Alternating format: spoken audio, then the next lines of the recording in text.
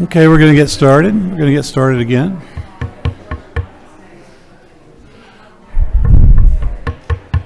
Welcome back, everyone. We're going to get started again. Welcome back. Hope everybody had a nice lunch.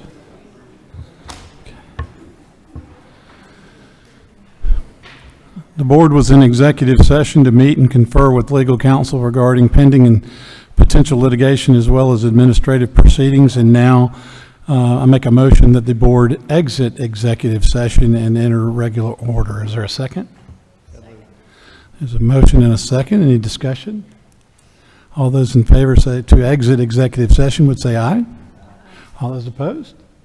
Motion carries. We are out of executive session and back to regular order. First issue on regular order is back to our friends in DeKalb County. Sorry that you had to go on both sides of lunch, but welcome back, and we are ready to hear, let's see, case number 2020-043. Everybody in agreement that that's where we're at? Tab number 21. Everybody good? Okay, without objection, so ordered. Secretary of State has the floor. The Georgia Office of the Secretary of State Investigation Division received a complaint regarding the tabulation of absentee ballots during the DeKalb County 2020 primary election. The allegations are as follows, and just as a reference, this is a continuation case. Many of the allegations were addressed in the previous SCB meeting, but I'll just kind of review and go over some of the allegations again, and then the responses, and then the allegations that we found that there was enough evidence to substantiate.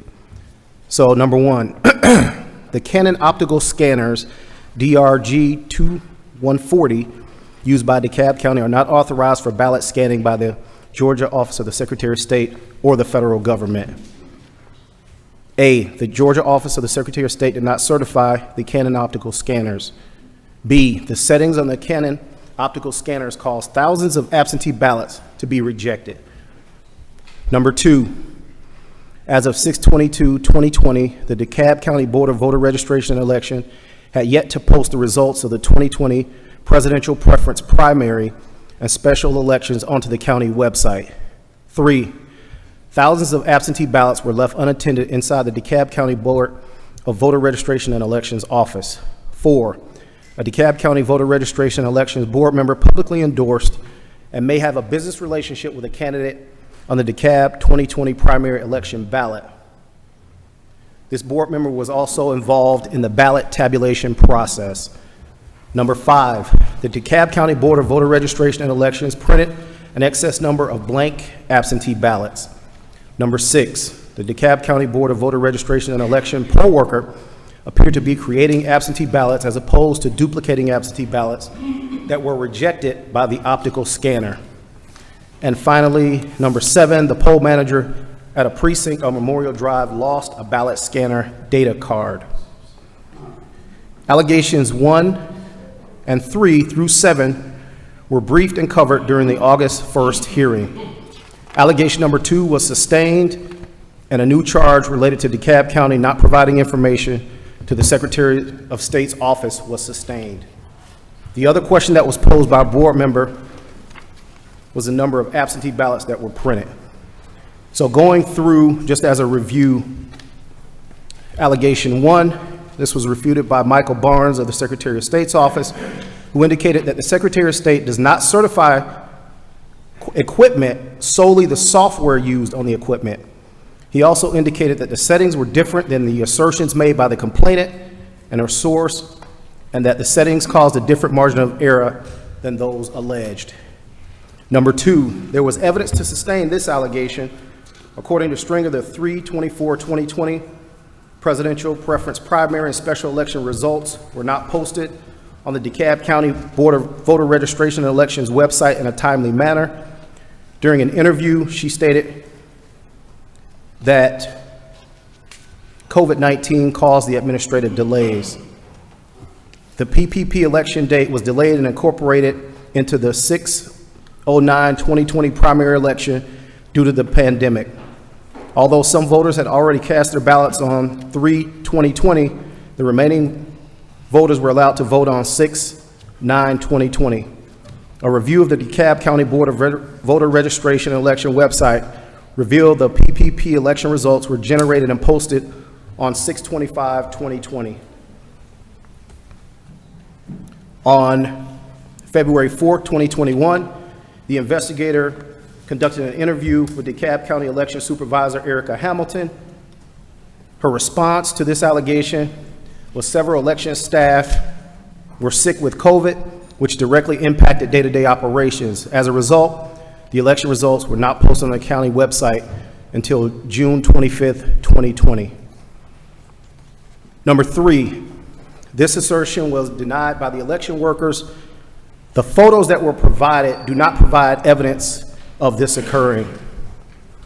Number 4, the board member referenced in this allegation, Samuel Tillman, denied the complainant's allegation. The complainant could not provide the investigator with evidence of her allegation and told him that she would get back to him. However, she never did. Number 5, this allegation was denied by DeKalb County election personnel. They indicated that they printed ballots as needed. Number 6, this allegation was denied by DeKalb County election personnel. The investigator attempted to interview members of the adjudication duplication team.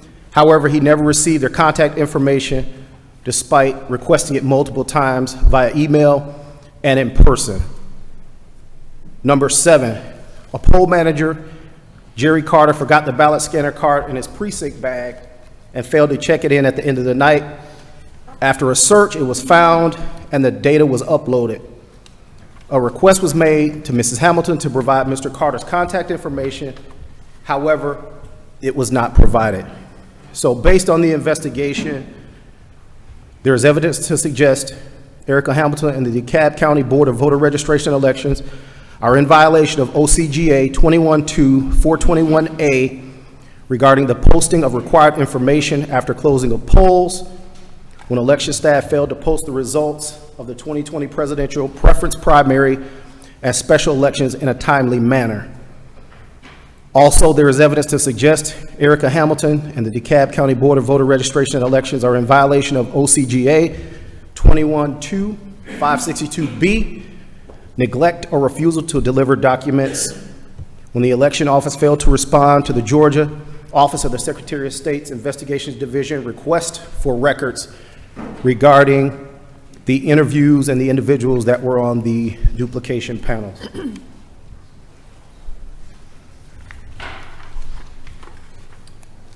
Questions from the board for the investigators? Okay, DeKalb County. You should be on. Mr. Chair, members of the board, again, my name is Bennett Bryan on behalf of Erica Hamilton and the DeKalb County Elections Department. I don't want to sound like a broken record, but what I'm going to say now is going to sound a lot like what I just said before lunch, and that is we generally do not disagree with the facts as stated by the investigator. We do note that there are extenuating circumstances. We did more or less had a COVID-19 outbreak among the election department staff, and the protocols and procedures that were in place at that time required us to shut down the department and sanitize it, and ensured that folks that either tested positive or came in contact with those folks that tested positive couldn't come back into the office until a certain amount of time had passed, consistent with CDC guidelines. And so because of that, there was some delay in posting the results from the June 2020 primary. I would say that this is a one-off event. I've never even heard of this happening before or since, and so I would request either that this be dismissed or we could receive a letter of instruction. Otherwise, with the allegations that Ms. Hamilton did not provide the requested information, including, I guess, the contact information for one of the poll managers, Again, not to sound like a broken record, but it is my understanding from my client that she did direct someone that no longer works there to respond to the Secretary of State's office and thought that that had happened. Apparently, it had not happened, but it certainly wasn't any sort of intentional, act to avoid communicating with the Secretary of State's office. It was made in good faith. Questions for the council for DeKalb County? I'm sorry. I actually don't have questions for you, and I really appreciate you being here. I apologize because I missed this in my notes. I wanted to clarify the information that should have been posted by the county under 21-2-421. Was there any information that the county was supposed to post that was not already posted at the state level? Was there, because that information is generally posted if these are statewide offices or state offices, it will be posted in both places. Is there anything here that the county would have had standing alone? Do you understand my question? No. Okay. So these are just the results for the primary, including the presidential preference primary and the general primary at once. Is there any information on the general primary from the general primary that would have only been posted by the county, like a county level office that would not have been posted at the state level at the same time? And you may not have the answer to that, and that's fine. I just, if No, I don't, no, it's not on.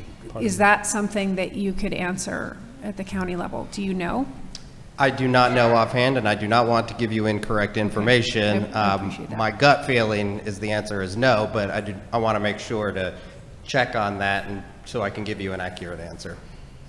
I'll also note that some of these practices were changed subsequently to make sure that counties are posting information. And it's been changed twice, in fact, because it was a little too aggressive, but now there's a more reasonable deadline of midnight to post information of ballots cast, and the actual vote totals are now required on a different, so we're operating off an entirely new set of rules now.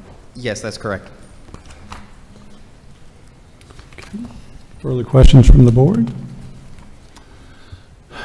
We've got several allegations. I'm inclined to take all of DeKalb County together, and then we'll do the claim against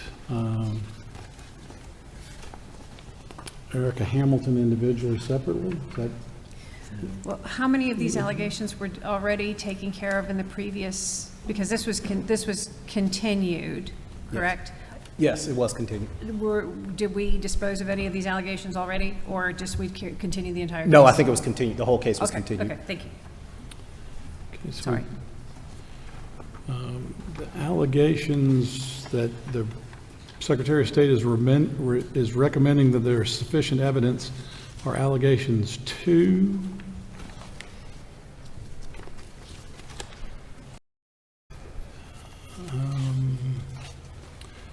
And basically that's the only 6, one. a spinoff of 6, because they refused to, they didn't provide us the information that we requested for allegation number 6. Okay, so we got allegation 2 and then an allegation.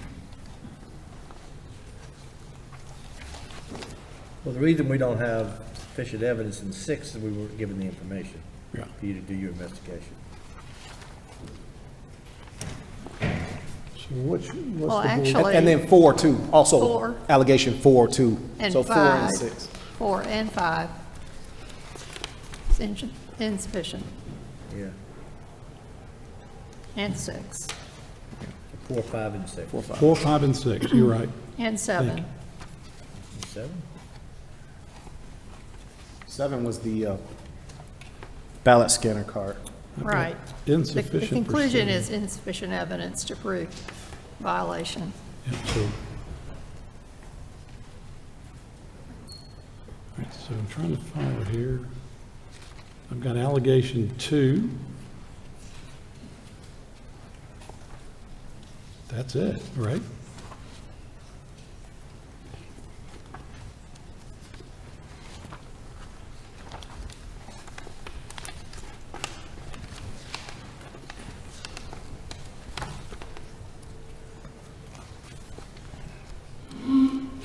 That's my reading, is there's a recommendation with regard to allegation 2, and then there's a spinoff against Erica Hamilton. Is that the way the board reads it?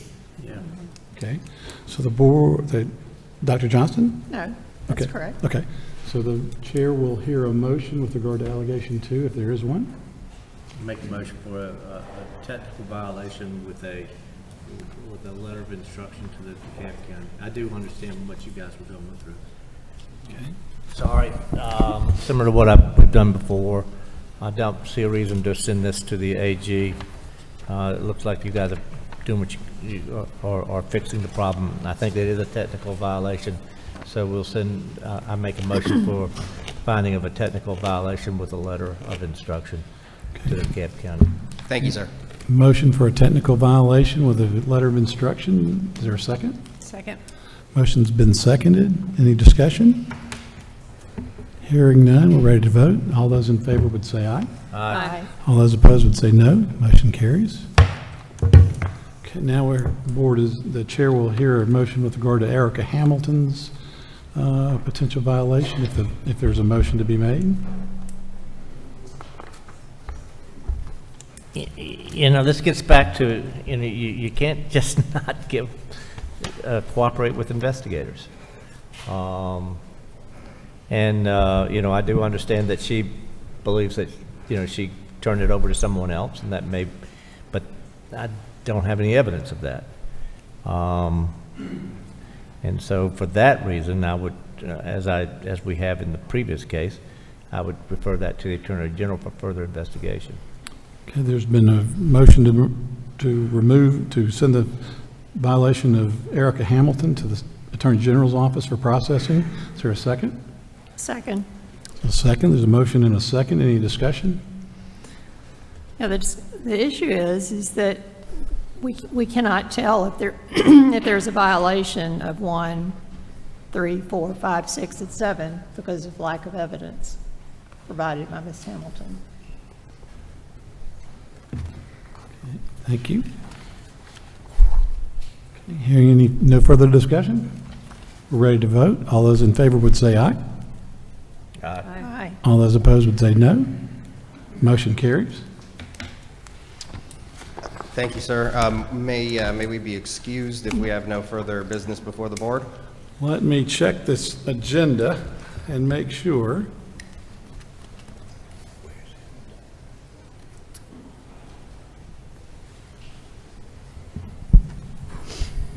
Let's see, hang on.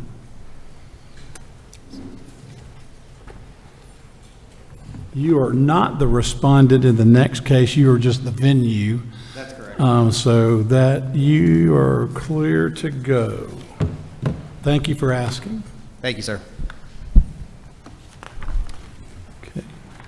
We're now going to pick up SB 2022-135, Cherokee County. Tab number 27 in your notebooks, Lord.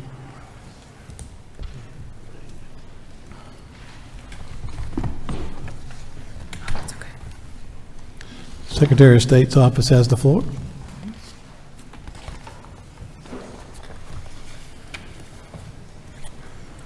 Yes, SEB 2022-135. On June 22nd, 2022, the Secretary of State's Investigation Division received a complaint from the Cherokee County Director of Elections, Ann Dover. The director reported that she received a complaint from the Cherokee County resident, Ms. Smith. On June 20th, 2022, the resident attended a scheduled basketball game at Holy Springs Elementary School and located in Cherokee County. When he arrived, he observed all the election equipment set up and turned on. The equipment was accessible to all that attended the game. Smith then notified Cherokee County Elections and the Secretary of State's office. The resident provided pictures he had taken on the day he was at the elementary school. The pictures clearly show the public playing basketball in the unsecured machines that were moved by unknown people. Ann Dover had previously self-reported the incident, confirming the machines were not secured. Dover and elections employee Bradley Myers responded to the school to secure the machines. The machines were unplugged and moved off the court by unknown people. Ms. Dover and the Cherokee County School District had set a schedule to allow for the school gym to be used. Cherokee County Parks and Recreation canceled activities for Election Day but failed to cancel the activity for early voting. Ms. Dover advised she added the steps that her office and the Cherokee County school system were taking to keep from this incident from repeating itself. There is sufficient evidence to support that Andover is in violation of Georgia Election Rule 183-1-12.04.6. Questions for the Secretary of State? Mr. Fishman, yes, my question is, were these machines still deployed for use after they had been moved by unknown persons? Were they what? Were they used? Were they used for voting without any additional steps after they had been moved, or were they taken out of service? Do you have that information? And if not, I don't think I have that information. will ask the county when they're prepared.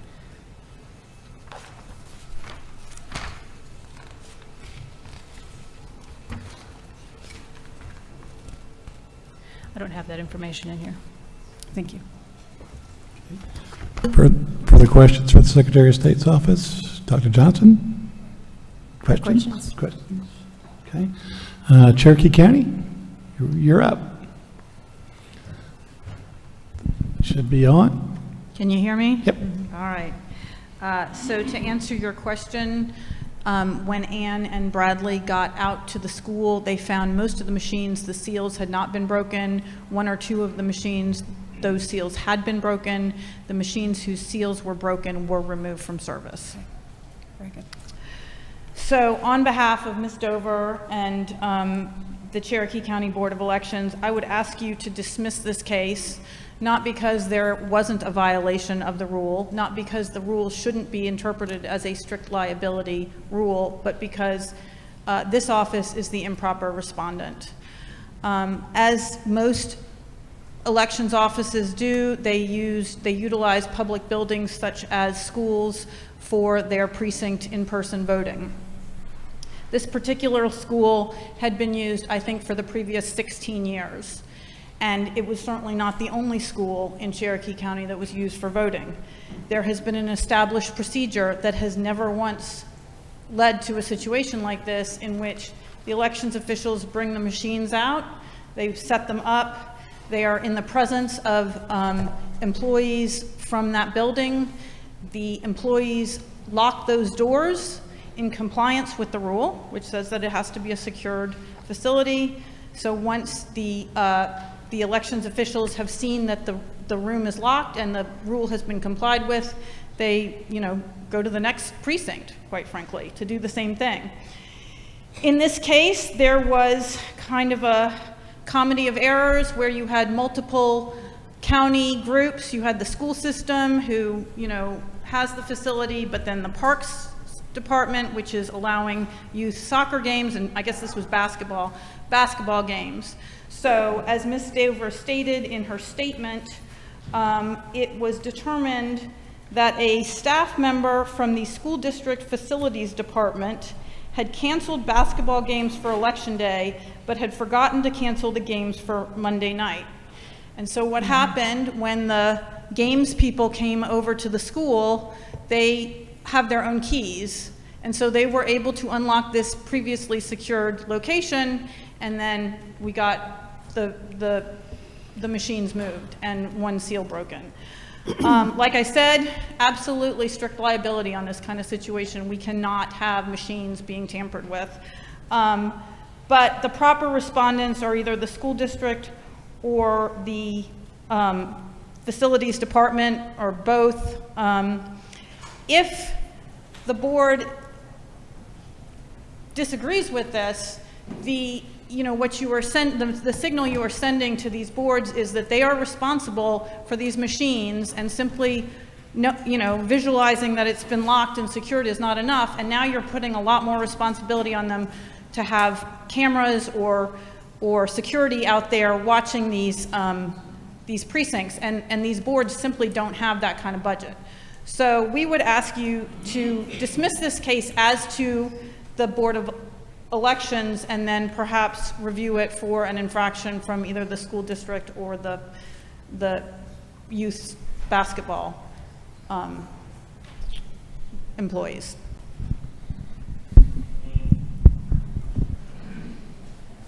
Questions from the board?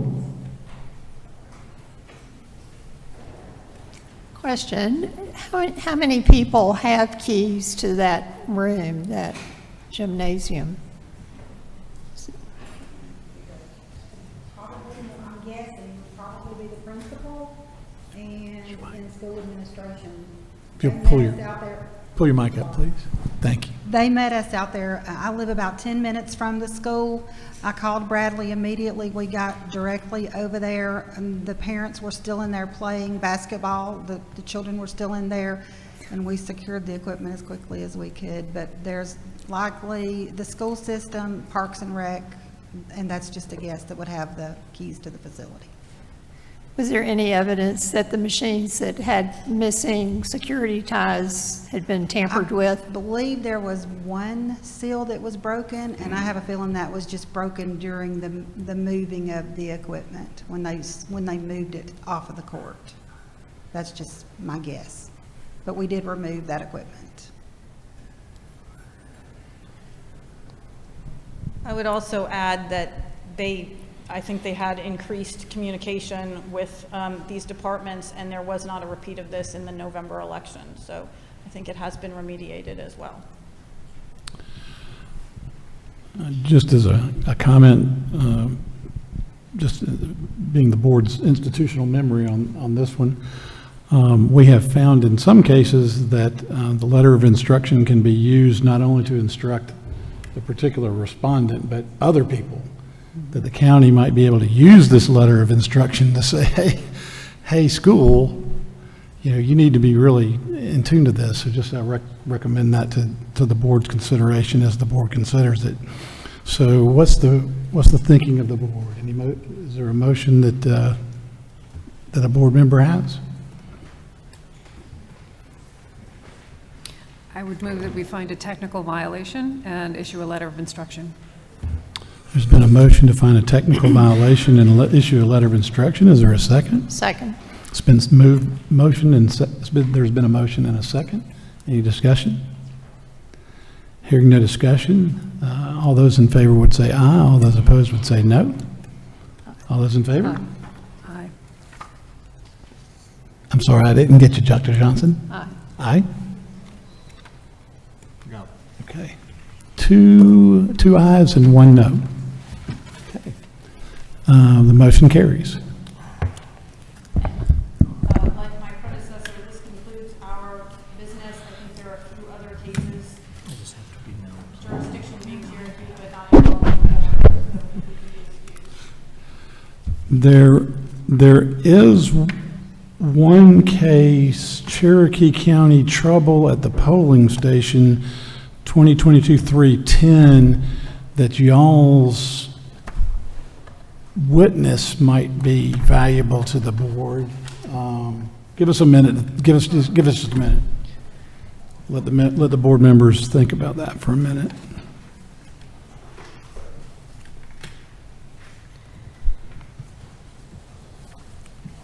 You're talking about 310?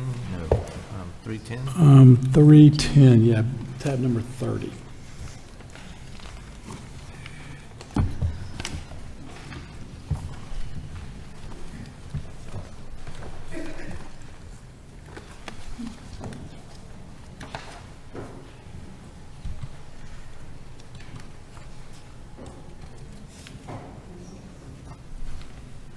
Yeah.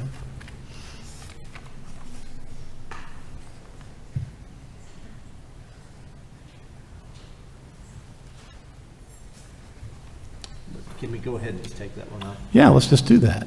Okay. I think if there's an objection, is there any objection to taking that case now? No Okay. objection. Without objection, so ordered. So we'll pick up case number 2022-310, tab number 30. Thank you, Mr. Lindsay. That was a good suggestion. Okay, Secretary of State, tab number 30, you have the floor. The Secretary of State's office opened this investigation following a complaint from the Cherokee County elections regarding voter Michael Soha. The incident occurred at the Sotali Baptist Church. The investigator received a phone call alerting him that the Cherokee County Sheriff's Office were also on the way. The investigator learned that Soha had taken a photo of his ballot and was attempting to leave the polling location with his ballot. If substantiated, this will be a violation of Conduct of Voters, OCGA 21-2-413, subsection E. After reviewing the video, interviewing all parties involved, and obtaining statements made at the scene and recorded on body camera video, this investigation determined that there was sufficient evidence to support the violation of Georgia Code 21-413E. Soha admitted to taking a photo and admitted that he was attempting to take his ballot from the polling location. He was issued a citation at the scene. Soha was instructed on how to follow up with Cherokee County to find out his court date. He was released on a copy of his citation. There is sufficient evidence to support a violation of Georgia Code 21-413E occurred. Questions from the board? Any questions from the board for the investigator? Mr. Soha? Mr. Soha, am I pronouncing that correctly? Mr. Soha, Michael Andrew Soha? You in attendance? Michael Andrew Soha? Okay. Do I hear a motion from the board?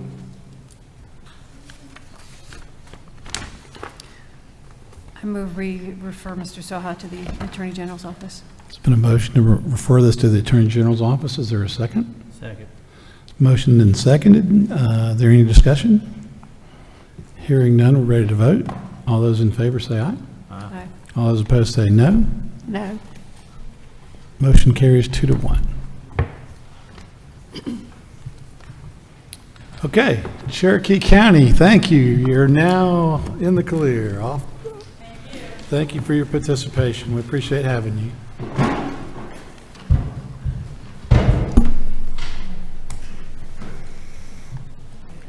Okay. We'll now move to the top of the violation cases. SEB 2018-110, Coweta County. Cast ballot number 17 in your binders. Number 17 in your binders, board.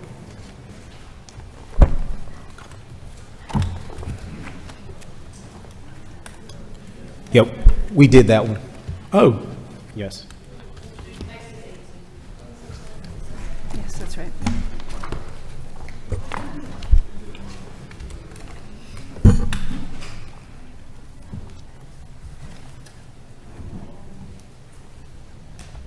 stand by.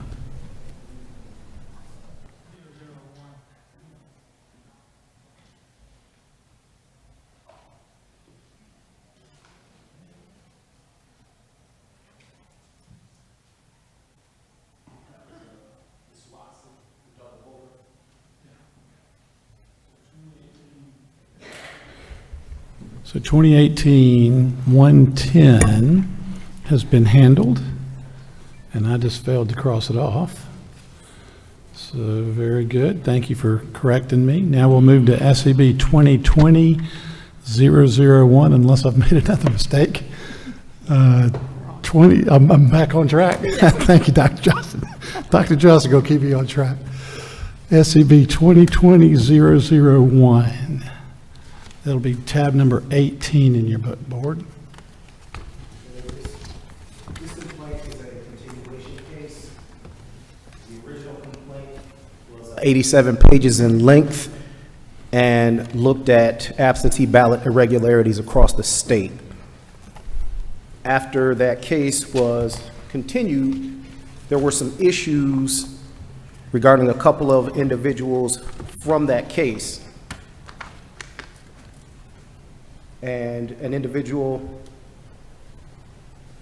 Mr. Joel Wallace, we were directed to look into that as it related to an elector, Joan Blackman, who may have committed a violation of Georgia election code when she allowed Mr. Wallace to sign her name to the oath on her oath envelope. This investigation also, as far as the furtherance of that, wanted to look into Mrs. Denise Cobb from the original report of the investigation. So the findings, the investigation revealed that during the November 6, 2018 general election, that Mrs. Blackman requested to receive an absentee ballot in the mail. The absentee ballot was mailed to Mrs. Blackman's residence. When Mrs. Blackman's absentee ballot was returned to the Henry County Elections Office, the absentee ballot was rejected due to a signature mismatch. When Mrs. Blackman was interviewed by investigator Josh Blanchard, she reported she asked Joe Wallace to sign her name to the oath envelope because his handwriting was neater. When investigator Archie interviewed Mrs. Blackman, she advised Joe Wallace sign her name because she could not write that well. Investigator Archie asked Mrs. Blackman if she had a medical problem or a disability that would prevent her from signing her name. Mrs. Blackman stated she could sign her name, but it was not that good. She advised that she did not read that well. Investigator Archie interviewed Mr. Wallace, and he advised he did not think he signed Mrs. Blackman's name on her oath envelope. However, Mrs. Blackman spoke up and said, "You did. You signed it." Ultimately, Mr. Wallace said that he didn't know why he did it and that Ms. Blackman did not read and write that well. So based on the investigation, we find that Joan Blackman violated OCGA 21-2-385 sub A, procedure for voting by absentee ballot. Also, in reference to the previous investigation, an absentee ballot was submitted in the name of Janelle Jones. There is evidence to suggest that Denise Cobb violated OCGA 21-2-385A, procedure for voting by absentee ballot, in that during the November 6, 2018 general election, the Burke County Elections Office received an absentee ballot in the name of Janelle Jones. The absentee ballot was rejected because of a signature mismatch. Denise Cobb stated during an interview she might have voted her son's ballot and signed his oath because he was away at college. And that was a recorded interview by one of our investigators. Questions from the board for the investigator? Yes, was there any indication that in the first case, Ms. Blackman, that she did not make her own ballot selections, or did it appear that she made her own ballot selections and it was merely the signature on the envelope that was not hers? I don't know if we asked that specific question. I'd have to dig into it. It was just that his handwriting was neater, as she indicated, and she was honest about it. Even when, he was questioning, was kind of, waffling. She said, no, he signed it because I can't write that well. So never indicated that it was his choice. It's just that she wanted him to sign because his handwriting was neater and she couldn't read that well. Thank you. That's helpful. Further questions from the board? Okay, or Joel Wallace or Joan Blackman here? Joel Wallace, Joan Blackman. Okay, so there's a motion from the board? I'm going to move that we find a technical violation and send them a letter citing the technical violation. Okay, there's been a motion of a technical violation and send a letter of instruction with regard to the technical violation to both Joel Wallace and Joan Blackman? Yep. Okay, is there a second for that motion? Second. Okay, the motion's been made and seconded. Is there any discussion? I would think I would recommend something differently for somebody signing an elector's ballot.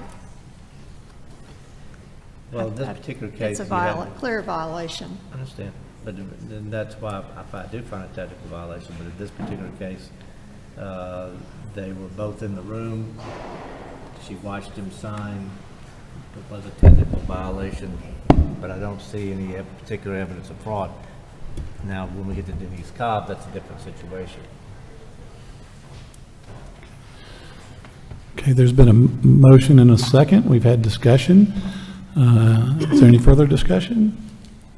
We're ready to vote. All those in favor of finding a technical violation and sending a letter of instruction would vote aye. Aye. All those opposed would vote no. No. Motion carries 2-1. Now we move to Denise Cobb. Is there, Denise Cobb, is Denise Cobb here? Okay, Ms. Cobb, are you near a place that has a microphone? Yes. There you go. There's a button that you can press that says maybe talk or speak, or, there you go, I see you. Okay, you should be on.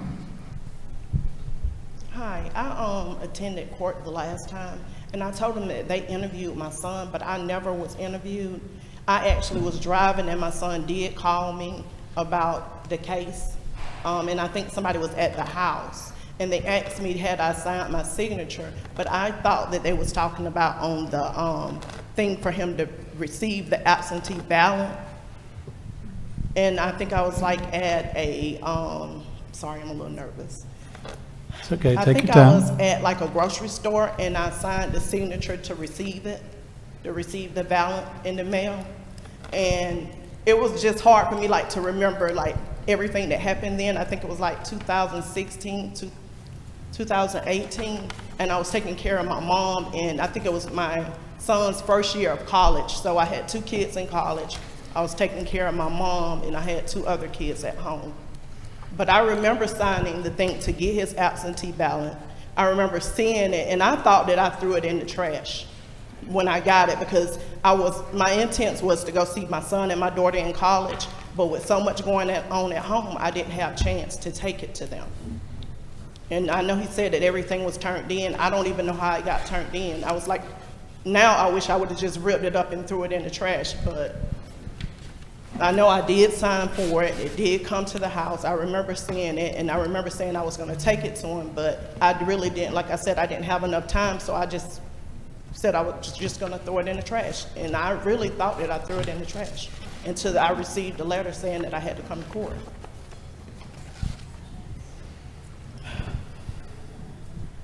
Who filled out the ballot? I don't know. I filled out the thing for him to vote. When I was at the store, they told me that by me being his guardian, his parent, and him being in college, that I could sign, I don't even know if I signed my name or his name during the time. But they told me that I could sign to get absentee ballot, and I did that. I think I remember this case from the previous event, and I think the issue that the board was struggling with was that you thought that you had thrown the ballot in the trash, but the Yeah. ballot actually got voted, right? Yes. Is that, am I remembering correctly? Yes. Okay. Or it was rejected. Any questions for Ms.? Did you interview the son in terms of whether or not he ever filled out the ballot? Yes. The investigator did it. Did he testify as to whether or not he ever actually filled out the ballot?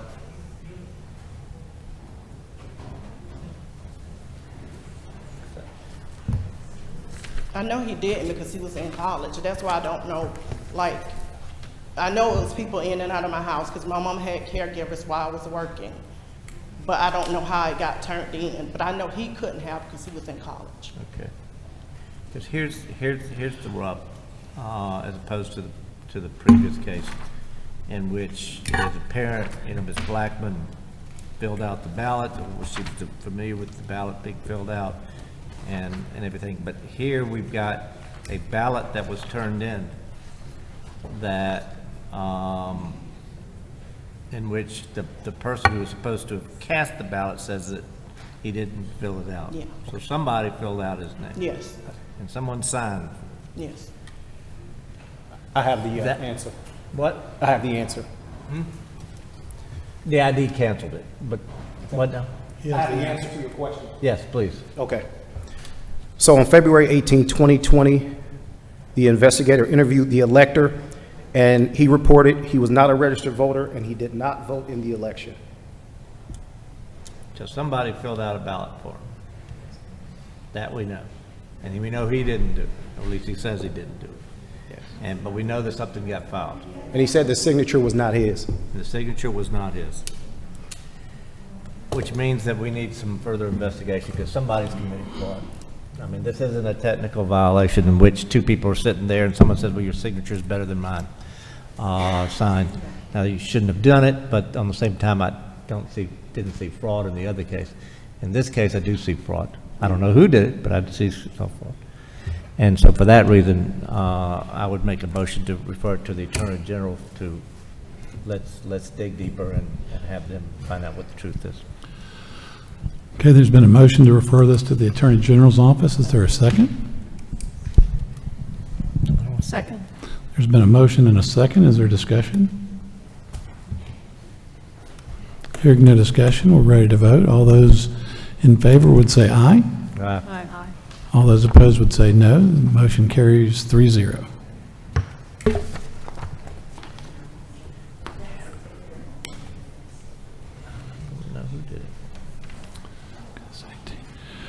Next case is SAB 2020-010, Lee County. It's number 19 in your binder board. Secretary of State has the floor. Okay, this case involves voter registration issues. There's 3 sets of allegations that we have here. The first allegation: Lee County Election Supervisor Veronica Johnson received 2 voter registration applications from Dougherty County.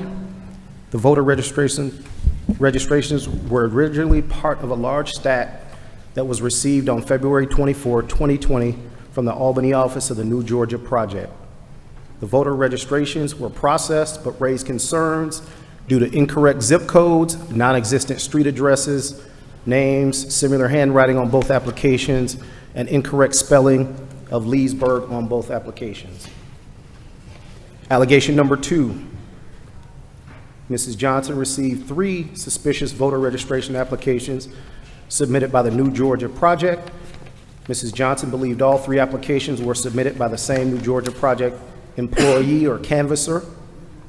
Mrs. Johnson discovered the canvasser call or text past friends from high school and told them that she needed to use their names on a form at work to make her quota.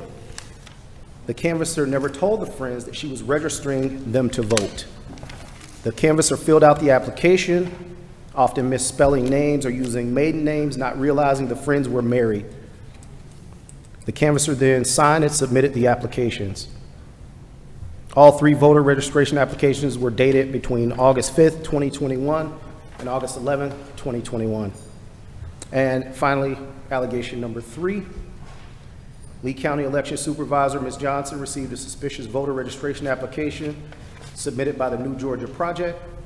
Ms. Johnson spoke with the applicant, Anika Gardner, who stated she had not filled out a new voter registration application. Mrs. Gardner did inform Mrs. Johnson about a friend asking her to register, but she declined. Ms. Gardner verified the Social Security on the new application was incorrect. She also noted how the signature on the application was different from the example on file. The voter registration application was dated September 25th, 2021. So ultimately, we obtained a subpoena and were able to identify some of the canvassers regarding this case.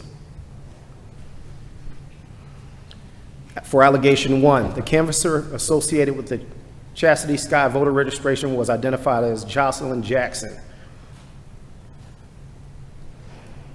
Ultimately, the investigator was able to track down Mrs. Jackson and interview her, who confirmed she worked for the New Georgia Project as a canvasser. She said her duties consisted of completing surveys and voter registration. She claimed that citizens were required to complete the voter registration and were not required to show any type of identification. Later during the interview, Ms. Jackson explained how a canvasser could assist a citizen with completing their voter registration if they were physically disabled. The investigator showed Mrs. Jackson the Chastity Sky voter registration and pointed out the issues that came to the attention of Lee County election personnel. He asked her if she completed the voter registration or did the voter complete it. Ms. Jackson indicated that the voter completed the application. He asked her about the signature, and she denied signing the voter registration. The investigator was unable to determine if this individual, Chastity Sky, was a real person or even existed. Investigator Blanchard directly asked Ms. Jackson if she ever completed any voter registration which made up names or individuals, and she basically denied that.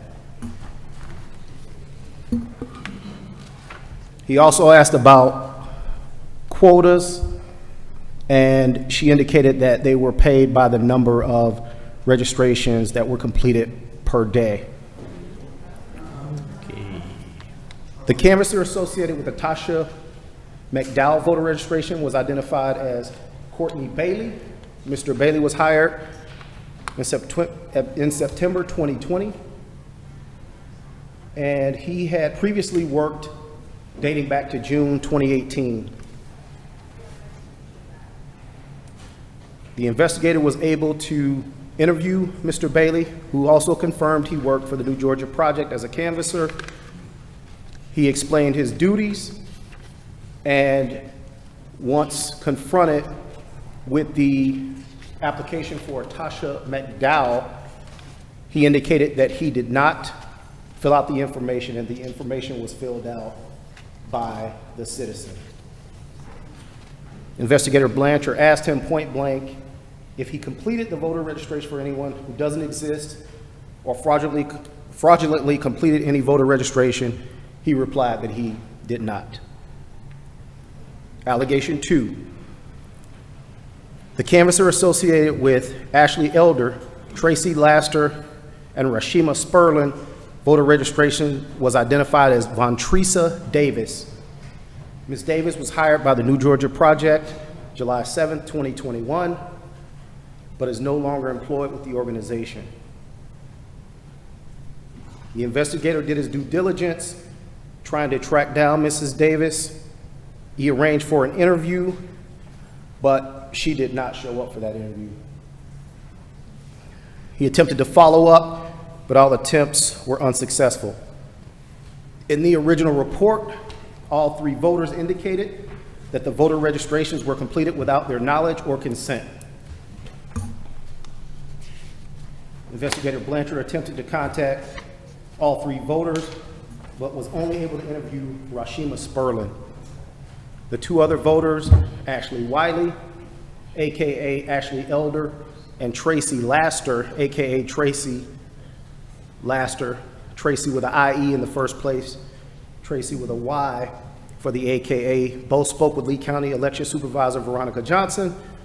Both Mrs. Wiley and Mrs. Laster's conversation with Ms. Jones are summarized in the original complaint documentation, basically indicating that they did not give consent for these applications.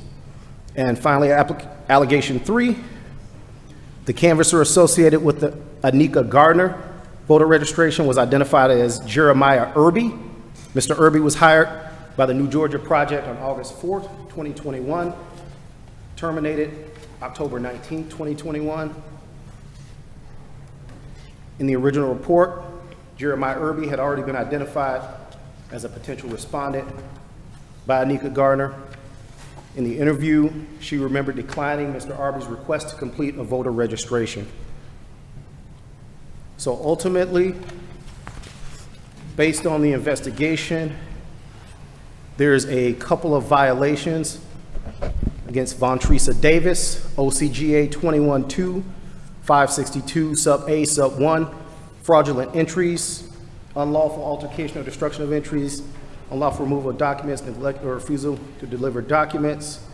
When she completed 3 fraudulent Georgia voter registration applications while employed with the New Georgia Project, all 3 applications were completed without the knowledge or consent of the voters. And also, there's evidence to suggest Jeremiah Irby violated OCGA 21-2, 562 sub A sub 1 for the very same thing. Questions for the investigator? Let's go back to allegation number 1 real briefly. The canvasser was Jocelyn Jackson, is that right? Yes, yes, sir. And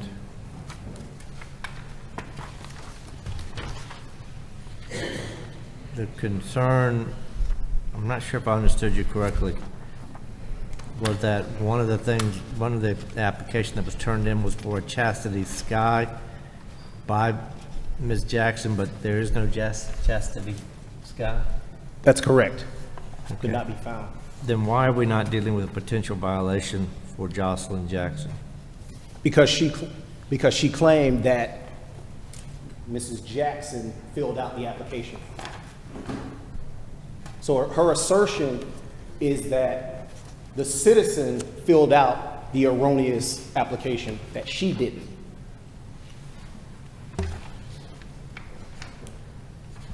Do you have any evidence of that? I couldn't hear you. Do you have any evidence of that? I guess what I'm asking, at this point, with kind of a referral service for a possible violation, and clearly somebody did something there, and that someone turned in a fraudulent application, whether or not it was Ms. Jackson or somebody else. And my question is, why should we not send that to the Attorney General, assuming that this board does so, for further investigation on that issue as well? I'm asking why you didn't want to refer that one. For the two? So in both of those instances. For Ms. Jackson. Okay, we'll deal with her first. There was no, so obviously the person doesn't exist, is what we believe. Yeah. So it appears that this application was fraudulent, but what she's saying when she was interviewed is that this individual is the one that filled it out. Which individual? The citizen, this Chastity. She's saying that a Chastity Sky filled out the application when it was a fraudulent application. So she's claiming that somebody sat in front of her. Purporting to be Chastity Sky filled out an application Yeah, with I erroneous understand. information on it, and that she didn't do it. Is basically she denied filling it out, and we couldn't prove that she did fill it out. That's the issue.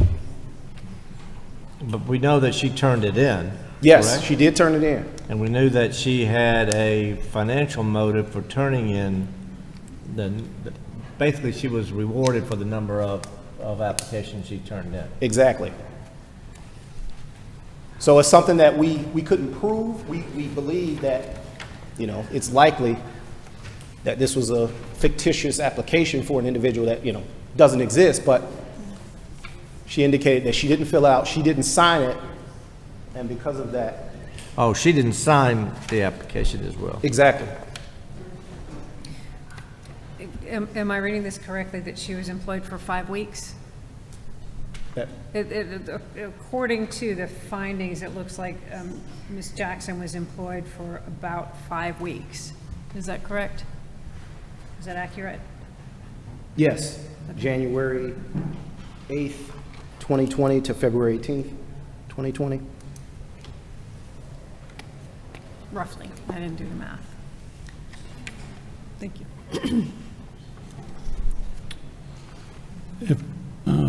If you're inclined, Ms. Jackson doesn't have notice that this hearing is about her, so we would need to continue that part of the case and notice her. That's right. We can't send that I one over. understand. I Okay. understand. I know where I'm going. I'm sorry. Question. I should be more patient. I'm sorry. For the investigator, is there a record kept of who these employees register to vote? Is that kept by the organization or presented to the Secretary of State's office? Could you repeat? Is there record keeping of these voter registration groups as to who they are providing voter registrations for? We obtained that information after subpoenaing the group. So initially, we had some issues getting that information as to who were the canvassers for particular voters or for particular registrars. So we had to end up doing a subpoena in order to obtain that information. Right. So I'm looking for some accountability for fictitious registrations. if a voter registration group is submitting voter registrations and submits fictitious registrants, applicants, there needs to be some accountability for that. And certainly, this board needs to look into some better oversight of these private organizations. Well, organizations would need to be noticed. Then if you're talking, if we're going to be talking about the organization, then I would move that we continue the entire case and provide notice. Provide notice to The New Georgia organization, Project. to the organization, if that's what we're talking about here. Because right now, the only respondents here are the individuals who've been named. Correct.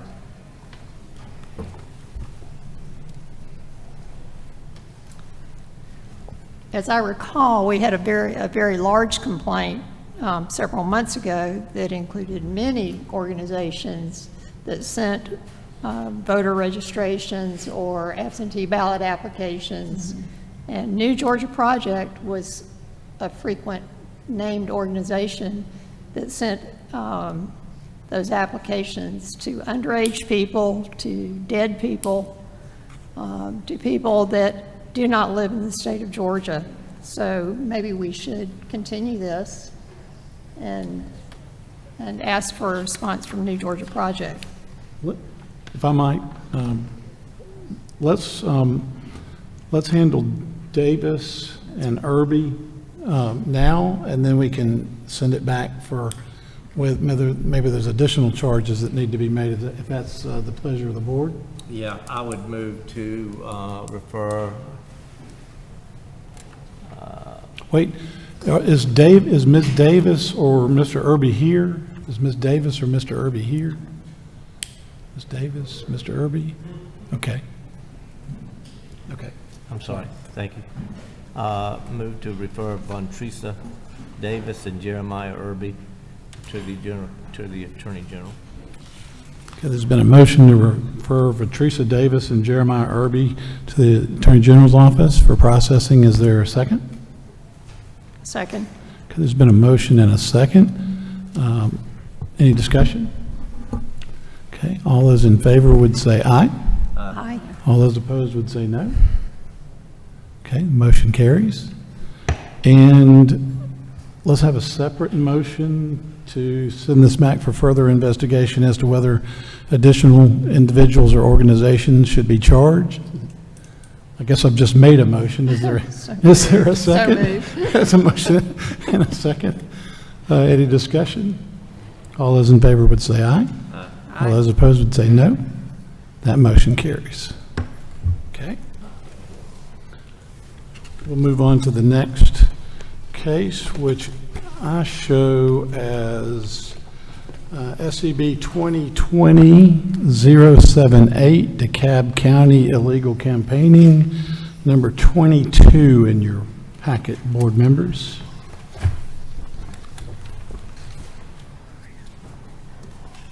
We've got the right case. Secretary of State's office, the floor is yours. Okay, this is another continued case from the previous hearing in August.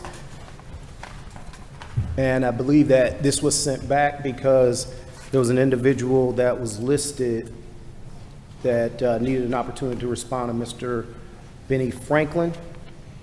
I can rebrief the case just to provide the facts. On August 11, 2020, 2 photographs were provided to the Secretary of State's office that showed a male in a gray pickup handling some small materials, possibly flyers. And there's photos of these flyers. The flyers say, "Vote for Andrew Bell," and quote, "bringing integrity back." The investigator spoke with Mr. Bell, and he indicated that Mr. Benny Franklin was collecting signatures for him to get him, Mr. Bell, on the ballot. Viewing photos in the file, the subject was within 150 feet of the school.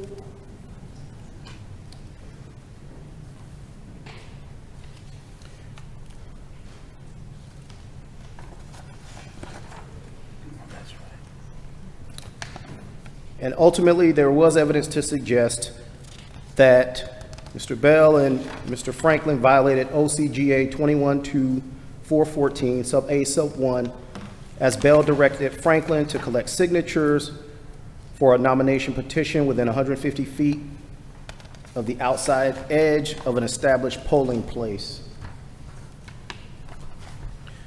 So there was further investigation done on this because originally Mr. Franklin was not positively identified.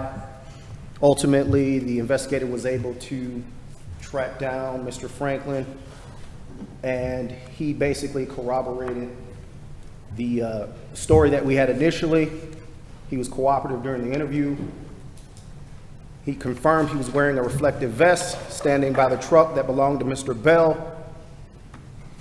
He confirmed he was collecting signatures for Mr. Bell. And Mr. Franklin stated he was unaware of the 150-foot election rule that prohibited campaign activities within a certain distance.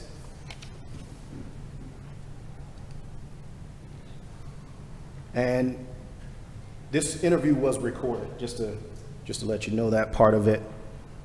And so that's it. That's basically the case, is that he was collecting signatures for Mr. Bell within 150 feet.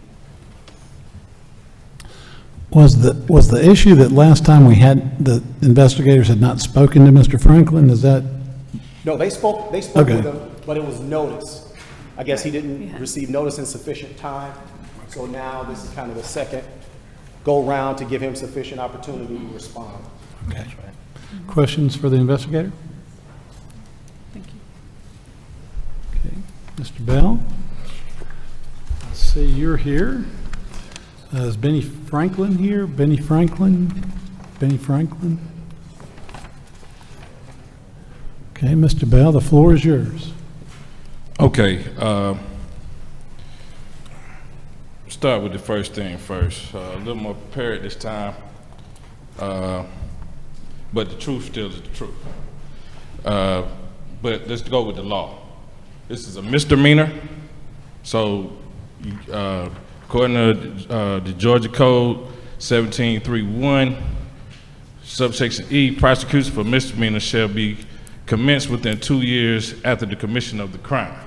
Well, if there even was a crime, you guys didn't notify Benny Franklin until September, 3 years after the incident. So really, this body nor any other body has jurisdiction over this alleged crime. As far as me, you guys did notify me on the letter states,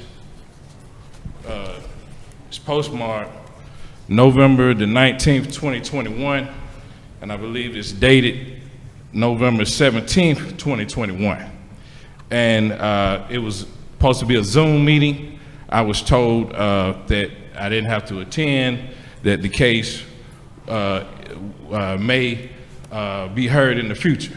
Well, the future ended up being June of 2023.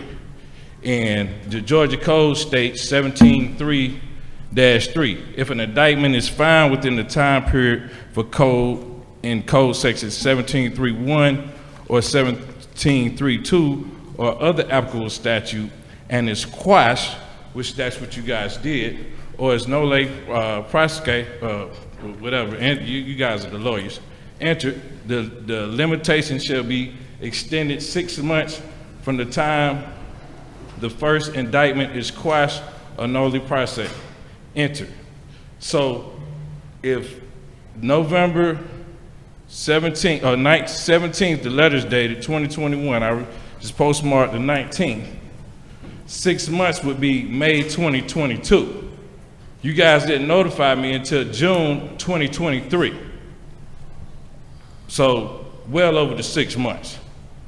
Now, going on the other law that supposedly we violated, okay, I wasn't even there. I have my cell phone statement here. On that date, I was contacted to come to Peachcrest Elementary at 1:42 by DeKalb County in the afternoon. I have my cell phone statement to prove that. So I couldn't have been there. He says one black male and a pickup truck. So I don't know what and a gray Toyota Tacoma. Like I told you last time, I don't own the gray Toyota Tacoma. Okay, and so, but the law, let's go with the law.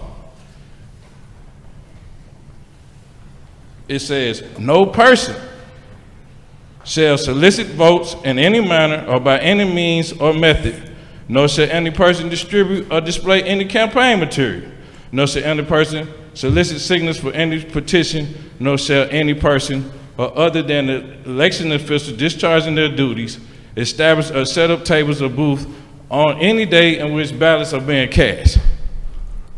Last time I checked,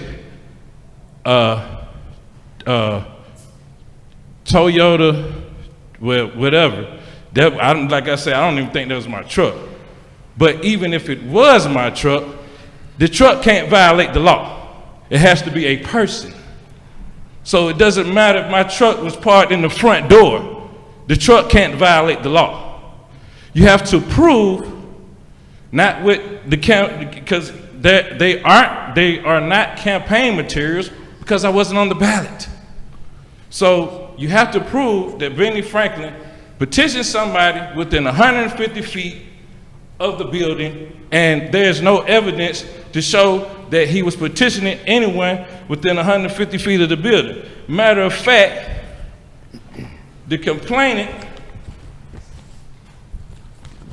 and you guys' letter from November 2021, you said, Carla Drenner, the original complainant for this case, declined to provide a written statement regarding her original complaint. So you guys have just been making this stuff as you go. And you said you interviewed Benny Franklin over the phone. Do you even know that was him? How do you know that was Benny Franklin? Please address the board. Thank you. How does he know it was Benny Franklin? How can the truck violate the law? Where's the proof that he even collected one signature that day or petitioned anybody?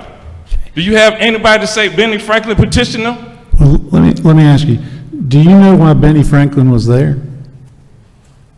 I don't even know if he was there. Because the picture you guys showed me the last time, that doesn't look like the guy that I know as Benny Franklin. Can you show everybody the picture again? Now, the thing I remember about this case from last time is that there was a question about the gray pickup, right? And whether it was your gray pickup or not, right? Okay. Do I remember correctly? Yeah, y'all keep saying that your letter says that I own a gray Toyota Tacoma. We went over and over.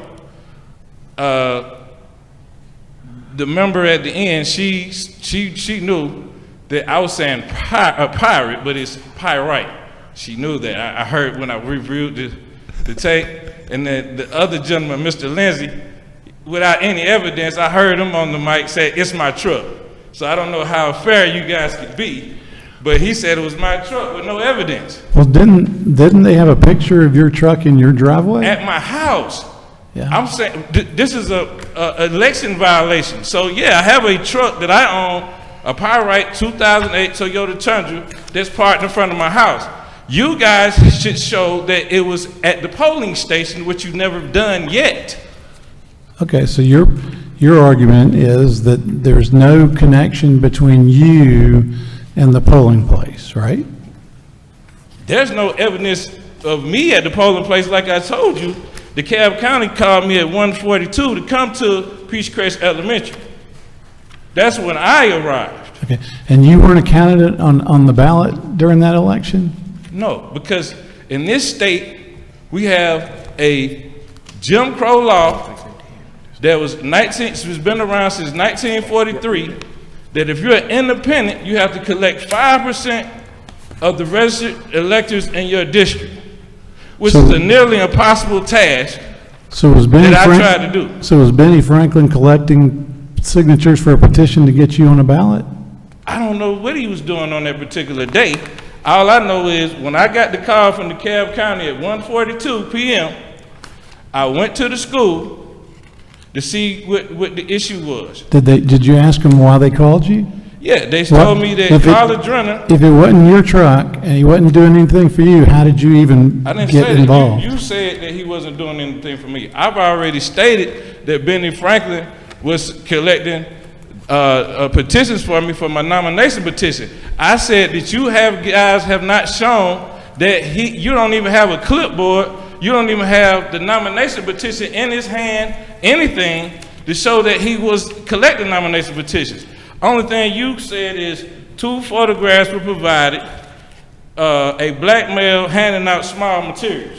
So if he's handing out something, that's what you guys said, your investigator. If he's handing out something, he's not collecting anything. Okay, so he's canvassing. Well, we're gonna go with the law. I don't know what you described, or what your complainant didn't write a statement. So, But like I said, you guys just making it up as you go. He wasn't collecting signatures for you to get on the ballot?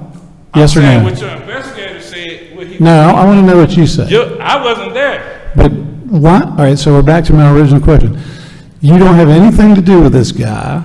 Your No, truck, I didn't say that. your truck's not there. He's not collecting anything for you. He's not getting petitions for you.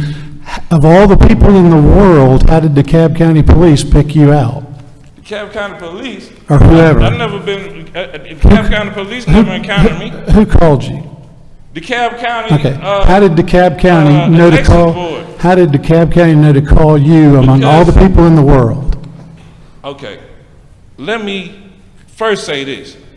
Everything you just said, I didn't say any of that. Okay, so Okay, let's, let me just make that a point. then we'll back it up and get it straight. Okay, let's get it straight. You work with me. Listen, like, what did that campaign material say? Bringing integrity back. Let's bring some back.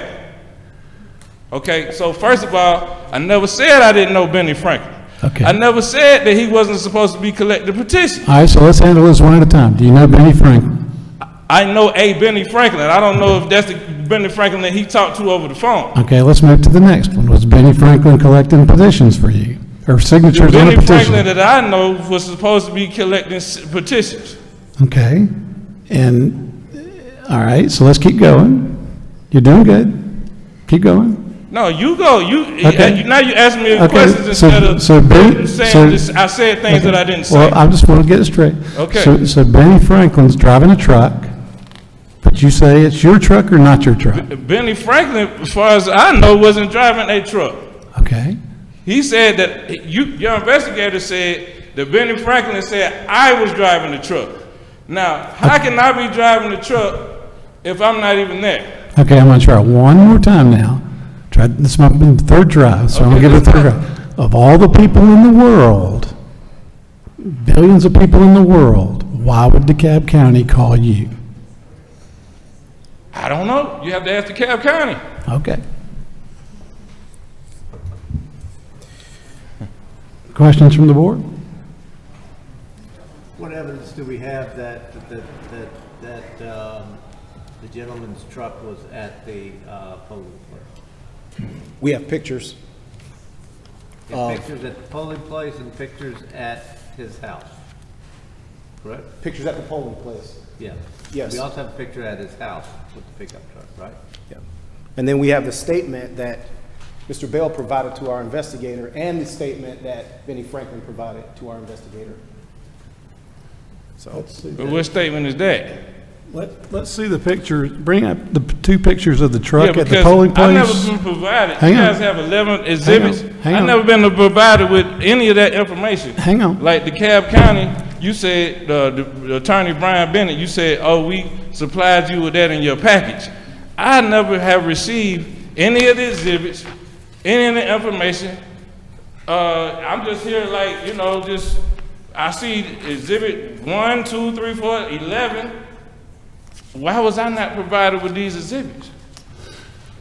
This is an administrative hearing in the nature of a probable cause hearing to find out whether or not it's more likely than not that a violation of the election code. So there's no indictment, there's no criminal statutes, there's none of that involved. Well, I just said, Yeah. you know, the statute is up. Yeah, I appreciate your research. Can I see the picture? Yeah. Well, hang on, Just a minute. hang on. There's also, wasn't there also a picture of a pickup truck in the gentleman's yard? Wasn't there? Yes. So, you guys got your vehicle expert? I mean, you guys are expert on vehicles, comparing a pickup truck in two different locations? Where did you get that training? Hold on. I appreciate the commentary. Hold on. I would like to see the pictures. Yeah, hold on just a minute.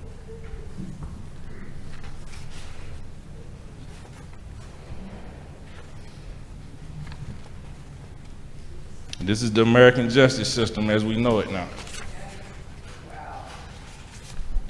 This is it.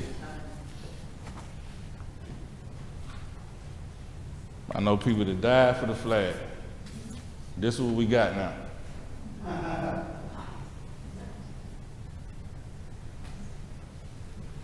We just making it up as we go, so might as well just keep going.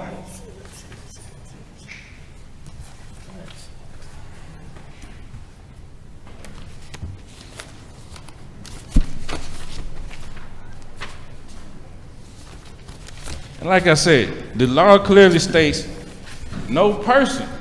So even if it was my vehicle, it wouldn't make any difference. Come on up, Mr. First, I'm Bell. just trying to establish vehicle, The okay? vehicle is not a person. I heard you. I'm gonna go around. Is a vehicle a person now? You gotta answer my question, okay? I'm trying to. You gotta answer my question. You said it was my truck the last time. All right. This was the truck at the polling place. Can the Secretary of State investigate it for you? Yes. Make sure we have this right.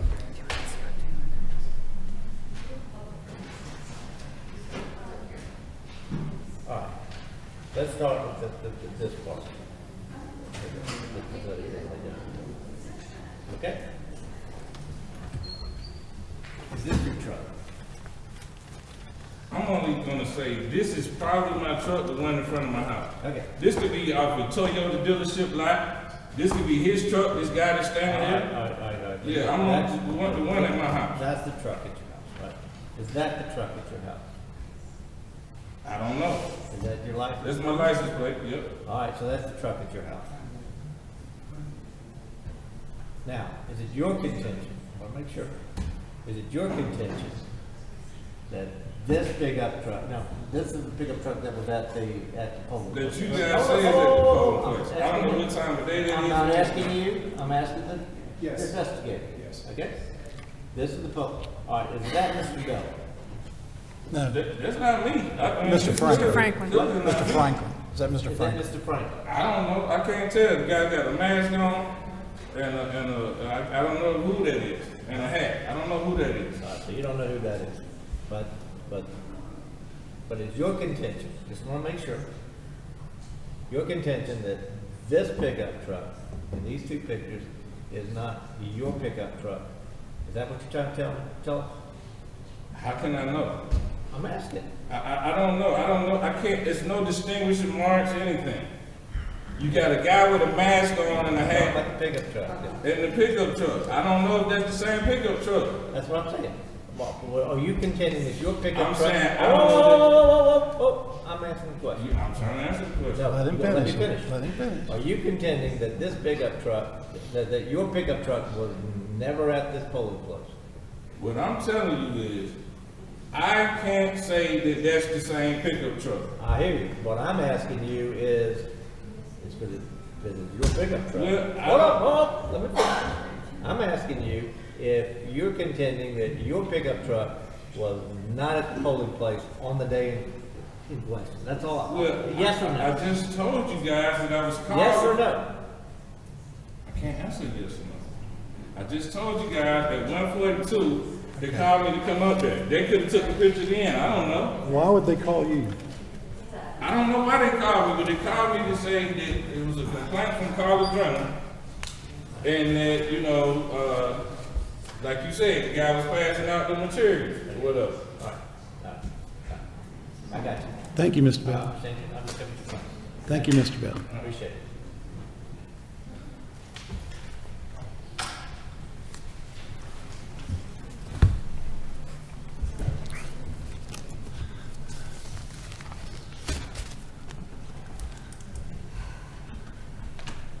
But once again, I want to reiterate that the law says no person.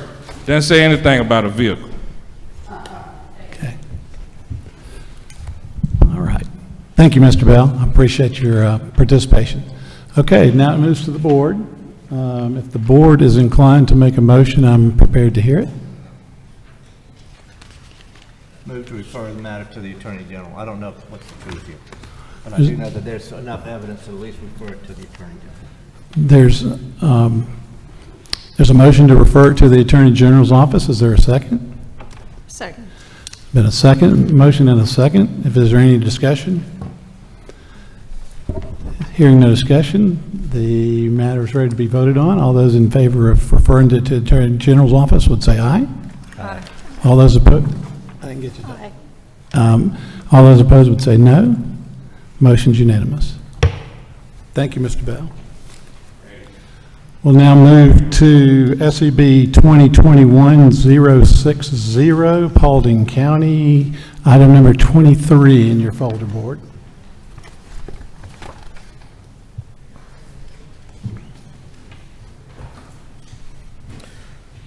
On February 9th, 2021, the Georgia Office of the Secretary of State's Investigation Division received a complaint from Deidre Holding, the Paulding County Supervisor of Elections and Registration, regarding 3 electors that were at the time convicted felons and forbidden to register to vote or vote. The allegations are as follows. Complaint number 1. Deidre Holden reported that on 11/19/2020, James Franklin Murray completed a handwritten registration card in violation of OCGA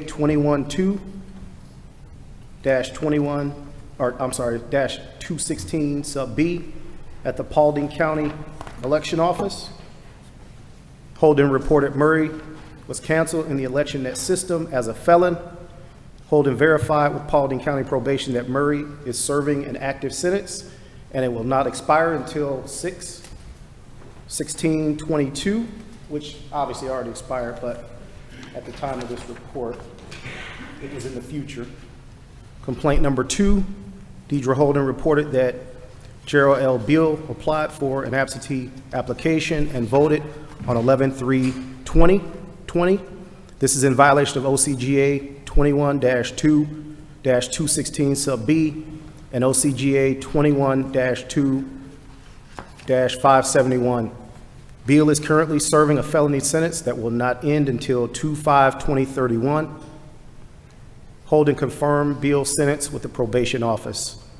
And finally, complaint number 3, Mrs. Holden reported that Matthew McBerry came into the Paulding County Elections Office after receiving the letter generated by her office informing McBerry that he was not eligible to register to vote while serving a felony sentence. McBerry registered to vote in violation of OCGA 21-2-216B through Department of Driver Services on 12/2/2020. Holden stated that McBerry stated he was aware that he registered to vote while getting his license. McBerry wanted to confirm he was registered so he could vote in the January 2021 runoff election. McBerry was wanted by probation and parole at the time and was later arrested at the office. So the findings. Investigator DeWeese confirmed that James Murray was serving an active felony sentence on probation at the time November 2020 his voter registration was completed.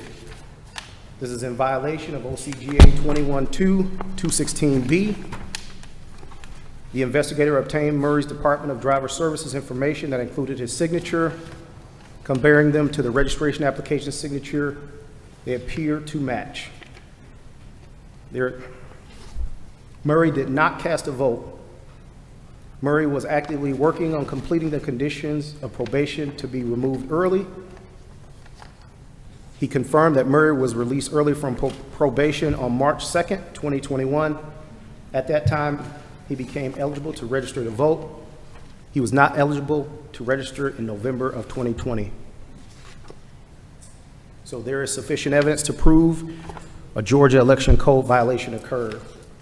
Finding number 2, Investigator DeWeese confirmed that Bill was serving a felony sentence at the time his wife, Susan Kent, registered to vote online with the Secretary of State's office in violation of OCGA 21-2-216B. Bill did vote in violation of OCGA 21-2-571 by absentee ballot, and it was recorded in ElectionNet. In a recorded phone conversation, Bill confirmed that he had been at the listed address since his release from jail. He reported that he is illiterate and that his wife, Susan Kent, handles all his paperwork. Bill stated that he and his wife discussed registering to vote, and Bill told her he could not. He reported that he received information from an unknown employee at the Driver Services Department regarding him getting off parole and being eligible to vote. Bill's felony probation does not expire until 2031. Kent told Bill it was okay to vote based on the information they received. Paulding County did send 2 communications to Bill's address informing him that he was restricted from voting. One was sent in October of 2017 and the second in December of 2020. Bill ultimately took responsibility. Mrs. Kent completed a statement form also taking responsibility. Kent did not sign the absentee ballot as required by OCGA 21-2-220 sub F. Bill complied with his probation conditions. You know what, that's irrelevant.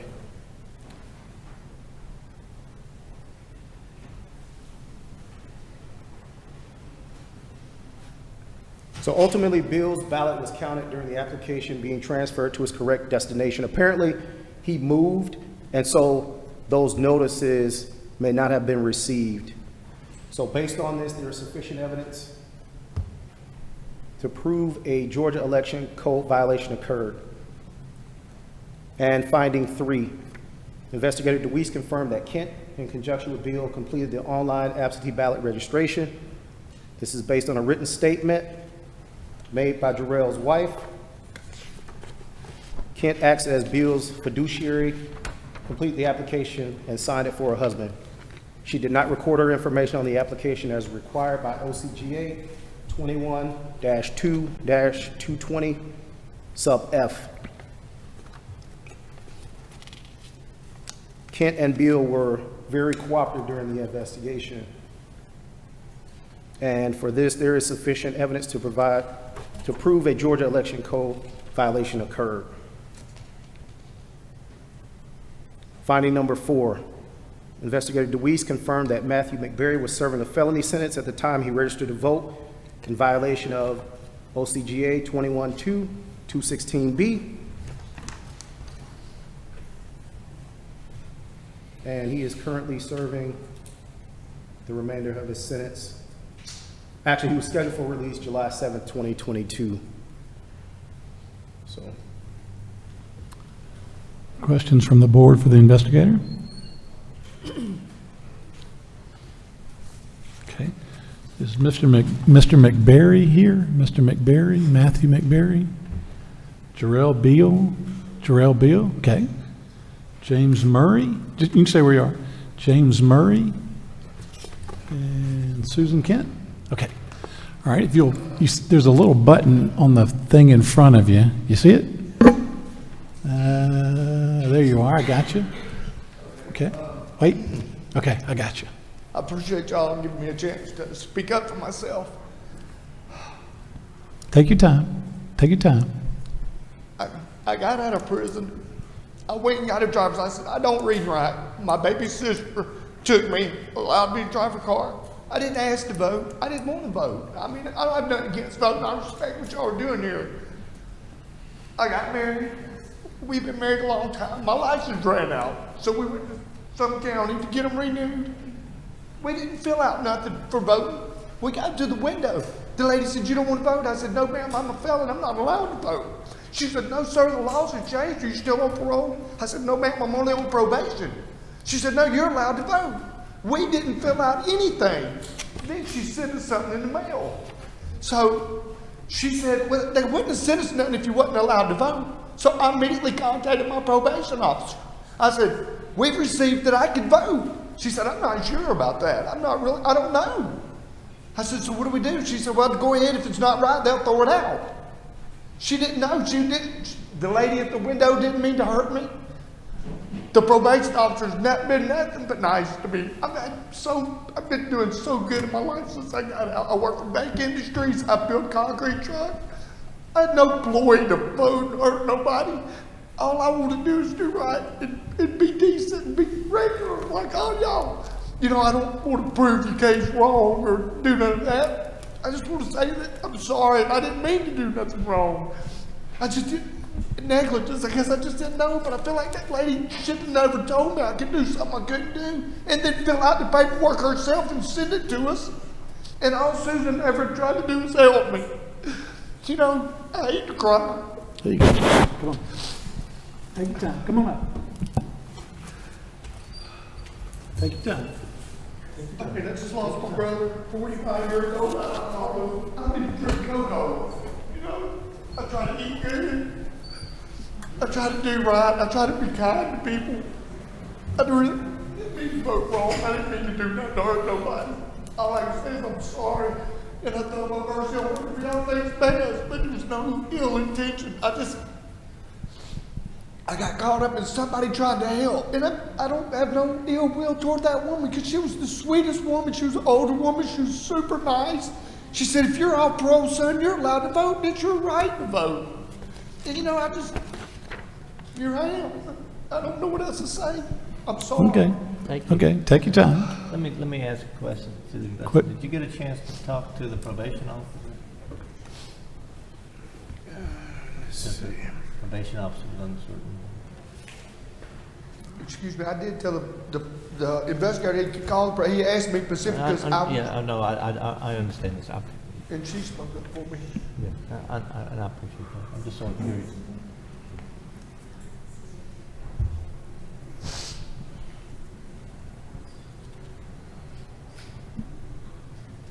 Yes. What Yes, he did contact the probation officer. And what did the probation officer say? Said it was his first violation since being released since 2012. Yeah. That's the only violation. All right, did you ask about the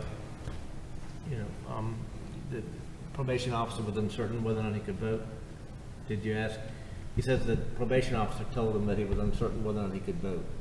Was that asked to the probation officer?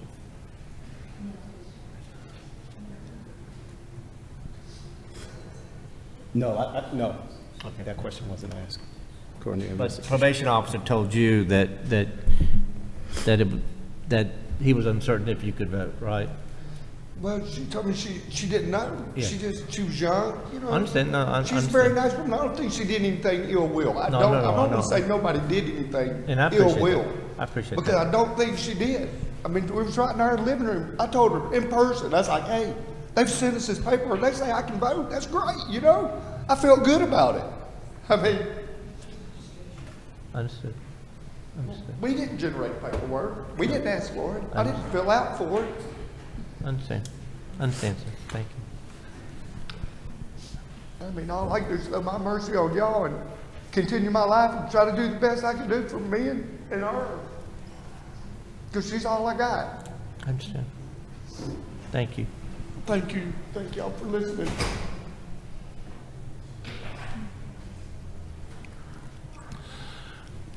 Other comments from the board? Comments from the board? Ms. Kent, would you like to address the board? Yes, is it okay if I You don't stand? can stay seated or stand, whichever's your pleasure. I'm a little nervous, I'd rather sit. Yeah, no need to be nervous, take your time. Okay. When we went to renew his driver's license, I went with him because I help him do all the paperwork. And she said, no, absolutely, you can vote. And that's when not too long after the driver's license, we got the little card where you go to your precinct, it had his name. I said, my gosh, this is amazing, this is awesome. So he would never go into a voting poll because he cannot walk in there and vote. So I never got anything saying he shouldn't vote, there's no voting. So when absentee ballot became available, I said, this is perfect, I can help you. Thinking that we were within his rights to vote. I had no idea that he was not allowed to vote. I would have never have helped him vote if he's not entitled to vote. I take that very seriously. Sure. I served a lot of time with the military, and there were many flights where a lot of the guys didn't come home. There was boots in the seats. So I know what this means, and it's very important to me to be good and do the right thing. And I feel terrible that it's like, it's just a little crazy, but like I told him coming here, if I smashed the neighbor's mailbox, I would say, I've smashed your mailbox, I'll clean the mess up, I'll go to the Home Depot, I'll fix this. But I told him I can't fix this because I don't know how I broke it. When the lady at the DMV signed us up, I had no idea that it was wrong. Was I naive? Yes, I should have done more investigation. Okay. Let me just kind of clarify it in my mind. This kind of to the both of you. But what it sounds to me that one of the things we consider up here is did the people know what they were doing was wrong? And so if the government tells you you can do it, okay, you ought to be able to rely on the government. Right. So I'm sympathetic to that. The other thing, and I think Board Member Gazelle will remember this case, is that we had a case is a voter made a mistake similar to this, and I think it was in New York, and had not compare your position with this, but this particular voter had a mental issue, and the board just said, listen, it's just not worth it to just ruin somebody's life. And so the board said whatever technical violation there might be, the board exercised mercy. And I think, in my opinion, there's a case that the board should exercise mercy and just dismiss it. Just be careful. I think you got the message. If somebody tells you can vote, you just can't do it. But until your parole officer says you can. But that's my thinking, and so I'll make a motion to dismiss it and ask for a second. Second. Okay. Any discussion? I don't mean to take the corner of the market on compassion. I think the board members should feel free to give their opinion as well. But okay. I agree. Okay. All those in favor? Aye. Aye. Say aye. Aye. All those opposed? No. Okay. So the matter against Ms. Kent and give me your name again. I'm sorry. Gerald Beal. Gerald Beal. Got it. All right. Well, thank you for trying so hard and working so hard. Keep it up. Hang in there. We're pulling for you. Okay.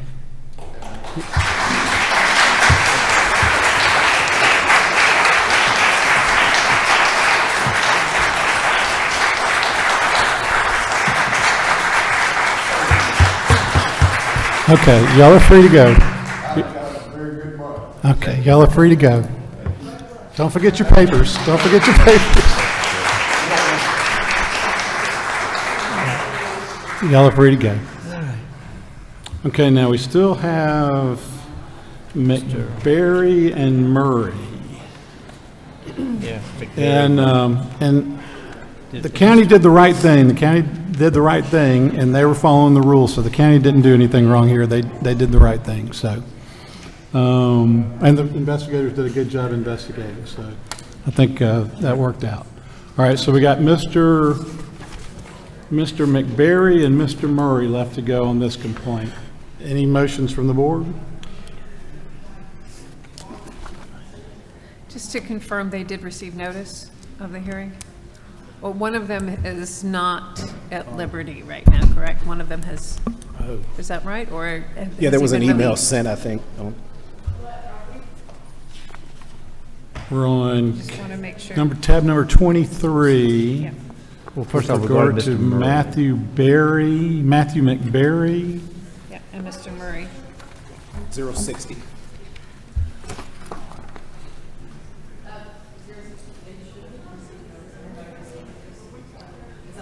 That was the email that was sent, the guy saying he was notified on the 27th, September 27th.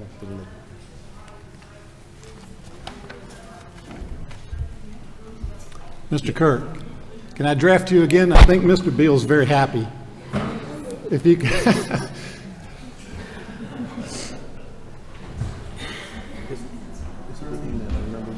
He said he didn't get it till 3 weeks later. No, I don't think so. Is it illegal? Thank you, Mr. Kirk. Or illegal to vote?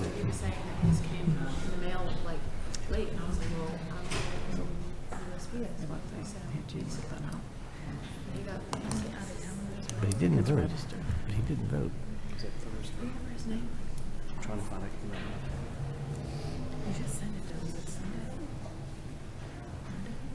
Oh, here it is.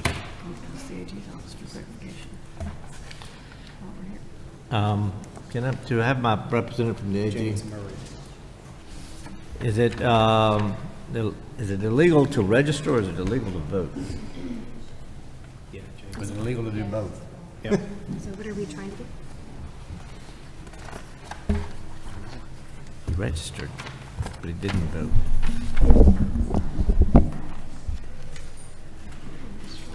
As a felon? Yeah. You have 21, 216. I can pull that up on the registration itself. But he didn't vote.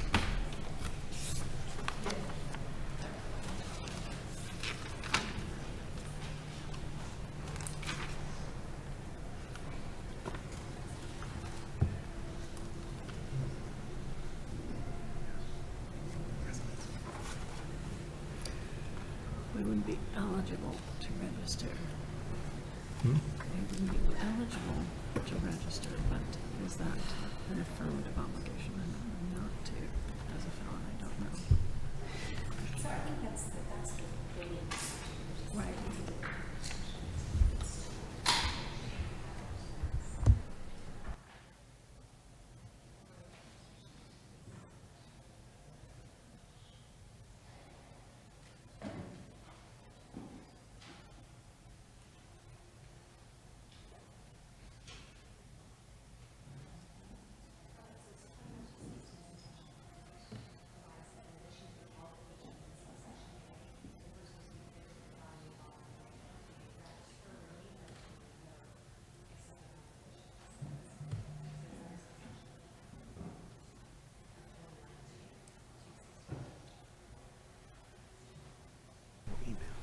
Because you know I've done it on the phone with them. Are you talking about this email?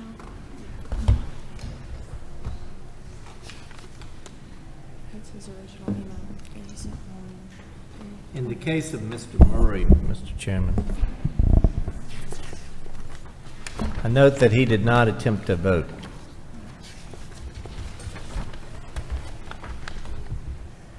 And while there was a registration on his part, he didn't seem to know better than to try to vote. I would find in his case that a technical violation has taken place. I would issue a technical violation to him, but not refer it to the Attorney General in his case. That would be my motion. Okay, there's been a motion to find a technical violation and issue a letter of instruction? Yep. Okay. Is there a second? Second. It's been moved and seconded. Any discussion? Hearing no discussion, all those in favor would say aye. Aye. All those opposed would say no. Motion carries. And that was Mr. Murray? Yeah. Okay, so we got Mr. McBerry.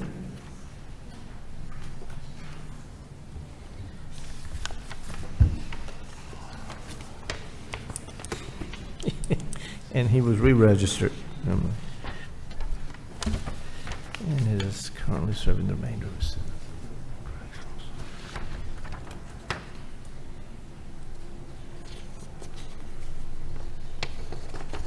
So Mr. McBarry was not interviewed, correct? Because at the time he was, the third respondent was never interviewed, is that correct? Mr. McBarry, he was not interviewed, is that correct? Yes, that's correct.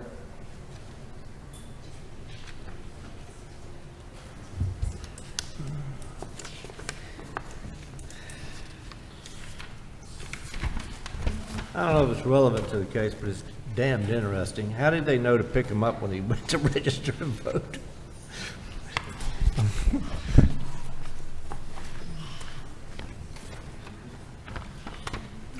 Was that rhetorical?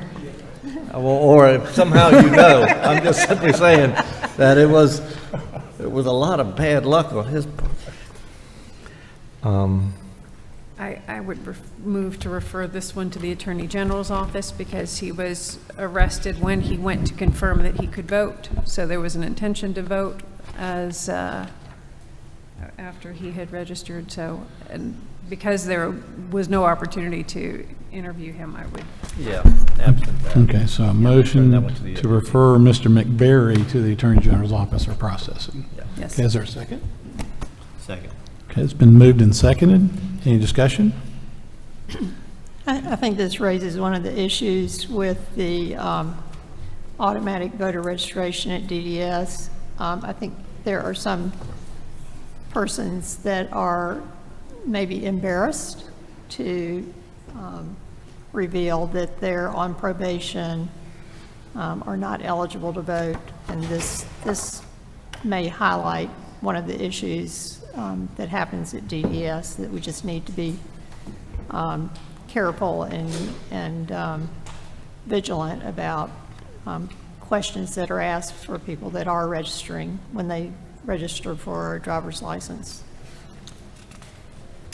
Thank you for your comments, Dr. Johnston. Okay, any further discussion? Okay, hearing none, we're ready to vote. All those in favor of the motion to refer Mr. McBarry to the Attorney General would say aye. Aye. All those opposed would say no. Passes unanimously. The next case I've got is... If I may, sorry? just for the audience's sake, and an additional factor in the case, and I think Dr. Johnson raises a good point. In the case of the first two matters, that was a situation involving the DDS. In the case of the third matter, this individual actually was going to the Fulton County, rather the Paulding County Elections Office. So therein lies another difference that prompted the reason to send it to the AG. Mm-hmm. Okay. Thank you for your comment. Okay. We're ready to move on to the next case, SCB 2021-117, residency issues. Secretary of State's office, the floor is yours. On January 4th, 2021, the Georgia Secretary of State's office, State Election Division, received an email complaint. The complainant advised they had knowledge that two former neighbors had sold their Georgia residence, moved to the Commonwealth State of Kentucky, and voted in Georgia. The complainant advised the two respondents had failed to change their driver's license from Georgia to their new state. The complainant advised this was intentional to allow them to vote in the Georgia general election held November 3rd, 2020, and the special federal Senate runoff election held January 5th, 2021. This occurred during the voting periods for the Georgia general election and the special federal runoff election in Bartow County, Georgia. If sustained, the complaint would be knowingly voting while being a resident of another state, or basically voting as an unqualified Georgia voter, which is contrary to the official code of Georgia, annotated 21-2-216 sub A sub 4. Ultimately, the findings were the investigation found both respondents, Erica Anthony Ferguson and Laura Lee Ferguson, sold their Georgia residence located in Bartow County on September 21st, 2020. The investigation found that Mr. Ferguson did sign a Bartow County, Georgia oath, advanced in-person voter application on December 8th, 2020, The investigation found Mr. Eric Anthony Ferguson did vote in person at the White United Methodist Church voting precinct in Bartow County, Georgia for the November 3rd, 2020 general election. The investigation found Mr. Ferguson did vote in person at the Cartersville Civic Center precinct in Bartow County, Georgia for the January 5th, 2021 federal Senate runoff election. The investigation found that Mrs. Laura Lee Ferguson did sign a Bartow County, Georgia oath advanced in-person voter application on December 8, 2020. The investigation found Mrs. Laura Lee Ferguson did vote in person at the White United Methodist Church voting precinct in Bartow County, Georgia for the November 3rd, 2020 general election. The investigation found that Mrs. Laura Lee Ferguson did vote in person at the Cartersville Civic Center precinct in Bartow County, Georgia for the January 5th, 2021 federal Senate runoff election. The investigation found that Mr. Ferguson did register to vote in Madison County, Kentucky on February 19, 2021. Mr. Ferguson did not vote in Kentucky. The investigation found Mrs. Ferguson did register to vote in Bath County, Kentucky on August 18, 2021. The registration was canceled on September 13, 2021 due to a non-verifiable address being used. Mrs. Ferguson did not vote in Kentucky. The evidence suggests both Eric Ferguson and Laura Lee Ferguson, being residents of the state of Kentucky, were therefore unqualified electors who did vote in Georgia in the federal Senate runoff election held January 5th, 2021. Laura Lee Ferguson told the investigator during a telephonic interview that they moved to Kentucky and signed an apartment lease at the end of September 2020. 2020? 2020? 2020. Okay, thank you. Mrs. Ferguson said her husband, Eric Ferguson, started his job October 8th, 2020 in Kentucky. There is evidence to suggest respondent Eric Anthony Ferguson violated OCGA 21-2-216 sub A sub 4 in that he knowingly, as an unqualified voter, being a resident of the Commonwealth State of Kentucky, did vote in the special federal Senate runoff election held January 5th, 2021. This occurred in Bartow County, Georgia. And also, Laura Lee Ferguson, same OCGA code, same election, and same location. Questions for the investigator? Okay. Is Mr. Ferguson here? Mr. Ferguson, Eric Anthony Ferguson? Ms. Ferguson, Laura Lee Ferguson? Either Ferguson here? Okay. Any motion from the board? I move we refer both respondents to the Attorney General's office. Is there a second? Second. Okay, there's been a motion that the matter be, both respondents be referred to the Attorney General's office for processing, and it's been seconded. Any discussion? Hearing none, we're ready to vote. All those in favor would say aye. Aye. All those opposed would say no. Motion passes unanimously.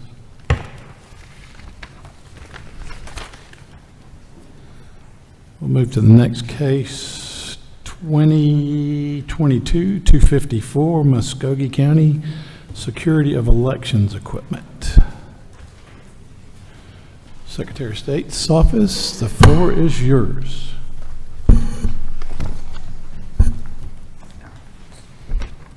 For the board members, this is number 28.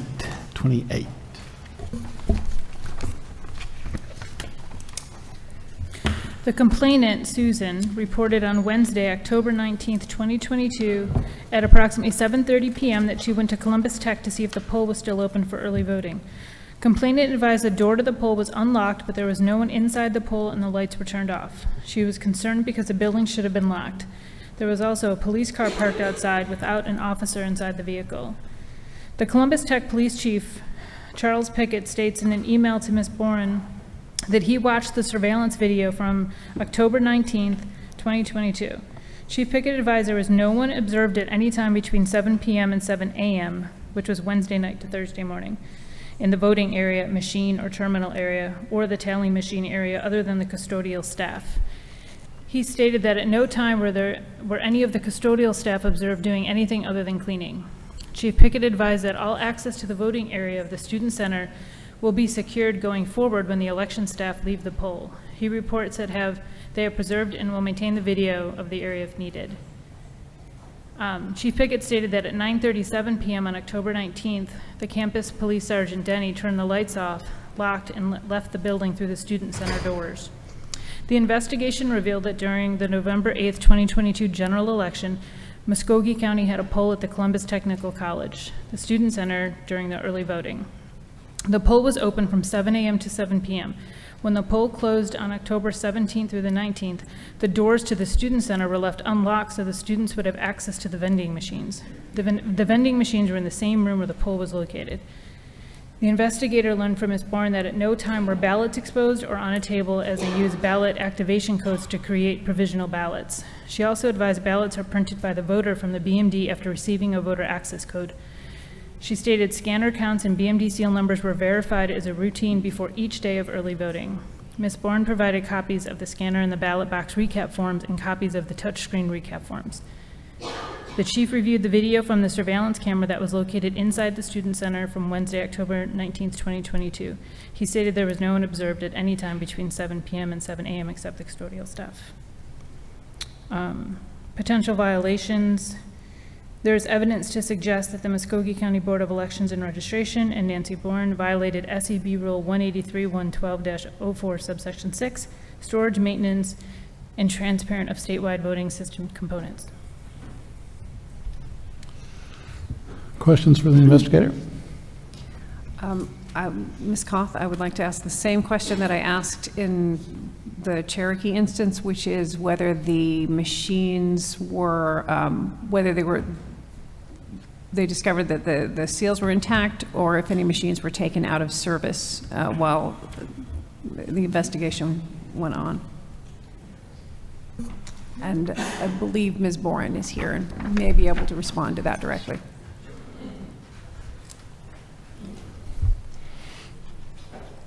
The machines were not taken out of service. As you know, the ballot marking device is simply a way for the voter to print their ballot. However, the scanners, the black box scanners that count the ballots, those were sealed. Those seal numbers were verified. The closing seals were verified. The count was verified, and the opening seal was verified. And I do have a little bit of a statement that I'd like to continue with at some point, if it's appropriate. Thank you. Okay, I'll give you a chance in just a minute.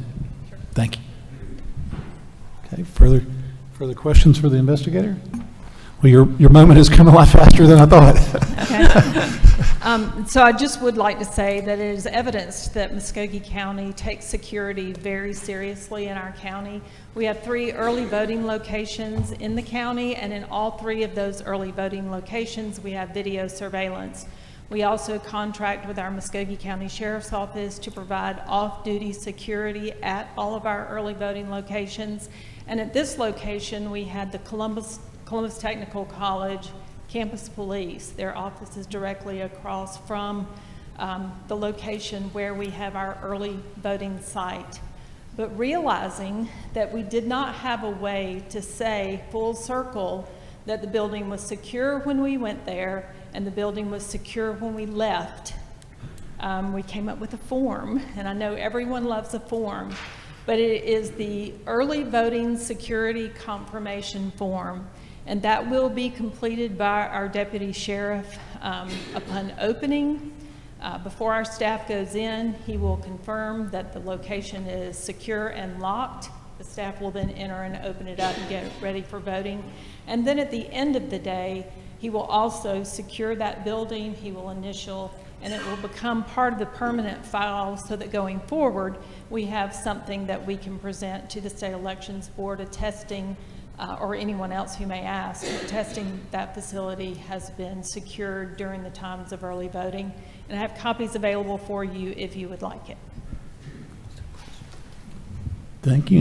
Any questions for Ms. Bourne? I'm sorry, I didn't hear the answer. Were any seals broken on Oh, I'm the- sorry, there on- were no seals broken on any of the tabulation boxes. As you know, the ballot marking devices are not sealed at the end of every day, but the ballot marking, or the black tabulator box is sealed, and that count is verified at the end of the day by the staff. Were there any seals broken on the ballot marking devices? I'm sorry. Were any seals broken No, on they the were not. ballot marking devices? No, they were not.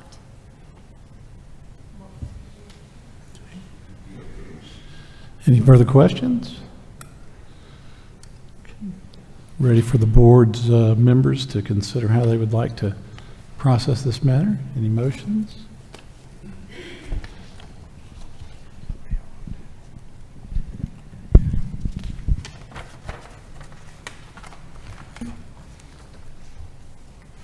I'm going to confess a terrible short-term memory problem. Do I recall correctly that a few minutes ago, in the case of Cherokee, we issued a technical violation and a letter of instruction? And is that how we Alex, discussed? as the official secretary of the meeting, we call on you to Yes. save us. Yes. In a substantially similar situation. And I apologize that. Yes, the board moved to find a technical violation and issue an LOI. I move that similarly here, we would find a technical violation, issue a letter of instruction, and be done with it. Been a motion for a technical violation and a letter of instruction. Is there a second? Second. It's been a motion and a second. Any discussion? Hearing no discussion, we're ready to vote. All those in favor would say aye. Aye. All those opposed would say no. Motion carries unanimously. Ready to move on to the next matter, SEB 2022-301, Muscogee County. And Board Member Sarah Gazelle has indicated that she will recuse on this matter. So her recusal is acknowledged.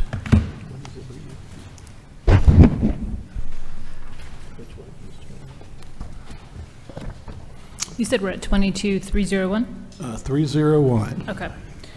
The Secretary of State's office initiated this investigation following a complaint received from Ms. Maxwell, claiming that two identified individuals picked up Jane Alexander's ballot, which needed to be cured. At the time of this complaint, Mrs. Alexander's ballot had not been received by the Muscogee County Board of Elections and Registration's office. The ballot was received via mail 3 days after the complaint was made. Potential violations are OCGA 21-2-574, unlawful possession of ballots. The investigator contacted Muscogee County Election Supervisor Nancy Boren, who stated on November 3rd, 2022, she received an email from Richard Parker, who was working with the Democratic Party, inquiring about the status of Jane Alexander's ballot. Mrs. Boren told him that she checked the box indicating she did not have identification. However, she was sent a provisional ballot along with an absentee ballot cure affidavit form. Ms. Boren informed him that they had not received the required copy of one of the forms of identification to cure the application. The investigator contacted Mr. Parker, who stated he was leading voter protection activities for the Muscogee County Democratic Committee and did not assist Mrs. Alexander directly. He was contacted by Ms. Maxwell, who was assisting Mrs. Alexander. Mr. Parker was told that Ms. Maxwell and that Mrs. Alexander had told her that two unknown individuals wearing worn-out clothes took her ballot. They did not have any information on the identity of the two unknown individuals. The investigator called Mrs. Alexander several times but never got an answer. He also went to her house and sent certified mail and never received a response. So there's evidence to suggest that two unknown people committed OCGA 21-2-574, unlawful possession of ballots, when that this code was violated when an unknown person or persons collected Mrs. Alexander's ballot and placed it in the mail.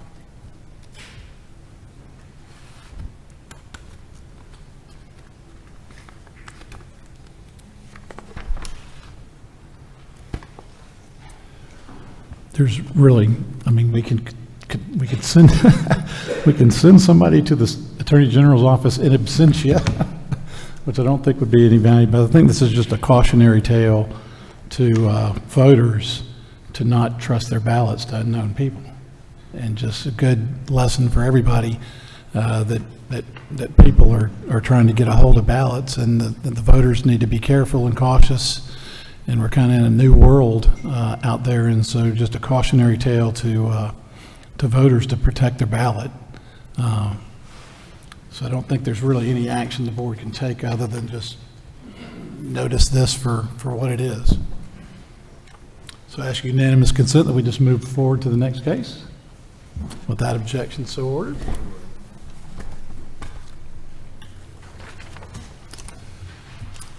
Okay, we move to SEB 2022-312, Troup County.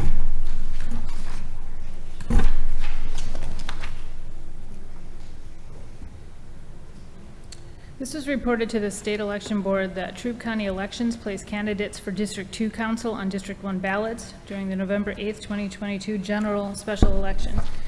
He also reported that there were errors on the ballot during the December 6, 2022 runoff. The investigator spoke with Troup County Election Supervisor Andrew Harper, who stated that he received the ballots for advance voting for the November 8th, 2022 general special election.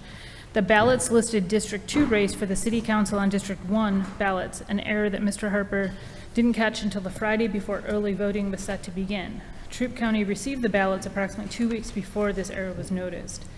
Mr. Harper contacted the Georgia Secretary of State office and spoke with Michael Barnes, who told him that considering early voting was set to begin that Monday, they would not have time to reproduce another ballot. Mr. Harper was told that he would have to duplicate ballots from District 1 and omit any votes cast for District 2 Council before running them through the scanner. Mr. Harper placed a notice in every voting booth and around the building during early voting and in every precinct on Election Day, informing voters of the error. On November 17th, 2022, Mr. Harper conducted an audit and found no errors. The audit was advertised in the local paper, on the city website, and posted notices around the elections office. Mr. Harper advised that they have put more procedures in place to ensure this mistake does not happen again.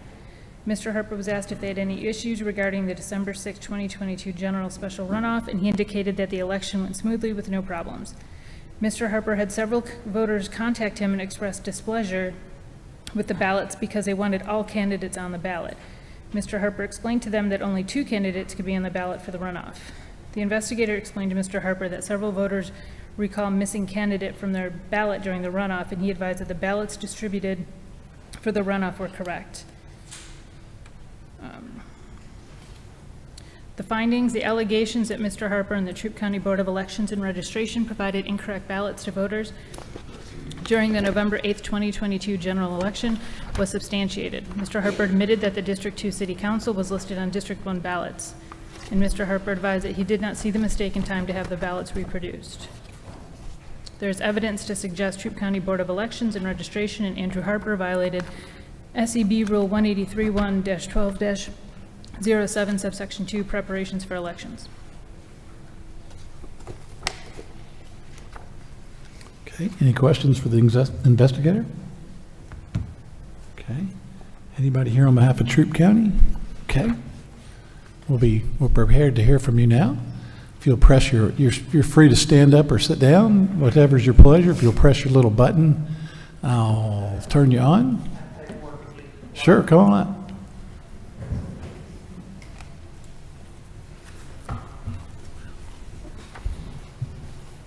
Thank you. Thank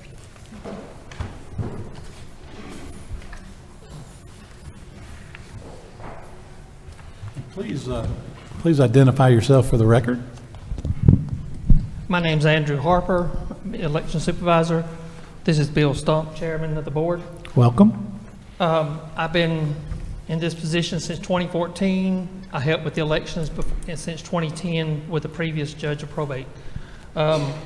This was a error sent by human error.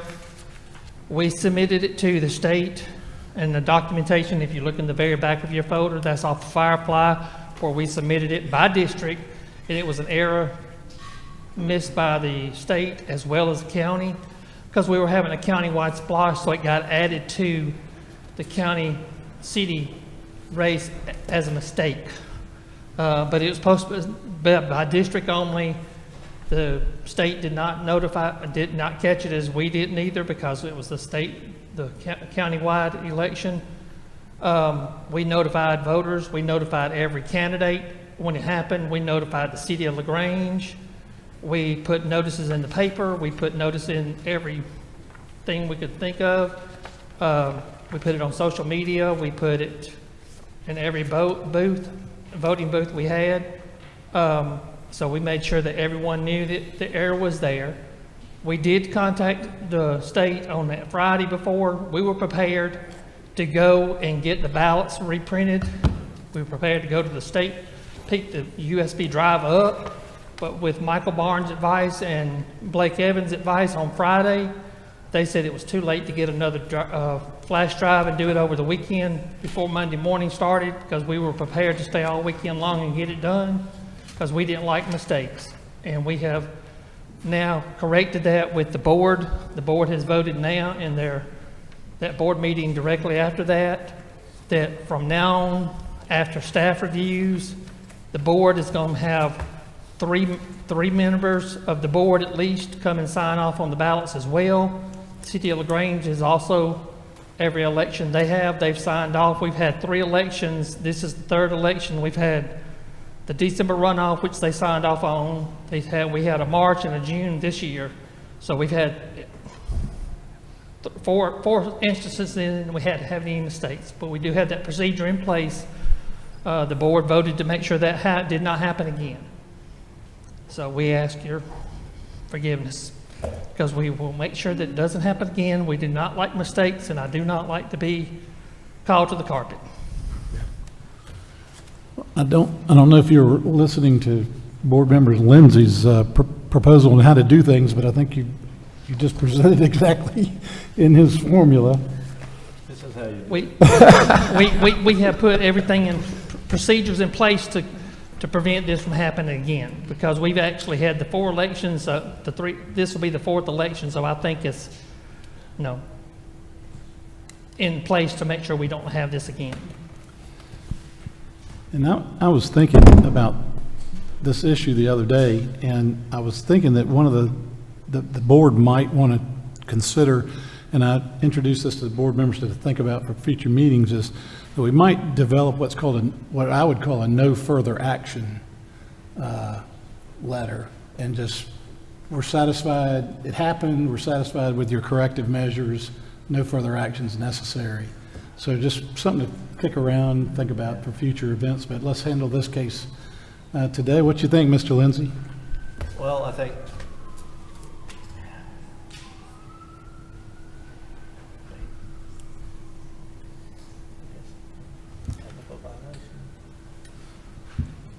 Yeah. I move that we find a technical violation and we send a letter of instruction and we otherwise dispose of the case. Thank you for taking the corrective actions that you have. Thank you, sir. This is exactly what you should be doing. Thank you, sir. And to the extent we can come up with another way to handle this within our wheelhouse, I'll start considering that as well. I appreciate you taking the corrective actions that you did. Okay. Thank you, sir. So there's been a motion for a technical violation with a I've gotten ahead of myself, with a letter of instruction. Is there a second? Second. Okay, there's been a motion and a second. Any discussion? I will say that this is second opportunity, the same meeting to talk about ballot proofing, and I am extraordinarily grateful that you all have come up with other methodologies to triple and quadruple check the ballot proofing. It's a complicated process. And that's what folks who are listening, if you're not an election official, you may not understand how complicated this really is and how important it is. So thank you. Thank you for your comments. I think it would be wise in this situation, and perhaps in the others as well, Mr. Chairman, when you send the letter, acknowledge that corrective actions have been taken. Okay. And that I can fold my no further action into the letter of instruction. Yeah. Okay, I like it. Good suggestion. I like that. Okay. Appreciate the. So we've had did we vote? Did we vote on that? I don't believe we have. Yeah, I got a motion and a second, the way I got it in my mind, right? So all those in favor would say aye. Aye. All those opposed would say no. Motion's unanimous. Thank you for your presentation. Thank you for your Time. Okay, we're on tab number 32, Muscogee County. Secretary of State's office, the floor is yours.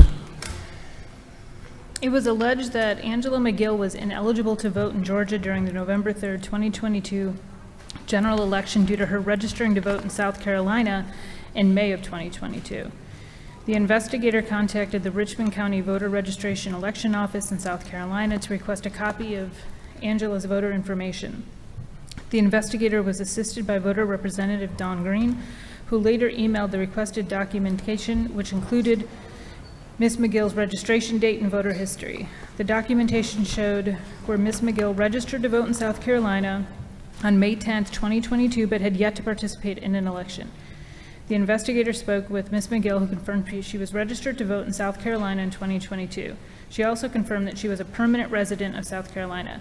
Ms. McGill was mailed an absentee ballot from Muscogee County and originally advised she never completed the absentee ballot application. Ms. McGill then said, "I didn't remember applying for one," and when pressed further, she said, "I didn't think so. I'm not sure, I'm not positive." The investigator made sure that Ms. McGill understood she needed to vote in the state where she was registered and resided as a permanent resident. The investigator contacted Muscogee County Election Supervisor Nancy Bourne and requested a copy of Ms. McGill's absentee ballot application for the November 8th, 2022 general election. Later that day, the investigator received that copy of Ms. McGill's application via email. The signature on Ms. McGill's absentee ballot shared similarities with the signature on Ms. McGill's voter registrations in ENET. There is evidence to suggest that Ms. McGill was not eligible to vote in Georgia during the November 8th, 2022 general election. It was verified through the Richmond County Voter Registration Election Office that Ms. McGill registered to vote in May of 2022 in South Carolina. In addition, through her own admission, Ms. McGill was a permanent resident of South Carolina and had registered to vote there. There is evidence to suggest that Angela McGill violated OCGA 21-2-216, subsection A, subsection 4, qualifications of electors. Questions for the investigator? Okay. I have a question. Okay. Dr. Johnson? For the investigator, did the did Ms. McGill sign the oath for absentee ballot application and for the ballot?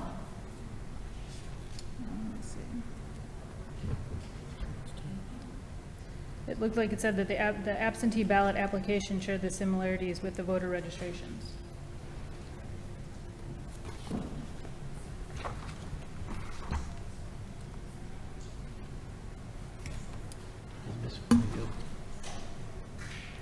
Is Ms. McGill here? Ms. McGill? Angela McGill? Okay. Any further questions for the investigator? No? Move to refer the matter to the Attorney General. Okay, there's been a motion to refer to the Attorney General. Is there a second? Second. Okay, there's been a motion and a second. Discussion? Ready to vote? All those in favor would say aye. Aye. Aye. All those opposed would say no. Motion's unanimous. Next case is SEB 2023-001. First case of 2023. Here we go. All right. Board number, packet number 34 for the board members. This is case number 2023-001, Walker County, Chickamauga Civic Center voter privacy issue. The Secretary of State's office opened this investigation after receiving a complaint from Walker County voter. The voter reported that while voting at the Chickamauga Civic Center on November 3rd, 2022, he observed that the ballot marking devices were arranged in a manner that allowed him and anyone else to view any voter screen to a point that the privacy of the voter's ballot would be compromised.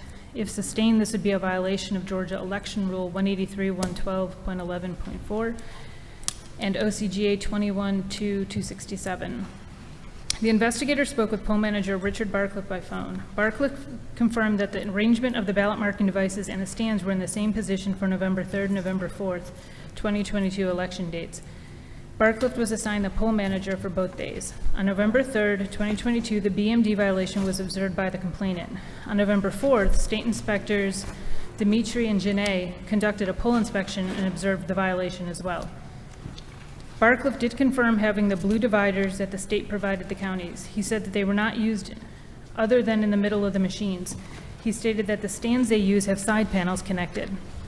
There was a photo that shows the side panels, but they were not large enough to secure the privacy of the vote. The investigator and Barcliffe discussed the responsibility of setting up the machines to ensure the voters' privacy. On January 17th, 2022, investigators contacted Walker County Elections Director Danielle Montgomery and discussed the issue. Ms. Montgomery was aware, and they went over some possibilities to correct the issue. After the conversation, Montgomery did reach out to other counties where the same stands were used to correct the problem. Based on the complainant's observations of the ballot marking device being visible to the public, the findings of the poll inspection were indicating that the ballot marking devices were visible to the public, the photo taken by the inspector affirming the complaint, and inspector's findings, the statements of the poll manager. There is substantial evidence to affirm the respondent did violate Georgia Code 21-221-267 and Georgia Election Rule 183-112.11.4. Any questions for the investigator?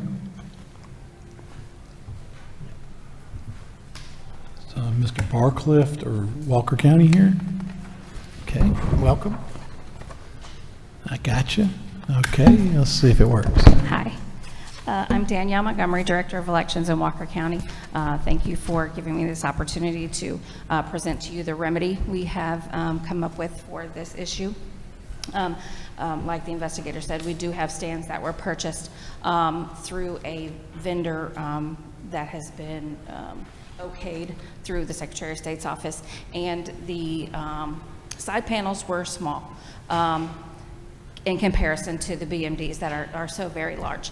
So this is the side panel that came with the stands that were purchased, and we have to remedy the situation, we have purchased this side panel to go on each side of the stand to hopefully increase the privacy for our voters. Okay. Any questions from the board? If you don't mind me asking, how much does that cost per BMD? I think we paid just over $600. We have 180 BMDs. 600 total or 600 apiece? For the stands or the side panels? The side panels, I think we paid about $600 for all Okay. side panels for all 180. Okay. Thank you. I was thinking we had a Pentagon issue here. Side panel. Oh, wow. Thank you very much. Any further questions from the board? Okay. Was the only concern that folks could look, standing next to each other, could look over on each The way other? the stands that we have are, they're back to back, and they were arranged in a line. So each table maybe would be a set of, they're further apart than the tables, maybe every other stand, and then back to, the stands are back to back. So a B&B here and a B&B here, and the blue boards that she mentions in between, and then the side panel on each side. And no, it's against a wall here, so nobody would be walking on this side, just this side. Yeah, I understand, I appreciate it, and I appreciate the steps you've taken. Thank you. To fix the issue. Okay, any further questions? I'm ready to hear a motion. Same as before, move to find a technical violation. A letter from us. I would also, thank you. It's getting late, folks, I'm sorry. I would also ask that the board chair in the letter acknowledge that Walker County has taken remedial steps and acknowledge what those steps would be. Thank you very much. Okay. It's been a motion and a second. Is there a second? Second. Motion and a second. Any discussion? All those in favor would say aye. Aye. All those opposed would say no. Motion carries unanimously. That completes the violation cases recommended for letters of instruction or referral to the Attorney General's office. So we'll move to the Attorney General's report.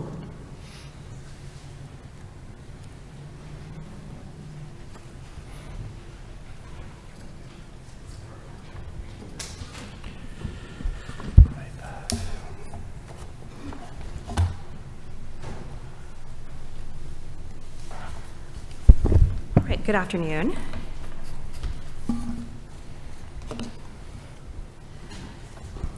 We have several different proposed consent orders, consolidated consent orders, final orders on the list for the AG's report for today.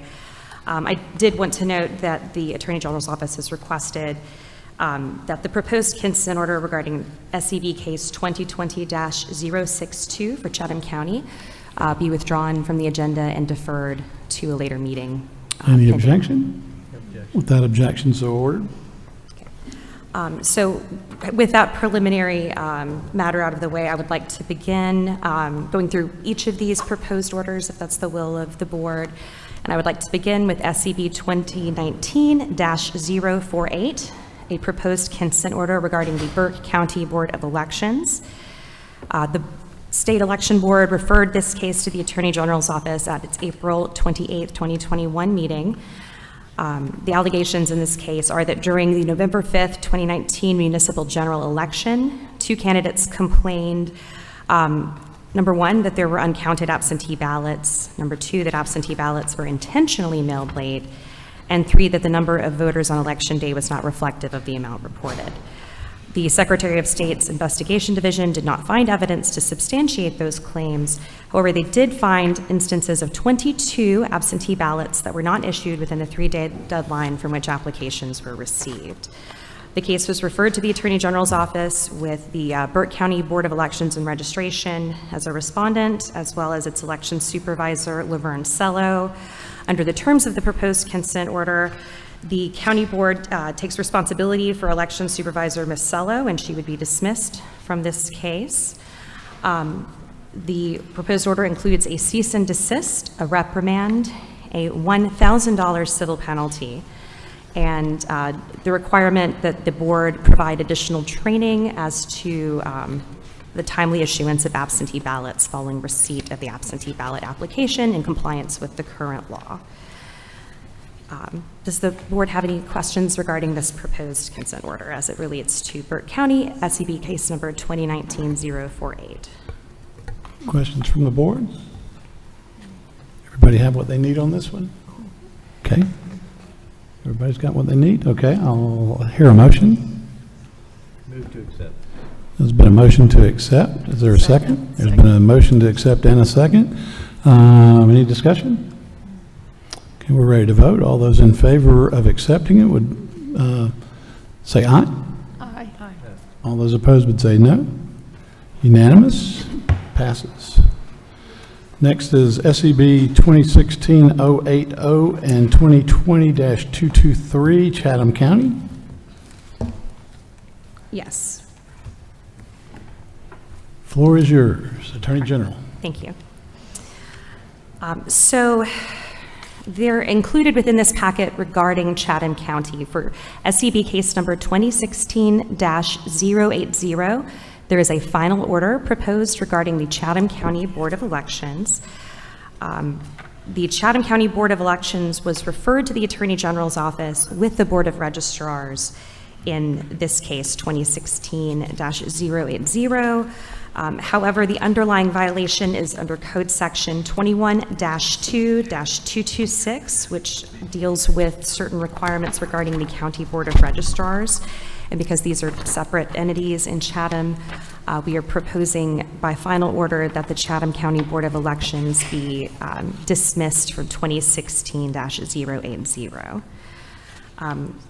Along with 2016-080, there is a consolidated consent order with the Chatham County Board of Registrars that would be a proposed resolution for both 2016-080, which I just mentioned involved allegations against the Board of Elections that would be dismissed, as well as 2020-223. So to provide some factual background about these two cases, during the May 24th, 2016 general primary and nonpartisan election, voters living on Whistling Duck Court in Savannah were placed in the wrong district. They were assigned to District 1 when they should have been assigned to District 3. 43 electors were misplaced, 3 of which voted in the election. These votes did not change the outcome of the election. And then regarding case 2020-223, the Chatham County Board of Registrars was referred to the Attorney General's office for a violation of Code Section 21-2-218C when it failed to change the permanent address of elector Gabrielle Sprov after she submitted a change of address in May 11, 2020. The respondent made the change in July 23, 2021, after receiving notice from the Secretary of State that Ms. Sprov no longer lived at the previous address.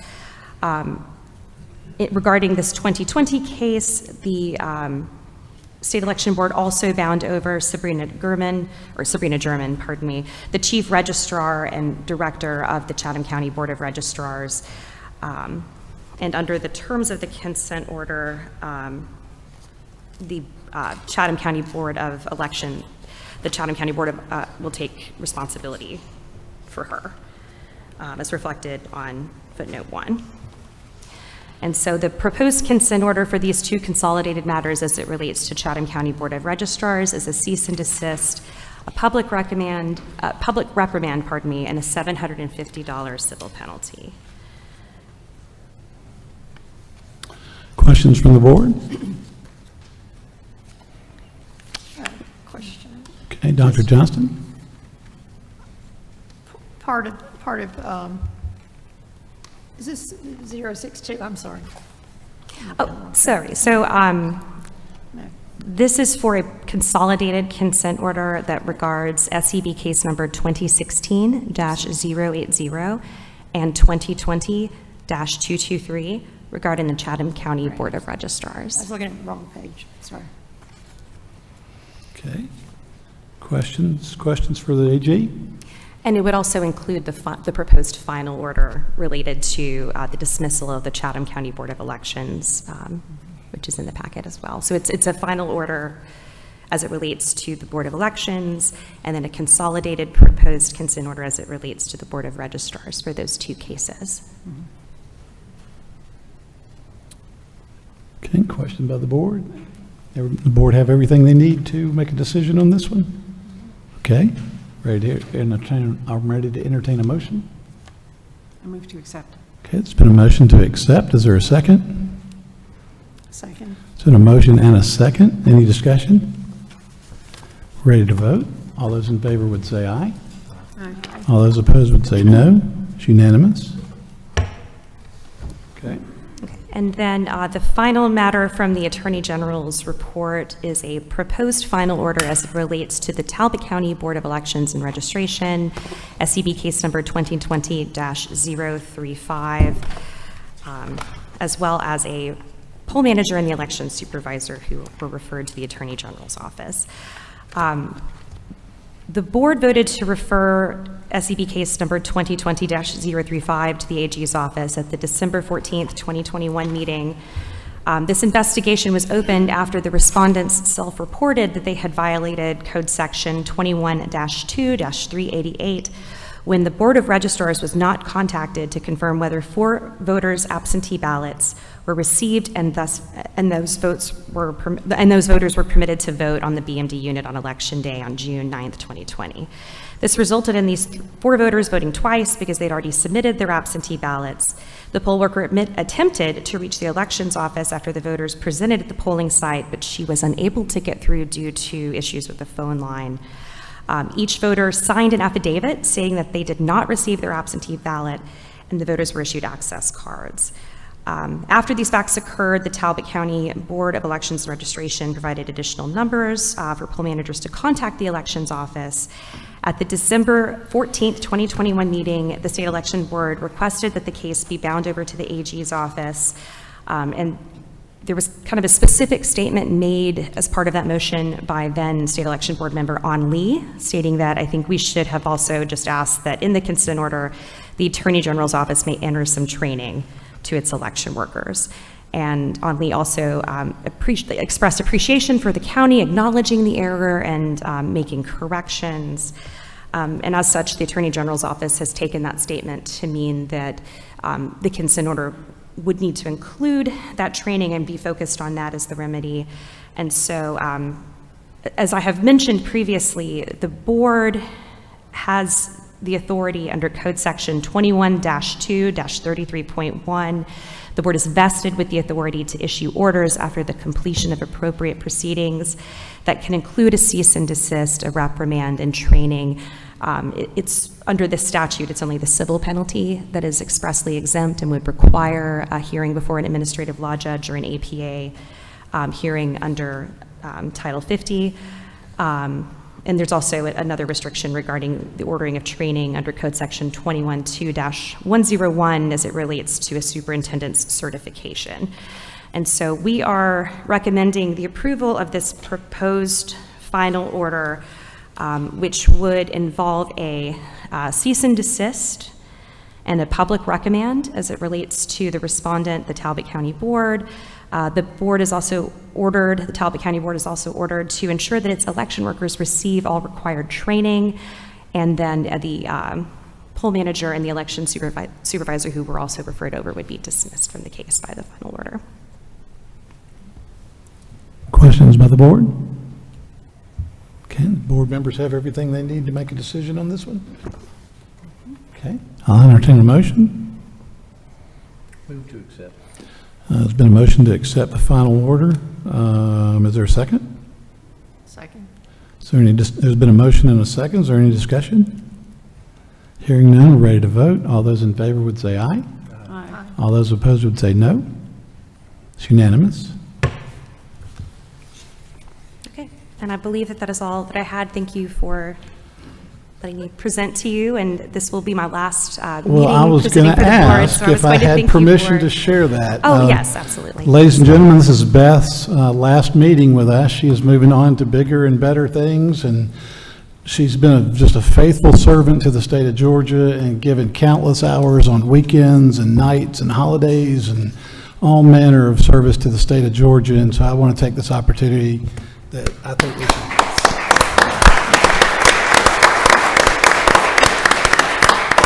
Well, thank you. I was just wanting to have an opportunity to thank you all for giving me this opportunity to serve. It really has been a pleasure. We're gonna miss you, and the state of Georgia will definitely miss your service. Thank you, sir. Okay, we'll now move to the procedural matters of hearing of the petitions. The petitioner has made a proposal to the board as to how the time would be divided, which the board accepted. And so what I'm going to propose is what we'll do is you present your petitions. The board will then ask questions while you're presenting on that issue. And then we'll do all three, and then the board, after we're completed that, then the board will deliberate. And we'll make a decision. So if that's acceptable. Pardon? Take a short break. Okay, yeah. That's absolutely fine. I drink a lot of tea during lunch, so it's time for a short break. We'll adjourn for 15 minutes and be back here in 15 minutes. So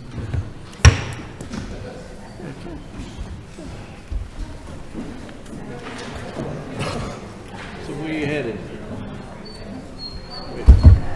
What's the next stop? Hey, did you find the list? Oh, I got the list. Oh, okay.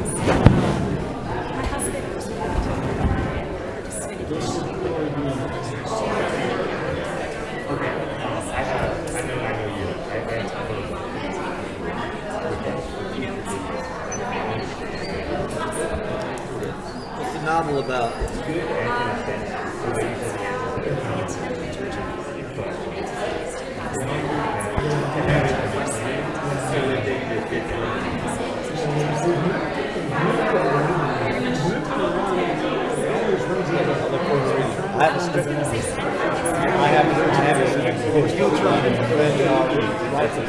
Yeah, we're still trying.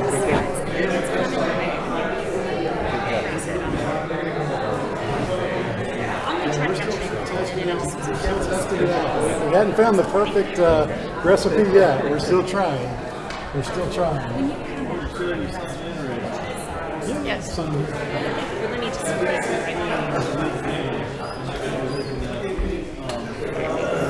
I didn't know that if I had authority or not to thank you for your service. Oh, thank you. Here's a blue pen. Okay. Sorry not to be like my first legal admin always made me bring the blue Always pen. sign blue. Today's date is the 3rd. Yes. October 2023. Oh, okay, great, thank you.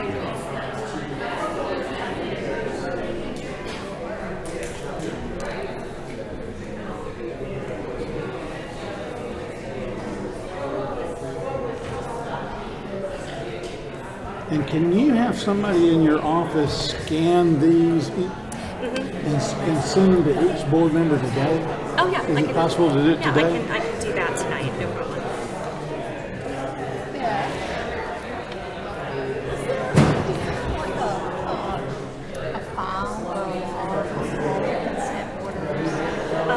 So going forward, what Russ has asked us to do is that Alex will keep all the originals. And there are PDFs of them that Alex has, and then I think historically the Secretary of State's office has them previously, like from earlier cases. I'm an idiot. Oh, it's okay. Don't worry about it. I'm a moron. If you need to print it out again, I'm so sorry. Oh, I think it'll be okay. Okay. I'm just an idiot. And then for this one, this was an old one, so you're going to have to mark out Judge Duffy.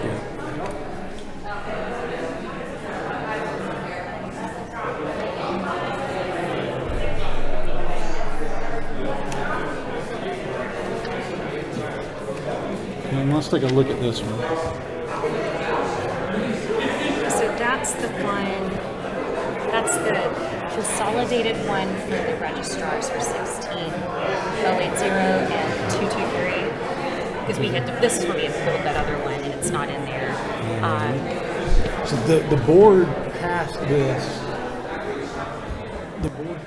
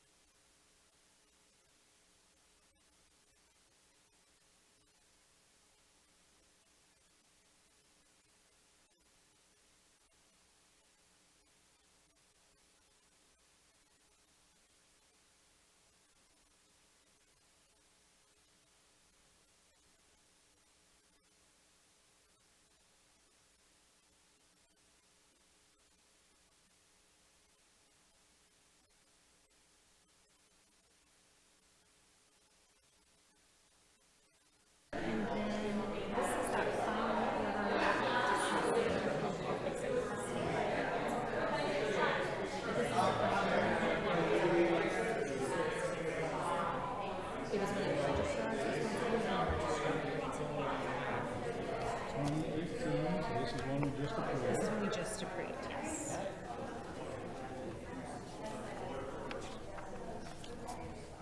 They have a completely separate registrar. Yeah, county's going to do this in all kinds of different ways.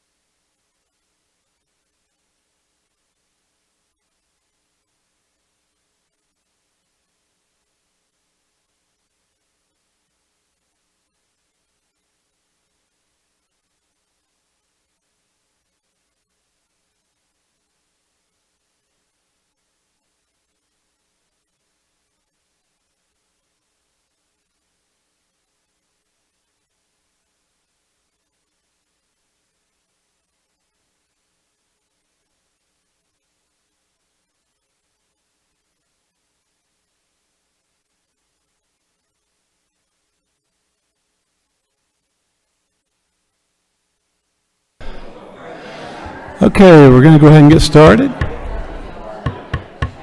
We'll go ahead and get started. We're going to go ahead and get started now. Hopefully everybody is refreshed and comfortable. Okay. So the last two matters on our agenda is we're going to have a procedural matter of hearing petitions, and then we have public comment that will follow that. So we're going to proceed, and the petitioners have requested specific time requests. And so the way we're going to do, if there's no objection, is we're going to proceed with each petition individually, and the first petition will be allotted 15 minutes, and then the board will ask its questions of the petitioner. Then we'll move to the second petition, which is scheduled for 5 minutes, and then the board will ask questions with regard to that petition. Then the final petition will be heard for 10 minutes, and the board will ask questions, and the board's questions will not count toward your time. And then after the third petition is presented, then the board has asked its questions, and the board will enter into deliberation. So if that's acceptable to everyone, unless there's an objection, we'll proceed in that fashion. So without objection so ordered, Ms. Marks, the floor is yours.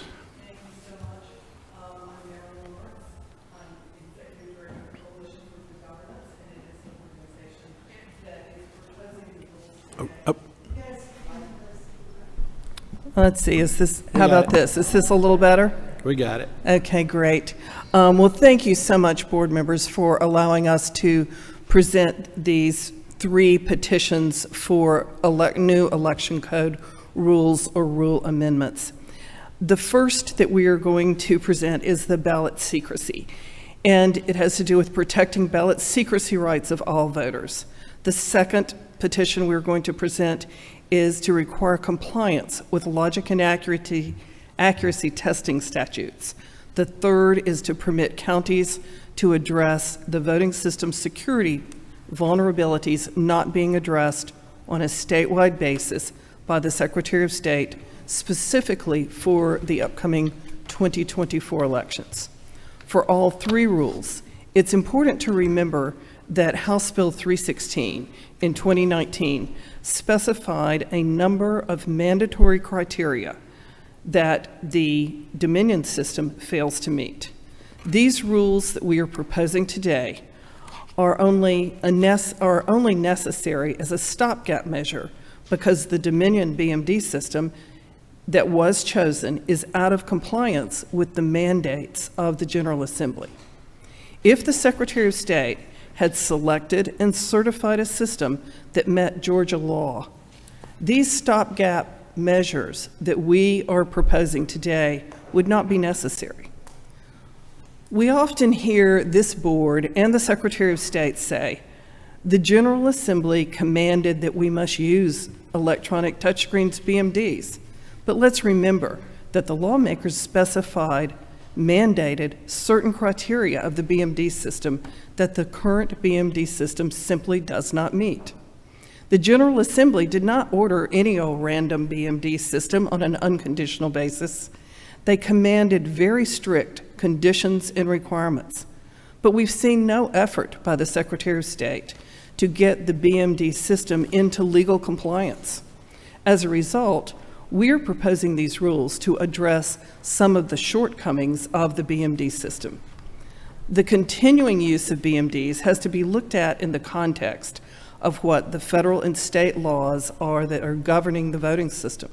The use of BMDs cannot be looked at as an unconditional requirement superior to all other laws, when some of the most basic features of the current BMD system, the Dominion system, violate Georgia and federal law. If the Secretary of State had a manner in which to get the current BMD system into compliance with Georgia law, then our proposed rules today would be unnecessary. So first, let me take ballot secrecy.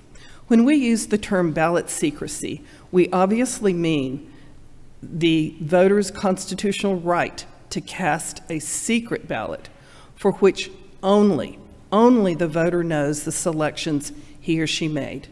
Georgia law is clear that ballots must be cast in absolute secrecy, meaning that no one may know the selections the voter made. That means that poll workers, poll watchers, the county election board, other voters must not be able to have information on how that voter voted. Georgia guaranteed its citizens the right to a secret ballot way back in the 1880s, and Georgia has some of the strongest secret ballot protection laws in the nation. But Georgia has, with the current Dominion BMD system, clawed back those rights in defiance of Georgia law and federal law, and is publicly displaying the votes of its voters on those touchscreens. In 2019, when HB 316 authorized the use of electronic ballot marking devices, a key portion of the requirements commanded by the General Assembly was that the ballot marking device touchscreen provide absolute secrecy so that no one may know the votes of another person.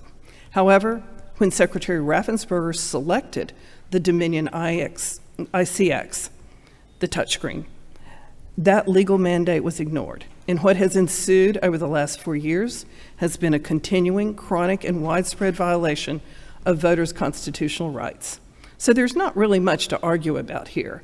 The law is clear in our federal constitutional rights, federal statutory rights, in HAVA, Georgia's constitutional rights, and numerous Georgia statutory provisions, and even in this board's rules about secret ballots.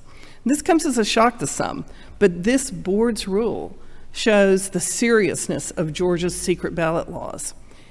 Your rule requires that ballots which are not secret not be counted. That's a strong pro-democracy statement that this board has made, and a strong pro-democracy principle built on the understanding that permitting disclosures of voters' selections allows the election to be tainted by intimidation, coercion, vote buying, or selling. Yet, the current touchscreen system does not uniformly provide for voting in absolute secrecy. That is also irrefutable, and almost anyone in this room who votes in person can attest to having seen how other people are voting when they are in the polling place.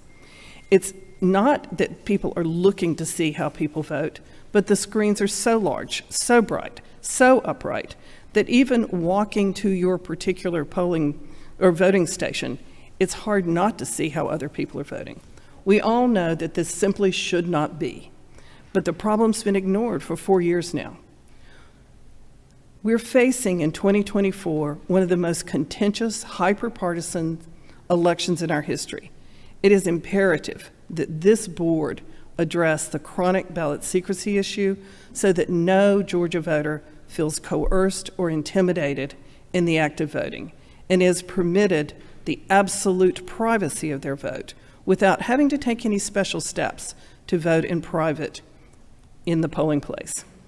Our proposed ballot secrecy rules address this board's responsibility and power vested in it by the General Assembly to provide for uniformity of the voting process in Georgia. All Georgia voters must be granted the same and equal right of privacy without exception. And there's no exception based on the size or configuration of the polling place. Our proposed rules are simple and they're uniform. Touchscreens should be positioned so that no person can walk within 30 feet behind a voter who is in the process of voting on a touchscreen. And touchscreen machines, which are adjacent, should be at least 8 feet apart. So we envision that in smaller polling places, this will result in about 4 BMD touchscreens in use, 1 in each corner, with the touchscreen facing the corner and the voter with his back to the corner. The hand-marked paper ballot stations would fill in the center of the room. You could actually get far more voting stations into the room that way, providing privacy through the use of the current blue panel privacy screens sitting on tables. Obviously, this is going to have the effect of reducing the number of BMD units in many of the polling places across the state. But it should never, ever have the effect of reducing the number of voting stations. In fact, it can increase the number of voting stations because of the smaller footprint for hand-marked paper ballots. So while BMDs cannot be used in adequate numbers because of the visibility of the votes, hand-marked paper ballots should be used with emergency ballots, as emergency ballots, excuse me. In fact, because of the much smaller footprint, hand-marked paper ballots stations, more of those stations can be put in the same space, increasing voter throughput, reducing lines.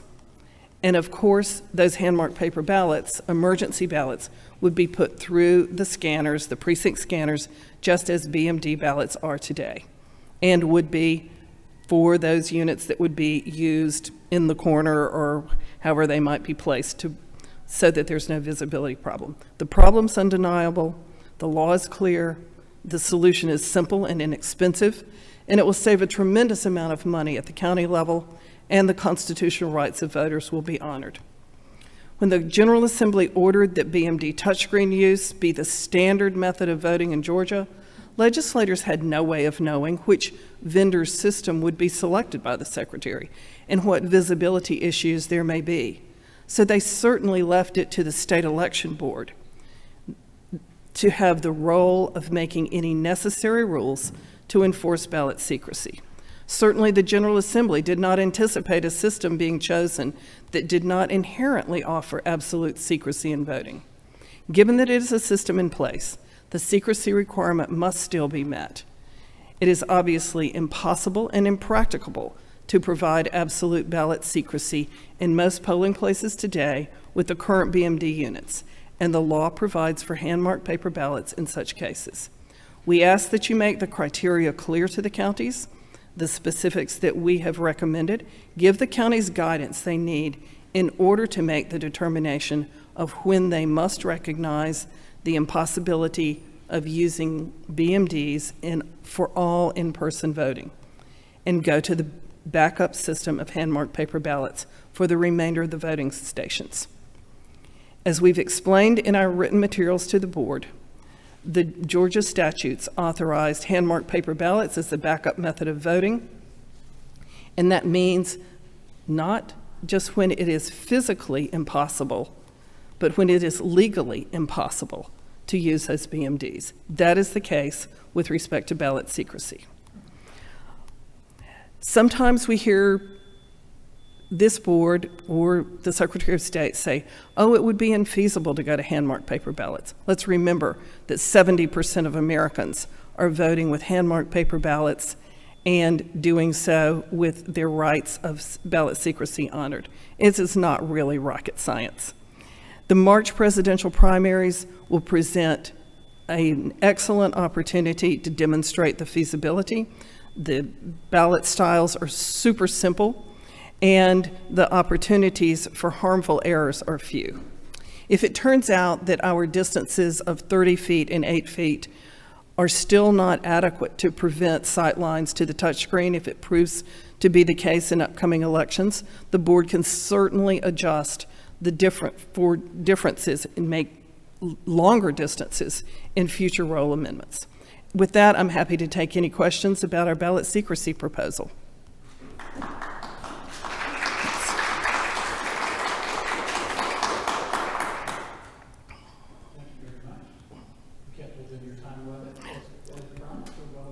Thank you.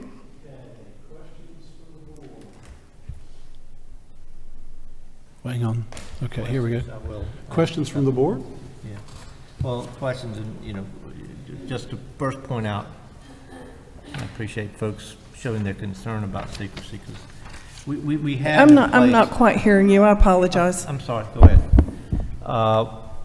But basically, you're seeking to amend an already existing rule within of our election system, 183-1-12.11.4, correct?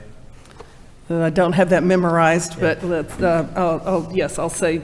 I'll take your word for it. That's fine. And and matter of fact, we use that rule today to find a violation by Walker County. you know, and their solution was to create greater barriers. You saw that today? I did see that today. Yeah. And other counties, as a matter of fact, Dr. Johnson and I were in Jefferson, Georgia the other day, and vendors were presenting other alternatives to Jefferson, to that county, regarding ways in which to increase privacy and to secure privacy. And I guess my point being is that in addition to distance, there are other methods by which counties may, within the contours of their polling places, be able to secure privacy. We have not seen any that effectively work yet. We certainly would like to see them. You know, I applaud the county that was showing the bigger dividers. I can't quite imagine in most polling places that is going to provide the secrecy that is needed, the privacy that's needed, as people perhaps walk toward that voting station.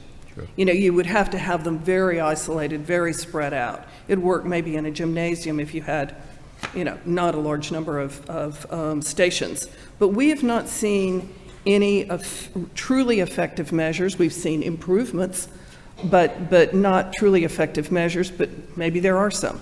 Sure. And there are also various screen methods by which the ability of someone to see a screen at a distance is affected by virtue of a screen protector. You're familiar with that as well? As we understand it, a couple of things with those screens. Mm-hmm. We're not aware of them being EIC certified yet, and that those privacy filters can affect touch sensitivity. So I think they do need to be EAC certified. Also, it is our understanding that where those are in use, people in line behind the voter can still see that those filters are good at blocking peripheral sight lines, but not straight-on sight lines. But I have not seen them in use. I would, before we would say that we think that's a great idea, we need to make sure that people behind the voter cannot see, and that the EAC has approved this from a touch sensitivity standpoint. I understand, and that's why some additional study needs to be made. How many counties in Georgia have you consulted with on this? I'm sorry, have I done what? How many counties in Georgia have you consulted with on this rule? Consulted with, I can't say that I've consulted with any recently other than one, but I've visited probably 25 counties and talked to managers and polling place managers and election directors, and seen, gosh, in terms of installations, I would say I've probably seen 50 installations or more. I appreciate that.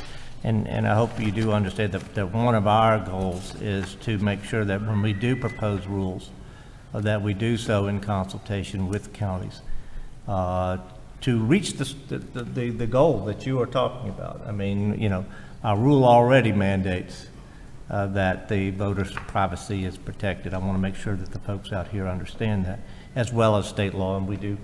And the question is, how do we get there? But I do appreciate you coming forward with this issue today. Well, and thank you. And that was really our point. We know what the law mandates. And some of the election directors we have talked to have said, yeah, we know we're violating the law. We know we're violating people's constitutional rights. But we've been told that BMDs reign supreme and we got to use them no matter what. And that they are more, it's more important to use the BMD than to worry about people's constitutional rights is basically what we're hearing. I will simply say that I've never heard of. Right. I think they would be a little more hesitant to say that. And certainly, yes. well, not only hesitate, but I do think that the folks are trying very hard. And obviously, we do need to come up with things to make sure that the privacy is protected. But I do appreciate you bringing this important issue. Thank you. Sure. And we know that they're trying hard. we're just saying we kind of got to get past the point of Understand. trying hard and getting it done before 2024. Any questions from other board members? Board member Dr. Johnston? Hey, Ms. Marks, thanks for presenting this. Sure. Okay. How many BMDs in an average polling place would fit with your criteria? Of course, it's really hard to know what an average polling place is, but when you've got Chambliss in Sumter County that's about the size of a large outhouse, and then you've got State Farm Arena on the other side. But, you know, I think many of the kind of library, church conference room places that we look at, generally, I think you could count on having 4 to 6 BMDs. 4 because you can clearly get one in each corner, voter with their back to the corner in the screen facing them. It's hard to arrange many more without having people walk behind another voter. So again, we never want to say that 4 is enough. 4 voting stations is enough. No, fill up the rest of the room with hand-marked paper ballot stations. Would you object to a curtain for privacy? Yes, absolutely. And in fact, the election code does not permit the blocking off of the visibility of the machine. The election code and in fact the statutes say that the public must be able to see the operation of the machine as well as poll watchers, poll workers.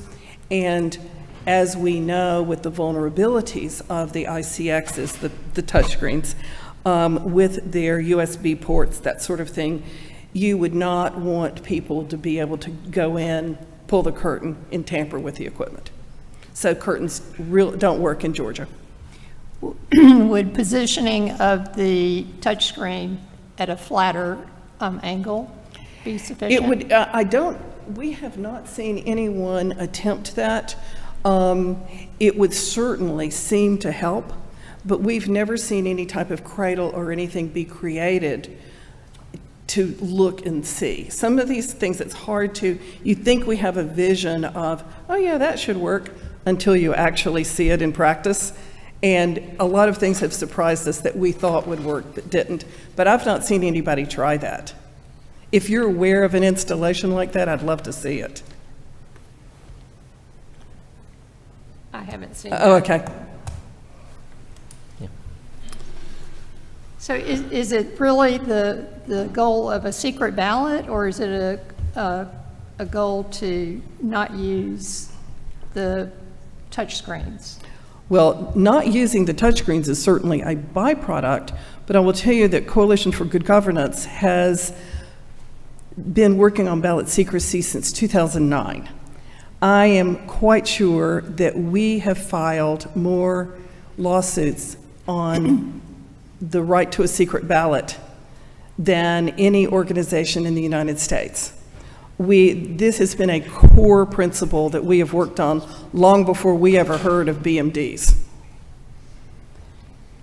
But the fact that the insecure touchscreen system would be reduced is certainly a positive byproduct. Would you also say that absentee voting at home violates secret ballot? Unfortunately, ballot secrecy in a home environment can be really tricky. I've seen some really ugly situations. And of course, we can't control what happens in someone's home. But one of the things that we can do, and I say we, I mean public oversight in the state, is to be sure that once that ballot arrives in the polling place, in the processing room, is that it is treated absolutely in its secrecy sleeve. It stays in that secrecy sleeve until the ballot is dissociated from the envelope, and that true ballot secrecy can indeed occur in the ballot processing room. As you know, I did a lot of work in Colorado before Georgia, and unfortunately, Colorado is an all-mail ballot state. They learned how to do it and truly protect voter privacy. Would you not agree that it's possible for, for every person with an absentee ballot to photograph their ballot with no oversight? Oh, certainly. Certainly it is, but it's not legal for them to then go share it with others and post it and that sort of thing. Yes, I mean, of course, I don't like that idea at all, but luckily we have laws against people sharing that information. That's why I love the polling place. Me too.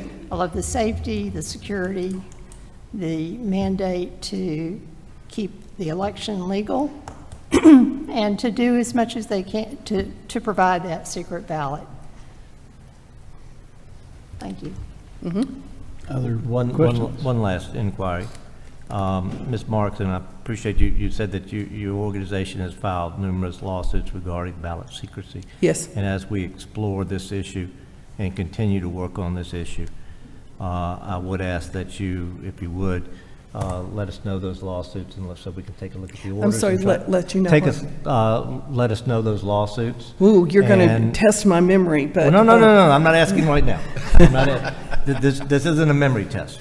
Okay. This is a request for information test. If you would, as we work our way through this issue, if you could get us those lawsuits and any orders that dealt with, and you can just give us the sites to sort of take a look at it as we try to figure out how to protect the secrecy of the ballot for the people of Georgia. I appreciate that. Okay, great. And just so you're aware, those did not have to do with, well, of course, the one in Sumter County did, but prior to that, they did not have to do with touchscreens. But I'm still happy to give them to you. Whatever you got.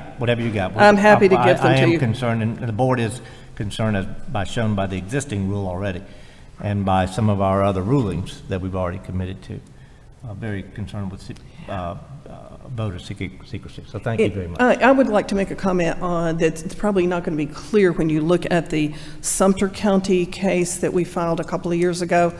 And we ended up, that case was dismissed.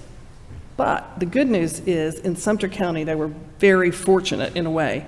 They had a lot of big, old, abandoned, or not very much used buildings. They were actually able to take the small number of BMDs that they had to deploy and put them in big rooms. And they were able to solve their problem. But they were in a very kind of fortunate environment. Okay. Other board questions? Board Member Gazelle, anything? Okay, Dr. Johnston? One more question. Sure. So I see the picture of a few BMDs being used that provide enough secrecy in a polling place, and at the same time, paper ballots being used. So you envision two methods of voting going on simultaneously in every polling place. Yes, and if you think about it, even in states that where the hand-marked paper ballot primary, or the primary system of voting, they're still required to have BMD or touchscreen units for purposes of assisting voters who have disabilities. So that's not unusual at all, and in fact, it is virtually uniform that there will be BMDs and hand-marked paper ballots that are being voted at the same time.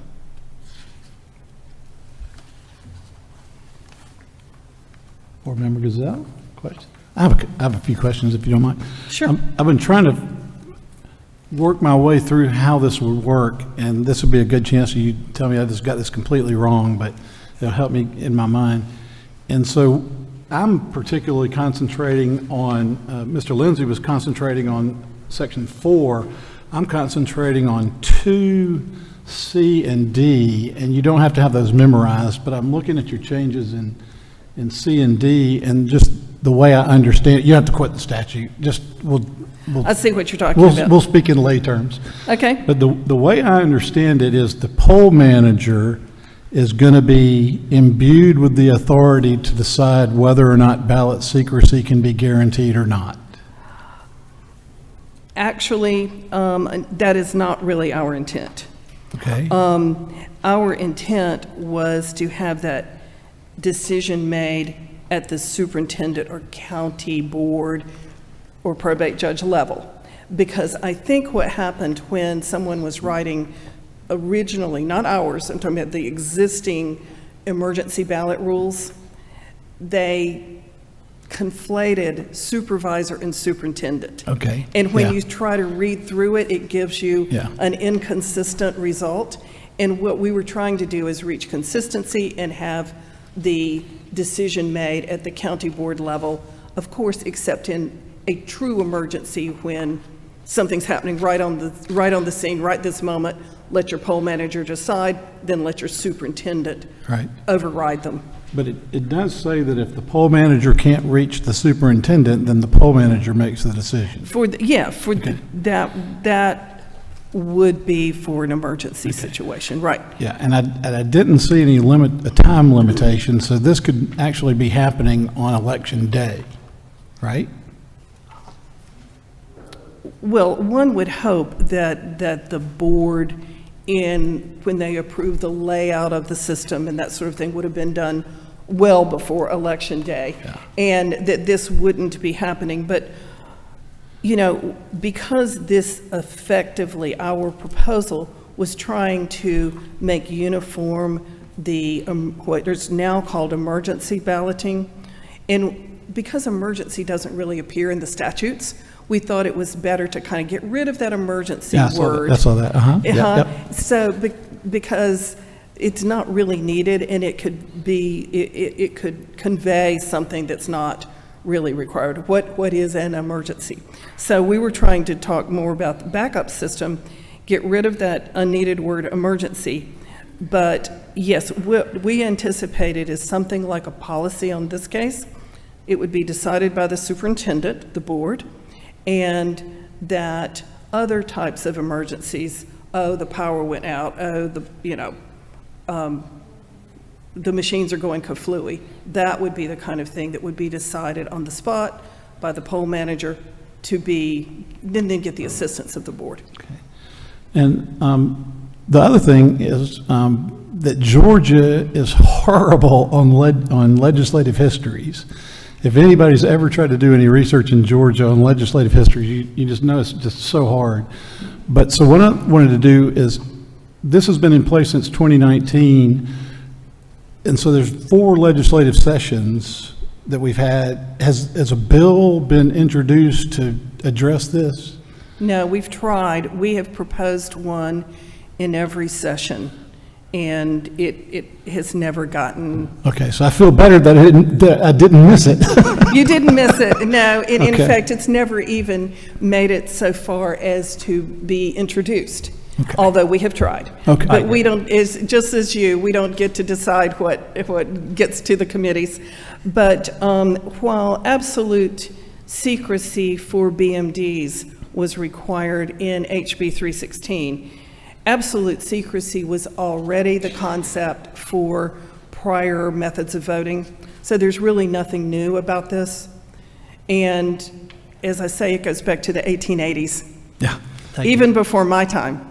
I want to make sure I understood. You said you tried to get legislation, and certainly having been there, I do know that sometimes it's difficult to get a hearing, but it's not so much difficult to get a bill dropped. Have any bills been dropped on this issue in the last 4 sessions? Dropped, meaning filed. Meaning right. filed by either the House or the Senate? Not that I'm aware of, but we have tried hard. Okay. It's not for lack of proposing it to legislators in both parties. Okay. And because I think ballot secrecy, since the BMDs were adopted, has become a really scary issue for people. Lawmakers have been unwilling to bring it forward. But I'm not exactly sure what lawmakers would do right now other than reinforce, hey, we really mean it with ballot secrecy, And if you don't do it, we're going to fine you big, and I don't know what you would do other than maybe making it more obvious, like we've tried to do. If you can't provide ballot secrecy with the BMDs, when you run out of private space, then use hand-marked paper ballots. That's what we had suggested to lawmakers before. Thank you very much.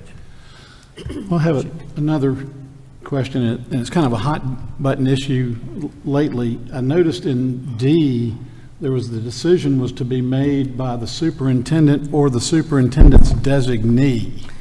And there wasn't any limitation on who the designee could be. And so one person came to me and said, so the ACLU could make this decision because they're the designee of Fulton County. And so I'll give you a second to address how your proposal would give the county, they got to have a legitimate, well, not that the ACLU is not legitimate, but they got to have a very closely aligned designee, and then that's not just designee. Okay, so the particular sentence that you were referring to does relate to those emergency circumstances that, oh my gosh, we just came in and the floor's filled with water, or the machines are wet, or something like that. And so the reason that I suggested designee in here is because the election superintendent, let's say the board, would not be immediately available. And the idea would be the poll manager, an area manager. But in my version, it's the emergency situation's been deleted. Let's see. If the I'm use, looking about in paragraph D, right? D as in dog? Yeah, the way I'm reading it is if the use of electronic ballot markers is determined to be impossible or impracticable, the poll manager shall alert the superintendent, and then it goes on. Am I reading it right? Yes, and the designee comes in, at least in my version, about A little bit later, yeah. About You're right. third from way down from the bottom. Yeah, so it's kind of like what we call a waterfall. It just kind of, if you can't get this person, you go to this person, you go to this person, go to this person, go to this person. So I get it. So that we don't slow down voting, right? Right. But is there, in your mind, is there any limitation on designee? I had assumed that since the election superintendent, being the board, that they would choose an election official as the designee. Right. Yeah. Whether it is a poll manager, assistant poll manager, that they would define their official designee. Right. Makes sense. Okay. Thank you. Other questions of the board? Okay. Well, we're ready to move to your second petition, if you're ready. Of course. Okay, logic and accuracy testing. The purpose of our logic and accuracy testing proposed rule, and we'll call it LAT for short, is twofold. One, to ensure that the logic and accuracy testing becomes compliant with state law, and secondly, to improve the transparency and public oversight of LNA testing, or LAT testing. And that was always intended to be a public process, but it has not been a public process in recent years in Georgia.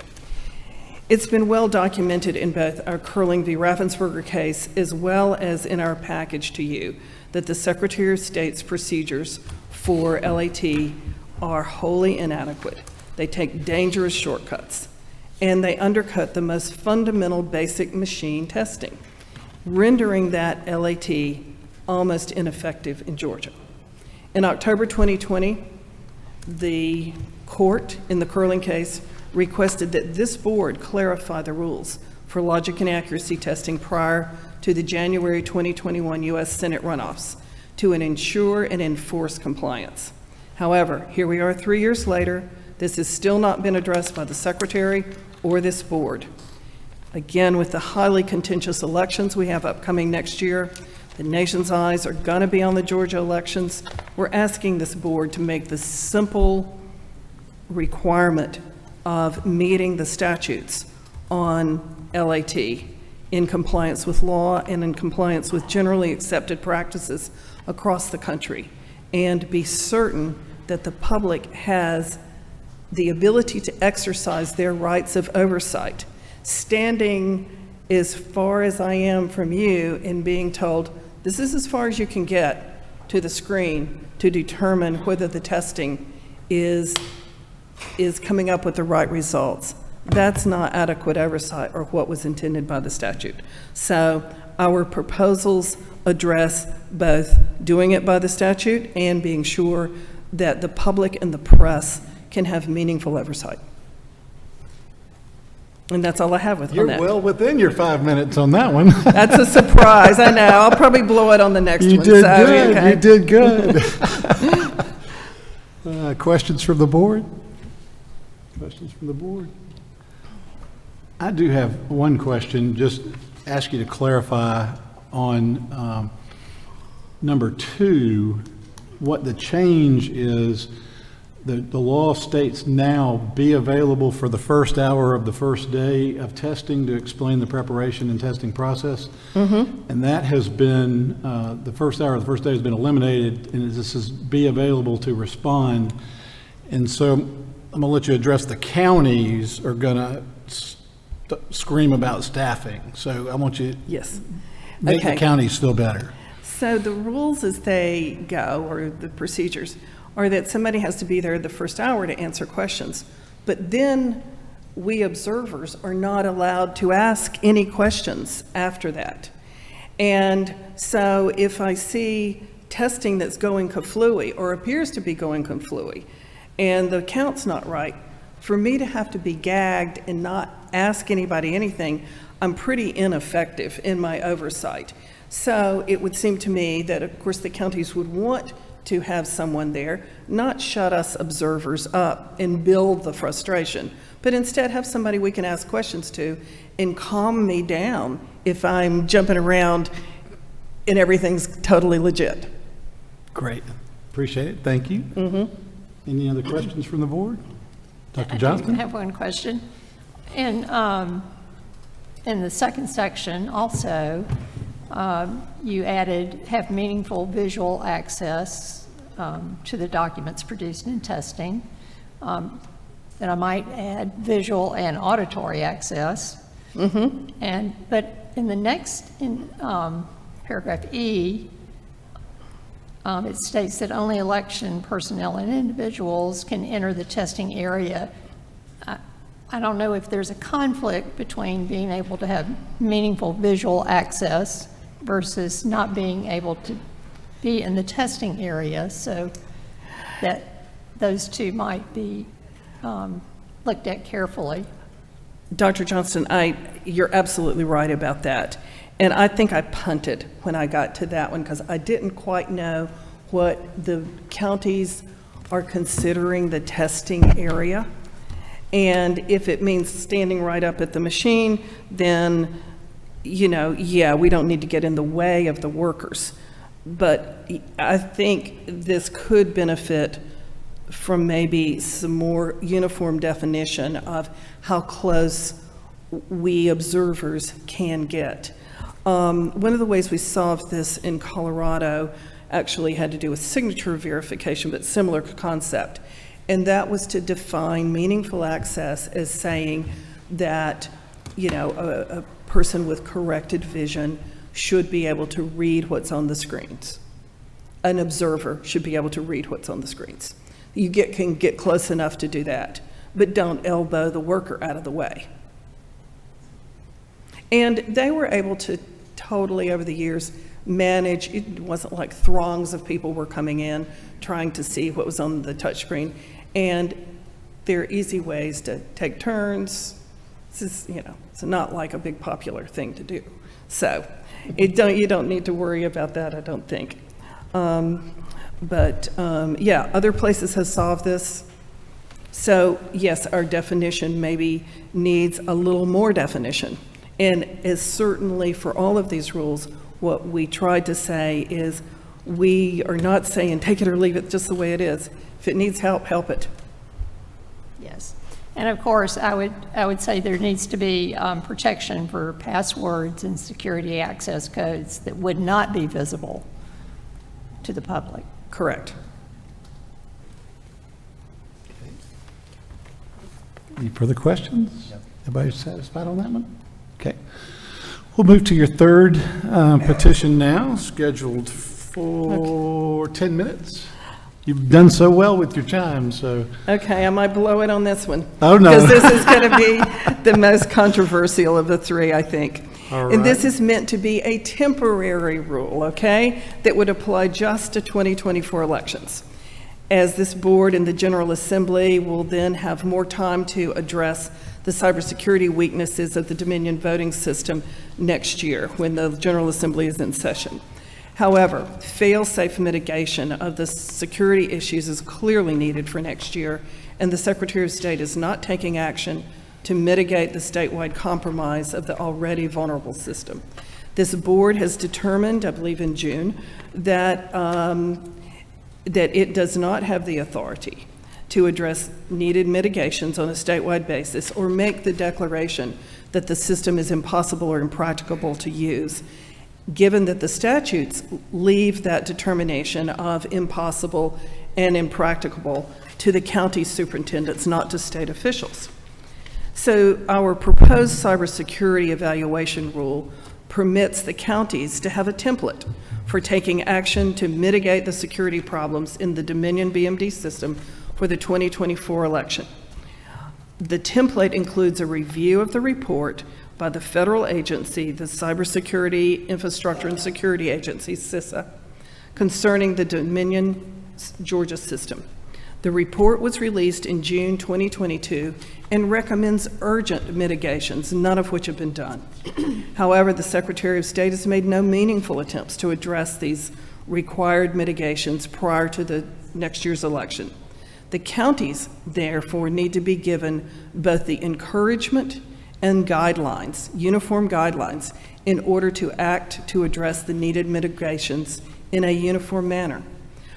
Our proposed rule gives uniform guidelines to each county, making their determination based on an objective set of facts, taking into account their local assessment of the feasibility of using hand-marked paper ballots as the statutory authorized backup when the ballot marking devices are impossible or impractical to use. Our proposed rules give the county flexibility to balance the use of hand-marked paper ballots and ballot marking devices depending on their local assessment of the feasibility occurring in their polling places. I can imagine that this board might have the view that such a rule could result in a lack of uniformity in using BMDs across the state. However, uniformity is not mandated on an unconditional basis. The statute is clear that when circumstances arise that require hand-marked paper ballots, the counties have the authority and responsibility to make that impossible or impractical determination at the local level. That's what the statutes say. It would be a reckless position to declare that counties have no such authority and that this board has no such authority and that we just must live with a highly compromised, vulnerable system. The state would be much better off to permit as many counties as can to completely or in part mitigate the risk of the Dominion BMD system as we look at the sure-to-be contentious 2024 elections coming just a few months. There can be little harm in permitting the counties to assess the risk based on the CISA established guidelines and criteria, and then permitting those counties to mitigate to the extent possible and feasible. Our rule is simply meant to create uniform guidelines for such an evaluation.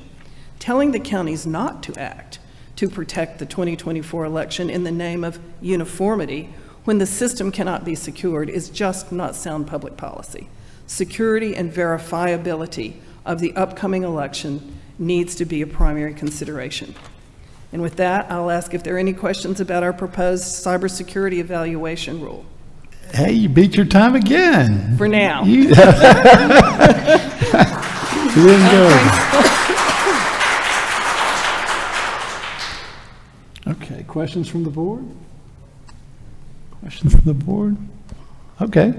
Well, thank you very much for your presentations. We appreciate it. You've put a lot of work into it, and it's clear to everybody to see that. So at this time, the board will enter into deliberations. Thank you so much again, and I know it must have been reading material, and thank you for tolerating it and what you're doing. Thank you very much.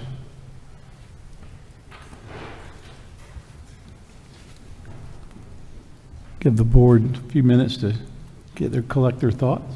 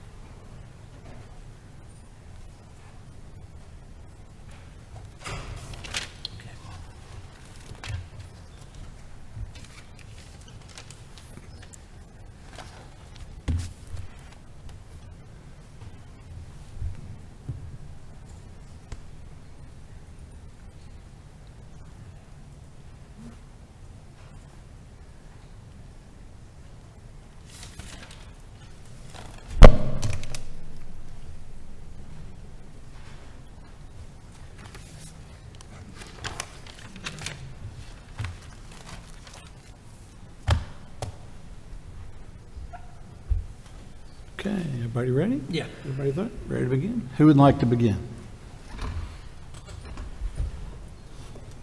I guess I can. Okay. Do you want to do them one at a time, or do you want to do them collectively, Mr. Chairman? Any way is your pleasure. Well, let me sort of take them collectively then, and then we can discuss it. There are 3 different petitions here, and they raise issues that not only Ms. Marks and her organization, but a lot of folks in Georgia have expressed concerns about, both in our hearings and in the General Assembly and in the public in general.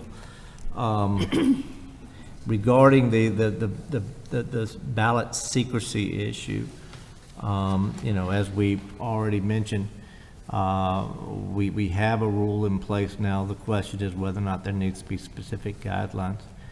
I think Ms. Marks, interestingly, stated that, the problem with getting legislative fixes on this secrecy issue where they've already mandated a general requirement of secrecy makes it difficult. With the same situation exists when it comes to making rules, particularly when we have 159 counties. And I don't even remember the number of precincts in this state. Approximately 2,200. Approximately 2,200. And as Ms. Marks said, they've made a lot of studies and a lot of observations, and I do appreciate the meetings that I've had with her in the past, and I hope to have some additional ones in the future. But we desperately need to have input from our counties on what, if any, additional rules over and above the general requirement that we already have need to be in place in order to secure the secrecy, the rights to secrecy for our voters here in Georgia. Therefore, and let me sort of also back up. On some of these, I would really prefer to table and continue to study. But in consultation with our council, we're told that the only things that we can do is either vote them up or vote them down. And I want to assure you that if we vote something down today, doesn't mean that we don't think it's a serious issue or don't intend to look at it further. My fellow board member and I are looking at rules that we intend to bring forward, and we are consulting with a wide range of individuals, including Ms. Marks' organization, including local counties, boards, including anybody else in the audience who wishes to send us something to take a look at. I do worry that this is a one-size-fits-all when there are other possible ways to secure voter secrecy requirements. And so for that reason, given the fact that I'm not allowed to simply table, I will have to, at the appropriate time, move to vote down this issue. But in doing so, I want to assure you that this is an issue that we do intend to take a hard look at and see if we can secure a rules and propose rules for the December meeting. And I know Sarah and I are already looking at this as well as a bunch of other issues and consulting a bunch of other folks. So anyway, that's on that issue. The LAT testing.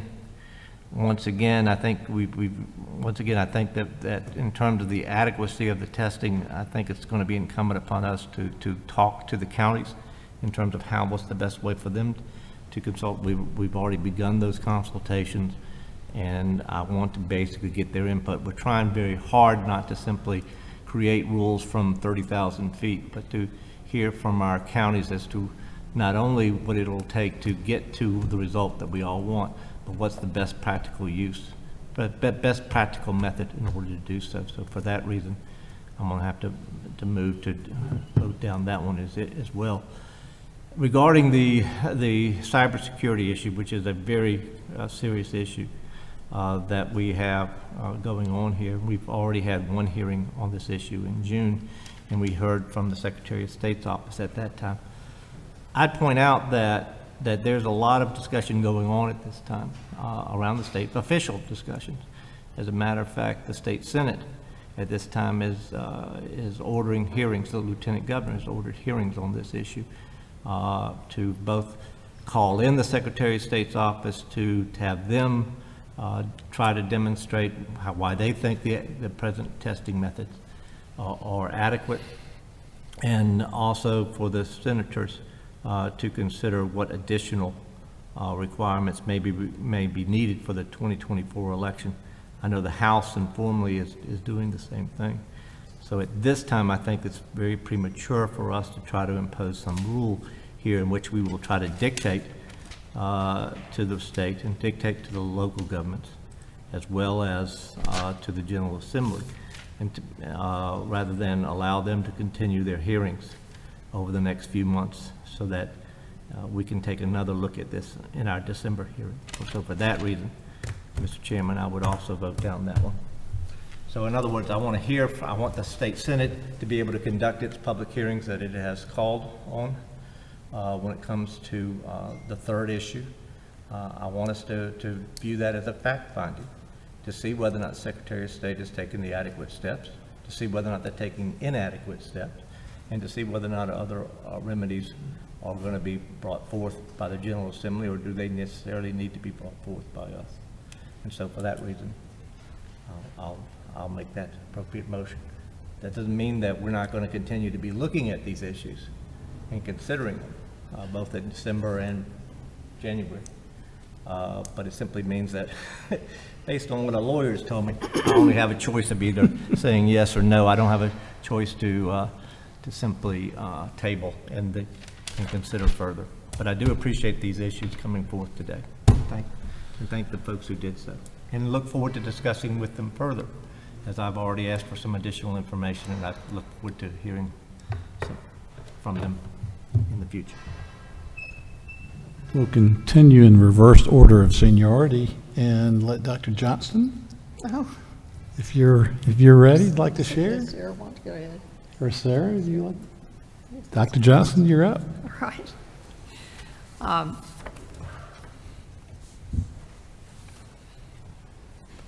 With the first presentation regarding ballot security, I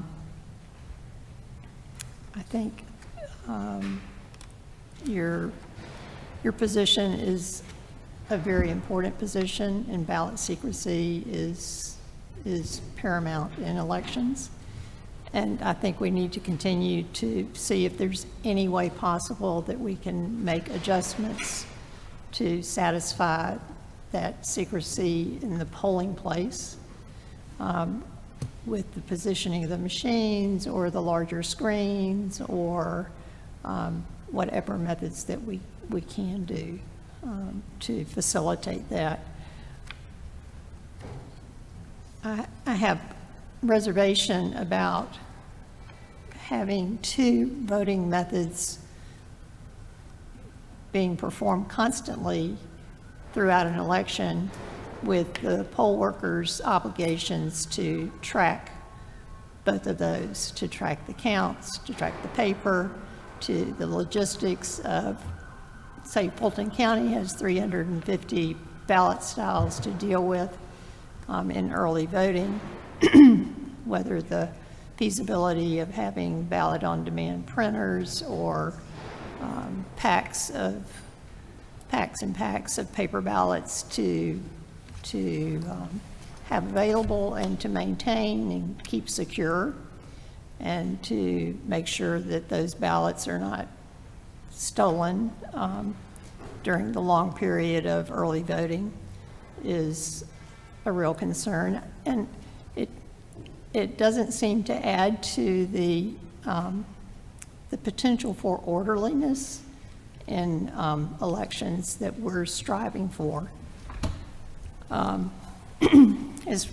So I don't think I could support that at this time. For logic and accuracy testing, I like the proposal, and I would vote for that. I would still make some adjustments and changes to that. I think it needs to be looked at carefully. But I think that we could improve our logic and accuracy testing. I thank you for presenting that petition.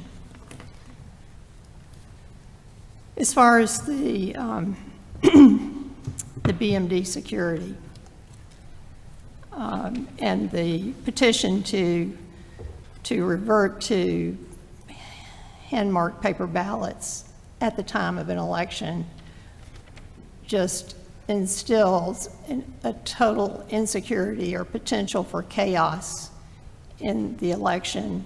Would, if as the rule is amended, the emergency word has been removed and replaced with incident. Well, an incident is just an occurrence. It's not an emergency. So would an incident be that a voter access card didn't work and therefore you immediately revert to paper ballots? Or would it be that one machine didn't work and the entire polling place had to revert to paper ballots? Would one revert to paper ballots and then back to the use of the BMD machines once the incident was corrected? Or would it go back and forth from day to day or hour to hour? there's just, it raises so many questions and to put the burden on a poll manager, a supervisor, or superintendent, I think is too much to ask, and it has the potential to create more problems than it might solve. I would prefer that if there's a change to hand-marked paper ballots, that it be determined before an election and not in the process of an election. I think how we cast our votes needs to be planned and set and not changed in the election. And how we count our votes has to be determined and planned and counted as set and not changed. May I respond to that? Certainly. I think there's a misunderstanding. Does this work? Let's see, I think I got you. Okay, thank you. Dr. Johnson, thank you for the question. It was, this particular rule that we were proposing really has nothing to do with incidents. And that was the rule we were talking about back in June. But this particular rule would be for the counties to start now to plan 2024. And it would not be something that happened on the spur of the moment. It would be, put up the rule and let them start planning now to determine whether in March it is feasible for them to use hand-marked paper ballots based on the recommendations of CISA. And do they think that they have an impossible or impracticable situation? It is in no way meant to be the result of an incident, we hope. I mean, that was not the intent. Right. Okay. The last thing I want is for the election process to be halted and a requirement to be changed and reports to be written and provided in 24 hours before anything can occur. But that's nothing like that is in our proposal. Okay. All right. It seems, I'm looking at Exhibit 1. Let's see if I can catch up with you. Okay.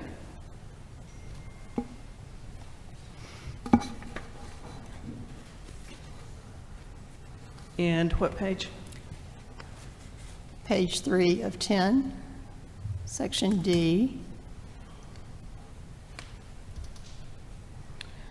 It's the area that Chairman Mashburn mentioned, where emergency situation is removed, and it's just determined to be impossible or impractical. And the question about the determination shall be in the discretion of an election superintendent. Right. Okay, I understand what you're asking me. Right. What we were attempting to do here was just make the language consistent with the other rules that we were proposing. It was meant to try to clarify the emergency rules that you have now. Again, getting rid of that emergency word because it's confusing, it's not in the statute. It was not anticipated in any way that the cybersecurity review that this rule is really about, that the cybersecurity review would be taking place on an instant basis. It would be expected, it would be done over a period of months in advance of the election. We were just trying to make the language consistent with the other rule that we had proposed in doing this. Because as we pointed out, there's a mismatch in the current rule between what's a supervisor to do, a superintendent to do, and we were trying to correct it consistently across the rules we were proposing.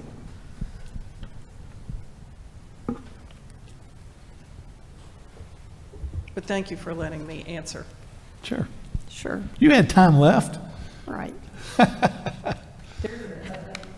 I would love to respond to Mr. Lindsay for just a moment, if you would allow it. Well, let's keep going. Let's keep going. Thank you, though. Okay, Dr. Johnson, you still up? So I guess finally, the one question I still have is, in your opinion, the Dominion voting system is not in legal compliance with applicable laws and rules at this moment. Is that true? Yes, that is true.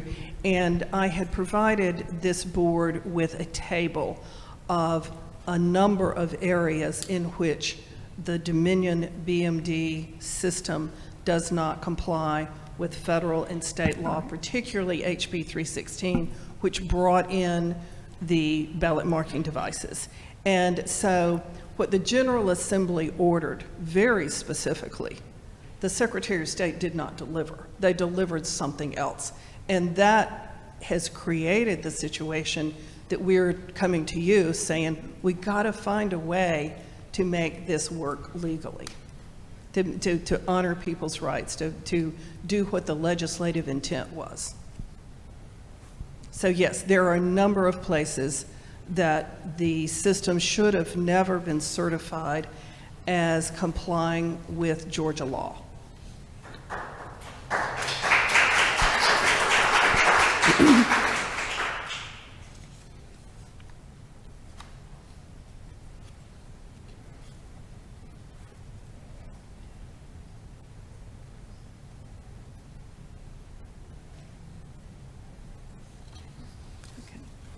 Okay, Dr. Johnson. Board Member Gazelle? Just briefly to thank my fellow board members for their very careful reading of this. And I really wanted to tell Ms. Marks how much I appreciate the level of effort that has gone into this and the amount of work, and just reiterate my commitment to continue working on these issues to make sure that we do come up with solutions and rules that work for the counties and to respect the rights of the voters. And I appreciate you bringing these up, and we will continue to work this. Thank you, Board Member Gazelle. Just to conclude, I think we had a good discussion about, on my questions about ballot security. I think I raised some questions that might need further work. And I felt like you felt constrained to stay within the existing regulation and amend it as little as you could to try and, yeah. And I had a law that I was working on that passed in the last session, and I wrote this beautiful law. It was 20 pages long, and they're like, no, we want it as short as possible. So I understand. So, but I'm going to kind of invite you to go the other way, and just if you need to have a completely different rule, just create your own rule and start, build it from scratch. So I think you might have felt constrained to stay within, trying to fit too much of a square peg in a round hole. But it's not bad. I mean, it was a good it was a good idea, but I think there's still more that needs to be refined. And I'll let you respond. Well, thank you, and we would agree there is a lot to be done. Yeah. But, you're already complaining at me about giving you so much that I'm just teasing. But we were trying to take this one necessary step at a time. Yeah, I understand. And I guess I would say that my understanding was that this board certainly could have the opportunity to edit, tweak, add, subtract, and then put these rules up as the process for feedback from the public, feedback from the General Assembly. I thought that was the whole idea of having a proposed rule and then a comment period. Yeah, I agree, and I understand the point, but unfortunately, the rules say we've got to accept it or reject it. But even though if we were to reject it, that doesn't mean we can't take the good ideas and keep processing and introduce rulemaking in the future. So yeah, the rejection doesn't mean that the issue is gone. The rejection simply means within the limitations of our existing rules, in order for us to continue to study it. That's what we're talking about. So at this time, I'm going to let the board make a motion. We can treat them all together. We can treat them separately. What's the board's pleasure? My inclination is to take them separately. And so I will hear a motion on ballot security amendment to 183-1-12-.11. If anybody has a motion? I moved to defeat it. Okay, there's, and we'll make my commentary after I make my motion. okay, there's been a motion to reject the petition on ballot security. Is there a second? Second. There's been a second.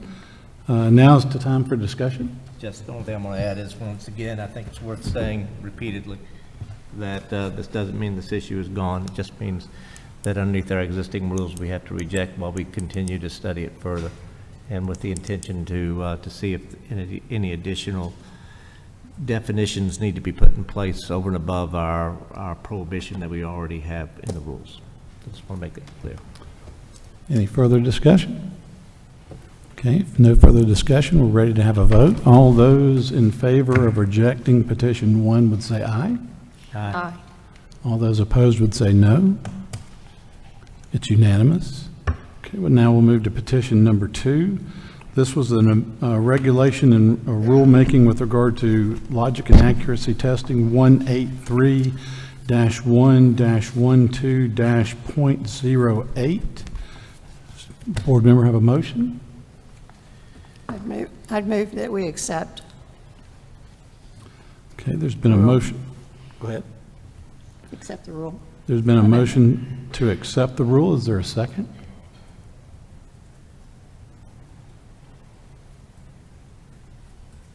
Okay, the motion to accept the rule has not been seconded, and so therefore the motion to accept fails. Is there an additional motion? Move to reject. There's been a motion made to reject. Is there a second? Second. There's been a motion and a second. Discussion? Well, for the same reason that I stated earlier, that I think this needs further work, and I think Dr. Johnson, even while she expressed some general support from it, board also made a point of believing that additional definitions were needed, and some tightening of it was necessary. And since at this time we have to either accept the rule or reject it, we need to reject it at this time, with the idea that we will look at it further to see if anything, any additional rules need to be put in place, and what exactly needs to be done. And we can do so in a more deliberative fashion after today. Okay. Any further discussion? Dr. Johnston? No. Okay. Board Member Gazelle? Just that I am wholly supportive of meaningful observation of this, of this, and encourage the public to do that, and we will continue to work this to make sure that that becomes the standard. And to work with our local counties to make sure that we have a rule that's workable in each of the 159 counties. Mm-hmm. So there's been a motion and it's been seconded. Any further discussion? Okay, we're ready to vote. All those in favor of rejecting petition number 2, logic and accuracy testing, would say aye. Aye. All those opposed would say no. No. Motion carries 2-1. Now we'll move to the third motion, cybersecurity. Correct me if I'm wrong. I think I got this right. This is also an amendment, a rulemaking for 18-1-12-.11 as well, right? So it's a different rulemaking on the same rule, right? Okay, that's what I thought. That's what I thought. It's a different topic. This is cybersecurity. This is the third petition. The first one was secrecy? Yeah. Oh, okay. Yeah. Yeah, the first one was ballot secrecy. I might have mispronounced it and said security. Yeah, I think you did. Okay. Was there confusion? There Okay, was. let's go back then. Okay, I misannounced the first one as ballot security rather than ballot secrecy. And so Dr. Johnston has asked that we reconsider that vote with me pronouncing it correctly. So let's go back and do that. So the first petition is ballot secrecy, 183-1-12-.11. Is there a renewed motion to reject? So moved, Mr. There's been a motion to reject the petition regarding ballot secrecy. Is there a second? Second. Okay. Discussion. No discussion. Okay, thank you for correcting the record, Dr. Johnson. I appreciate it. All right, so those in favor of rejecting the petition regarding ballot secrecy would say aye. Aye. All those opposed would say no. Okay, that motion is reconsidered and carried. Okay, now the third one, and it is also a rulemaking regarding 18-1-12-.11, but under the name cybersecurity. Right? Okay. I'll take a motion on that petition, the petition number 3, the one we heard third. Looks like I get to do all three. Motion to reject. There's been a motion to reject. Is there a second? Second. Okay, there's been a motion to reject and a second. Any discussion? Now, once again, for the reason that I stated, we have a very fluid situation in which we have the General Assembly conducting hearings on the adequacy of the present system and what additional safeguards need to be put in place, or whether or not the Secretary of State has adequate safeguards in place. I think those hearings need to continue with us observing them. And we also need to be talking with our local counties in terms of what they think needs to be done in terms of making sure that their local counties' systems are secure before we come up with a rule at this time. Okay. So there's been a motion and a second. Further discussion? No further. Okay, we're ready to vote. All those in favor of rejecting petition 3 would say aye. Aye. Aye. All those opposed would say no. Motion is unanimous. Petition 3 is rejected. We thank you for your excellent presentation and well thought out proposals. We studied, we all have notebooks with tabs all over them, so we studied it very carefully, and look forward to your continued work to protect ballots. This time we'll move to public comment. Take her first. Wherever. You're up. I move that she go first. Any objection? Without objection, so ordered. You're up. Here we go. For public comment, we are going to have people with different opinions. In public comment, we are going to have people with different opinions, and so I'm going to ask for the courtesy of the group here. Everybody's put in a hard, long day, but let's be respectful of other people. And so no booing or cheering would, we're going to go with the jazz hands, okay? Was that cool with everybody? All right, so let's be respectful of each other, and let's have your comments. So give me your name so I can take you off the list. It's Ginger Hermits. Ginger. And I'm representing the GeorgiansForTruth.org. I'd like to... Give me just a second. Give me just a second. Okay, if you please limit your comments to 2 minutes. Yes, sir.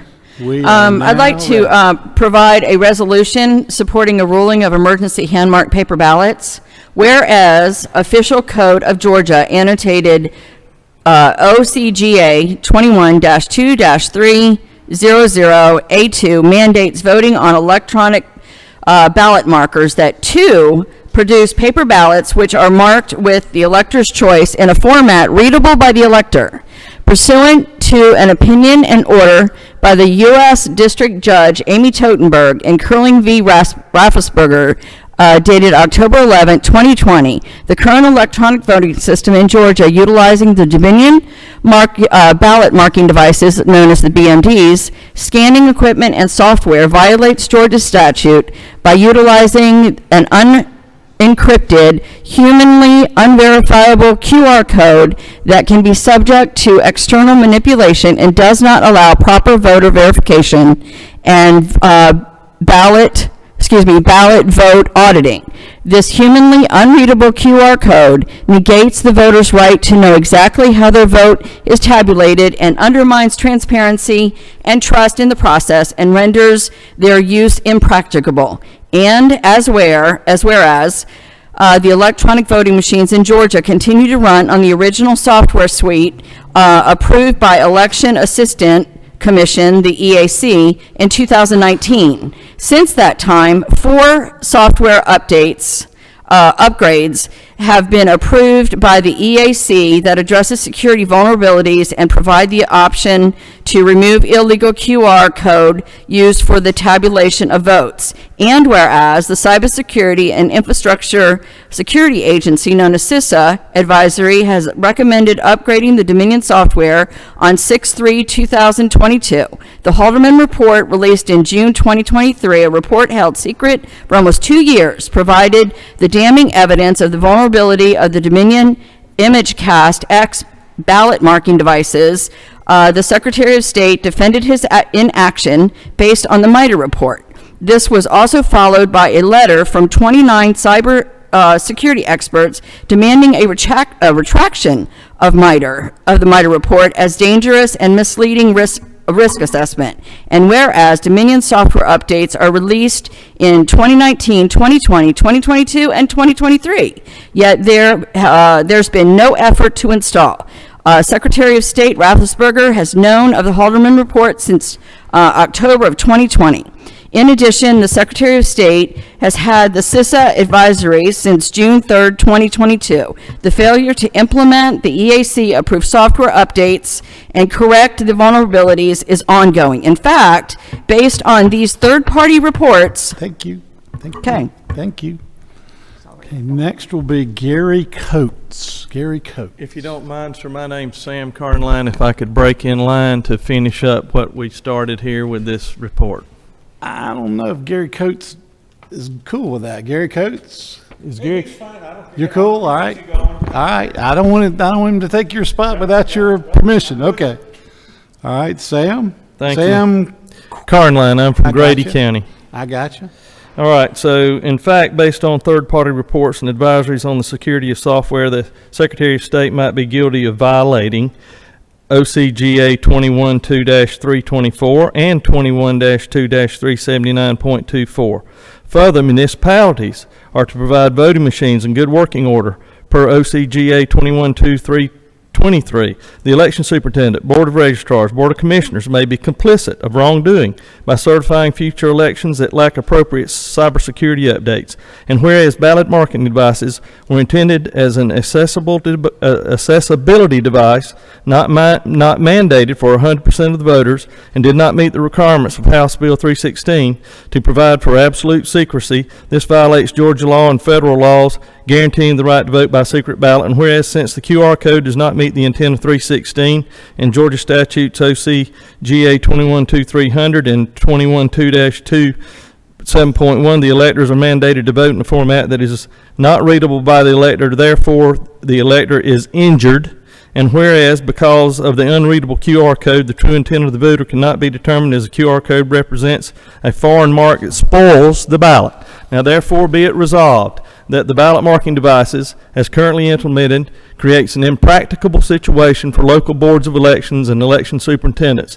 And be it further resolved that OCGA 21-2-334 provides in a method of nomination or election of any candidate or office or of voting any question is prescribed by law in which the use of voting machines is not possible or practicable, or in case in any primary election the number of candidates seeking nomination or nominated from any office renders the use of voting machines or such office as such primary election impracticable, or if for any other reason at any primary or election the use of voting machines wholly or in part is not practicable, the superintendent may arrange to have voting for such candidates or offices for such questions conducted by paper ballots. And be it further resolved that citizens for paper ballots desire the Georgia State Election Board provide clarity to election boards and superintendents for their authority under the law to utilize emergency emergency hand-marked paper ballots, rules, procedures, 118.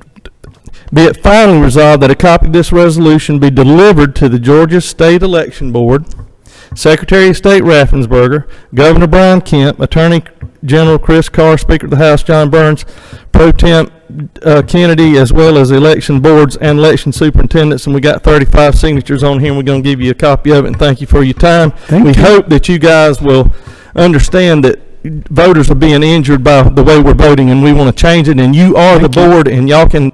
Thank you. Thank you. Let's be fair to the other speakers. Thank you. And you guys can also send this electronically. Okay, Gary Coates. Good, good. It says good morning.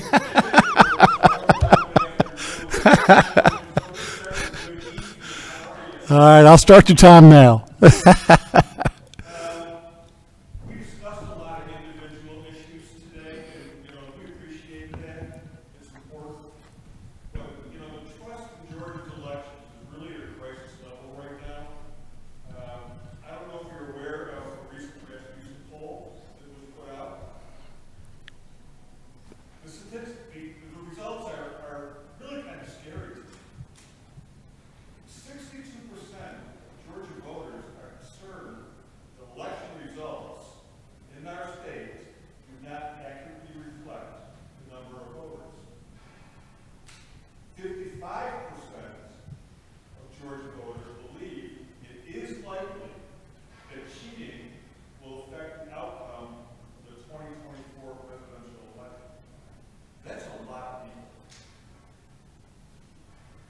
And we all know there is currently lots of fraud in Paulding County and surrounding areas. That's no secret.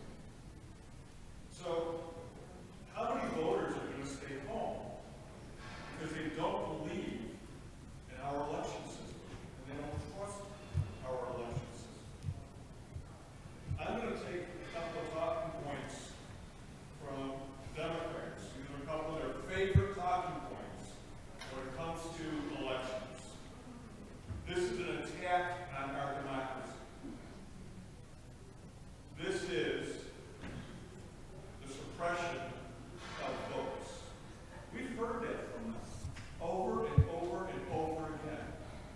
Now we have issues here where general public does not trust our election system.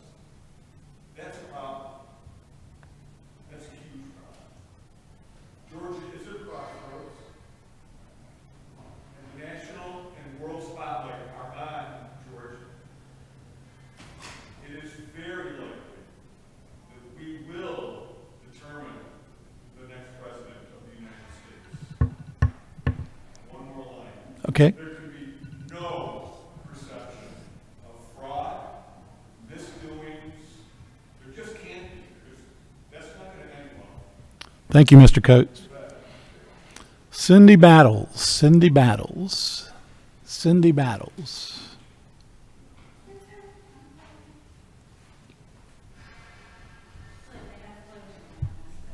What happened?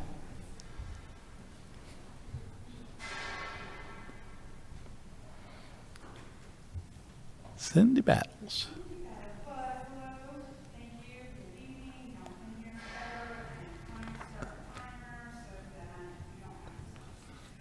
As we all know, my name is Cindy Battles. I am the policy director for the Georgia Coalition for the People's Agenda. I appreciate all the work that y'all do on a regular basis.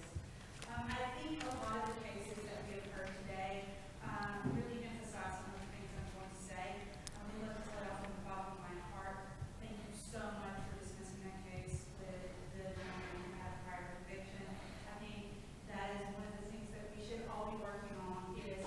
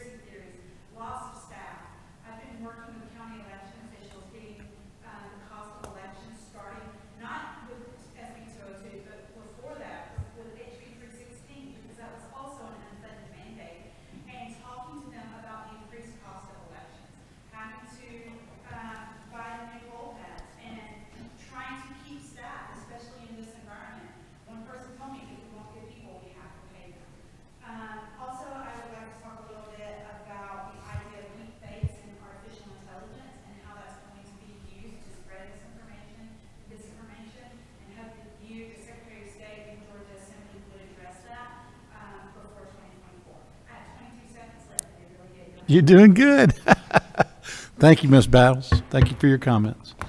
William T. Quinn. William T. Quinn. William T. Quinn. Going once, going twice. William T. Quinn. Julie Adams. Julie Adams. Julie Adams. Going once. Richard Porter.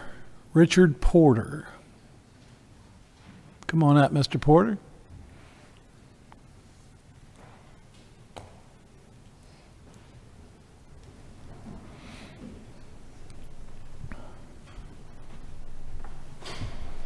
Good evening, good afternoon, evening. Good evening. Richard Porter, Gwinnett County. I've been thinking about something I want to share with you. More than 60 years ago, in August 1963, Martin Luther King spoke at the Lincoln Memorial. It was my 11th year. I was ready to attend a separate and unequally funded black school. I had worked with my parents and others to register people who were denied the right to vote. They were black. Many today laud Martin's speech, "I have a dream."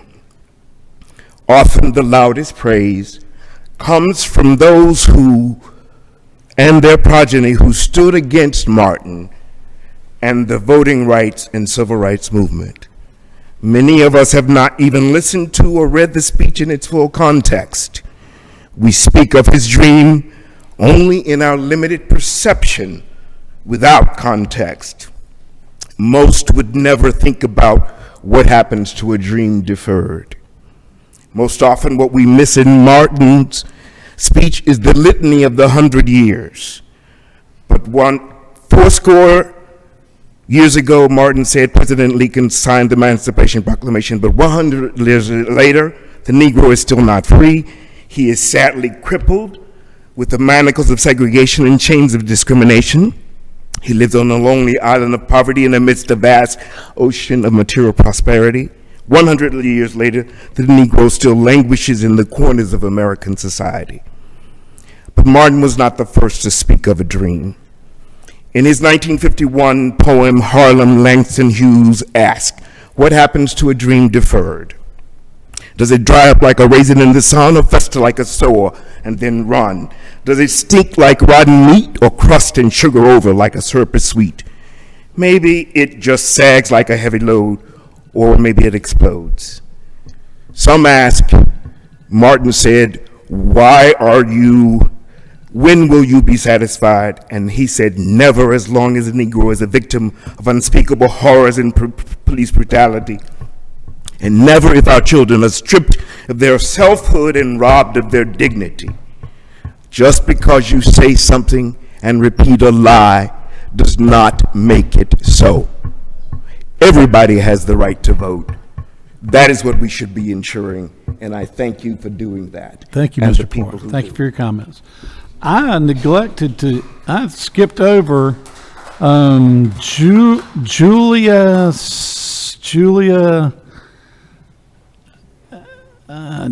anybody named Julia or something similar? Writes in cursive? Prints in cursive? Okay, no? Okay. Patty Nathan? Oh, Julia. Are you Judi? Yeah, if you'll press the button, I'll give you a microphone.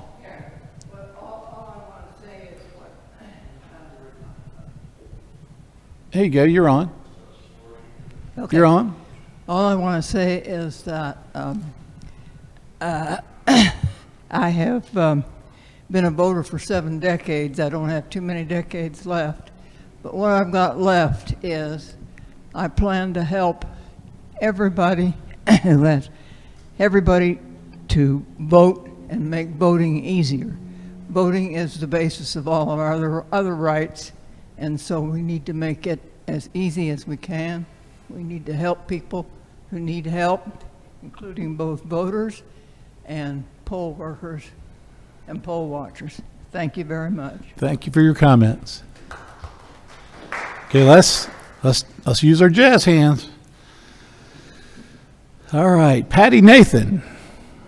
Patty Nathan, you're up. Patty Nathan.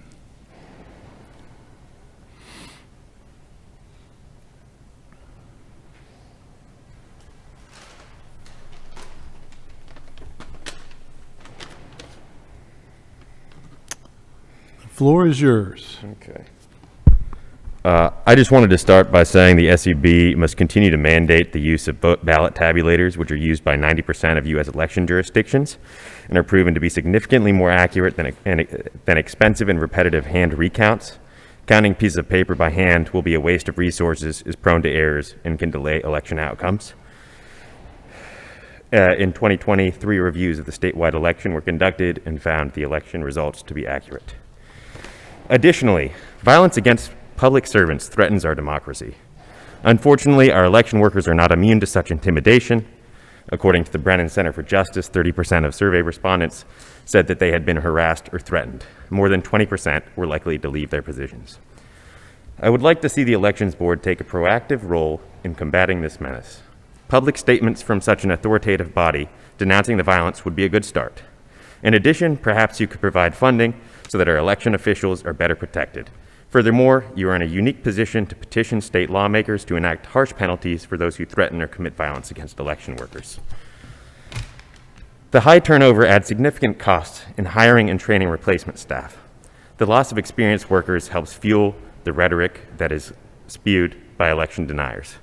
Given that some, if not most, Georgia counties will be subject to such turnover, I urge the state board to provide the necessary funding for training election workers. Protecting election workers against intimidation and violence should be your highest priority. Thank you for your comment.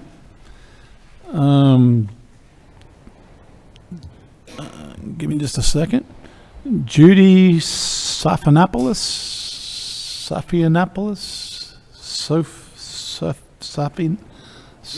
Judy.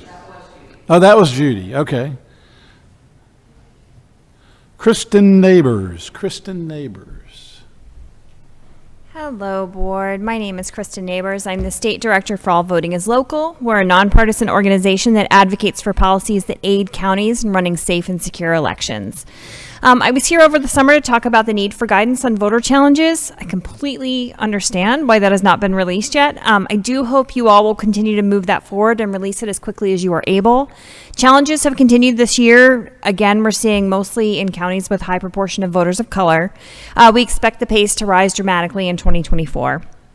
Since the beginning of 2022, more than 80,000 Georgians have had their ability to vote challenged by just a few dozen of their fellow citizens. And even when these mass challenges are dismissed, they tie up the time and the resources of election offices. They give credence to lies about the security of our election and the security of our voter lists, and they waste taxpayer dollars in the process. I urge you to release guidance that will help all counties get on the same page with regard to challenges. Secondly, I wanted to address the push to hand count ballots as opposed to using machine tabulators. Across our state, both here at the SEB and in county election board meetings, activists have been pushing to expand hand counting beyond the risk-limiting audits that we already do after every federal election. I think their efforts are misguided on 2 fronts. First, I believe that the activists overlooked the many drawbacks of hand counting. So even apart from the additional cost to taxpayers from a hand count, election experts overwhelmingly agree that tabulators are the way to get the most accurate count. Hand counting is tedious and monotonous. Humans are not great at tedious and monotonous tasks. My deputy and I were monitors in 2 counties for the RLA last year. We saw honest human errors made even when counting ballots in small batches. Nothing fraudulent, just people getting distracted. So there's a reason that calculators are more reliable than humans at adding up numbers with a pen and paper, and machine counts are the same. The 2022 RLA proved that our machines counted the results accurately and that our election officials conducted a secure election. The second reason I believe that the push for hand counts is misguided is that I see these arguments coming from the same people who have historically spread conspiracy theories about the security of our elections. We're living in a time of rampant disinformation, and this cannot be the basis for introducing practices that don't work. Discrepancies between a machine count and a hand count are to be expected due to human error, but any such discrepancy, no matter how small, could be used to cast doubt over the final count or fuel conspiracy theories, possibly even about the hardworking election workers doing the count. So I urge the board to resist any pressure to support in any way the hand counting of ballots. Thank you for so your comments. Thank you for your comments. Okay. Next is Lori Tuttle. Lori Tuttle? Not Lori Tuttle. Andrew Bell. Mr. Bell.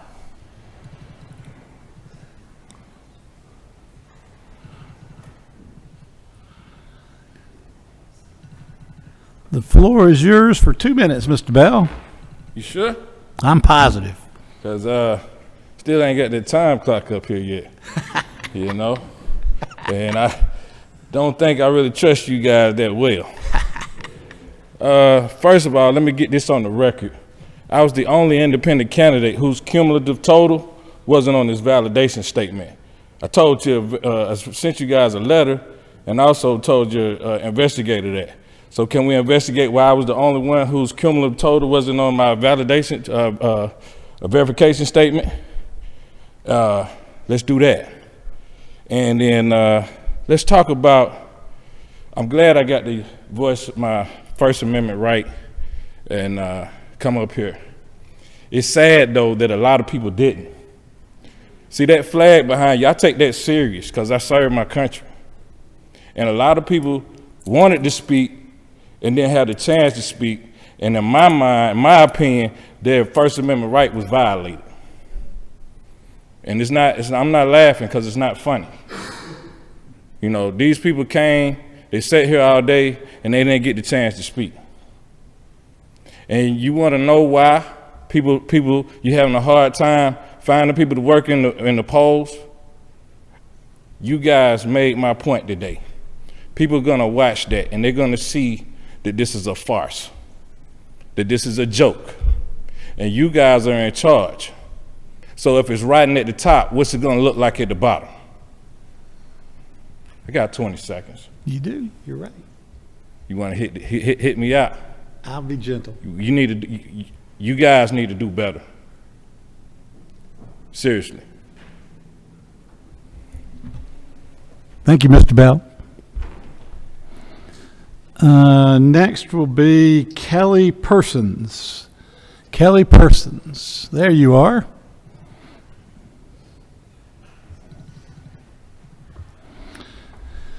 Kelly Persons, the floor is yours. Yes, sir. Thank you. I knew I was on deck somewhere, so I came over a little bit. So I'm Kelly Persons with the League of Women Voters of Georgia. I just wanted to report back to you all. We made public comments in June about our concern with the new Jarvis system. The main concerns were voters that were removed reappearing and issues with counties not being able to get their precinct cards out. We have heard from those counties that it's improving, so we want to say thank you for whatever you all have done to help improve that. We still have some leftover concerns about how well the redistricting module is working and communication surrounding that to counties. We know that there are a couple counties that are looking to add precincts, but they're not really sure the availability of that tool. So we just wanted to extend that to you all and to see if we can help them add precincts and make their job a little easier. Thank you. Thank you very much for your comments. Denise Cobb. Denise Cobb. Denise Cobb. Joy Wasson. Joy Wasson. You want to stay there? Okay, I got you. Okay. Test it out, see if it's working. I supported the proposed rules presented today by the Coalition for Good Governance, and am disappointed in your votes. I urge you to reconsider adopting common sense rules to protect voter secrecy and to ensure the security and accuracy of our election system. Consulting with counties is important, and I want to support election offices in doing their work. But the proposed rule on LNA testing would have brought logic and accuracy testing guidance from SOS into compliance with Georgia law. This issue needs addressing. A ballot secrecy rule was proposed by CGG more than 3 years ago. You tabled it for further study. Please use your authority to protect voters. Thank you for the difficult work you undertake. Thank you for your comment, Ms. Watson. Next to you, Liz Troup. You okay? Gabriel Sanchez. Gabriel Sanchez. Welcome.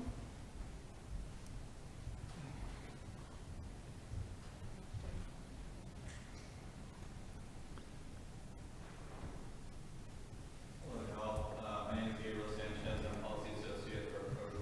We're a nonpartisan coalition working on voting rights.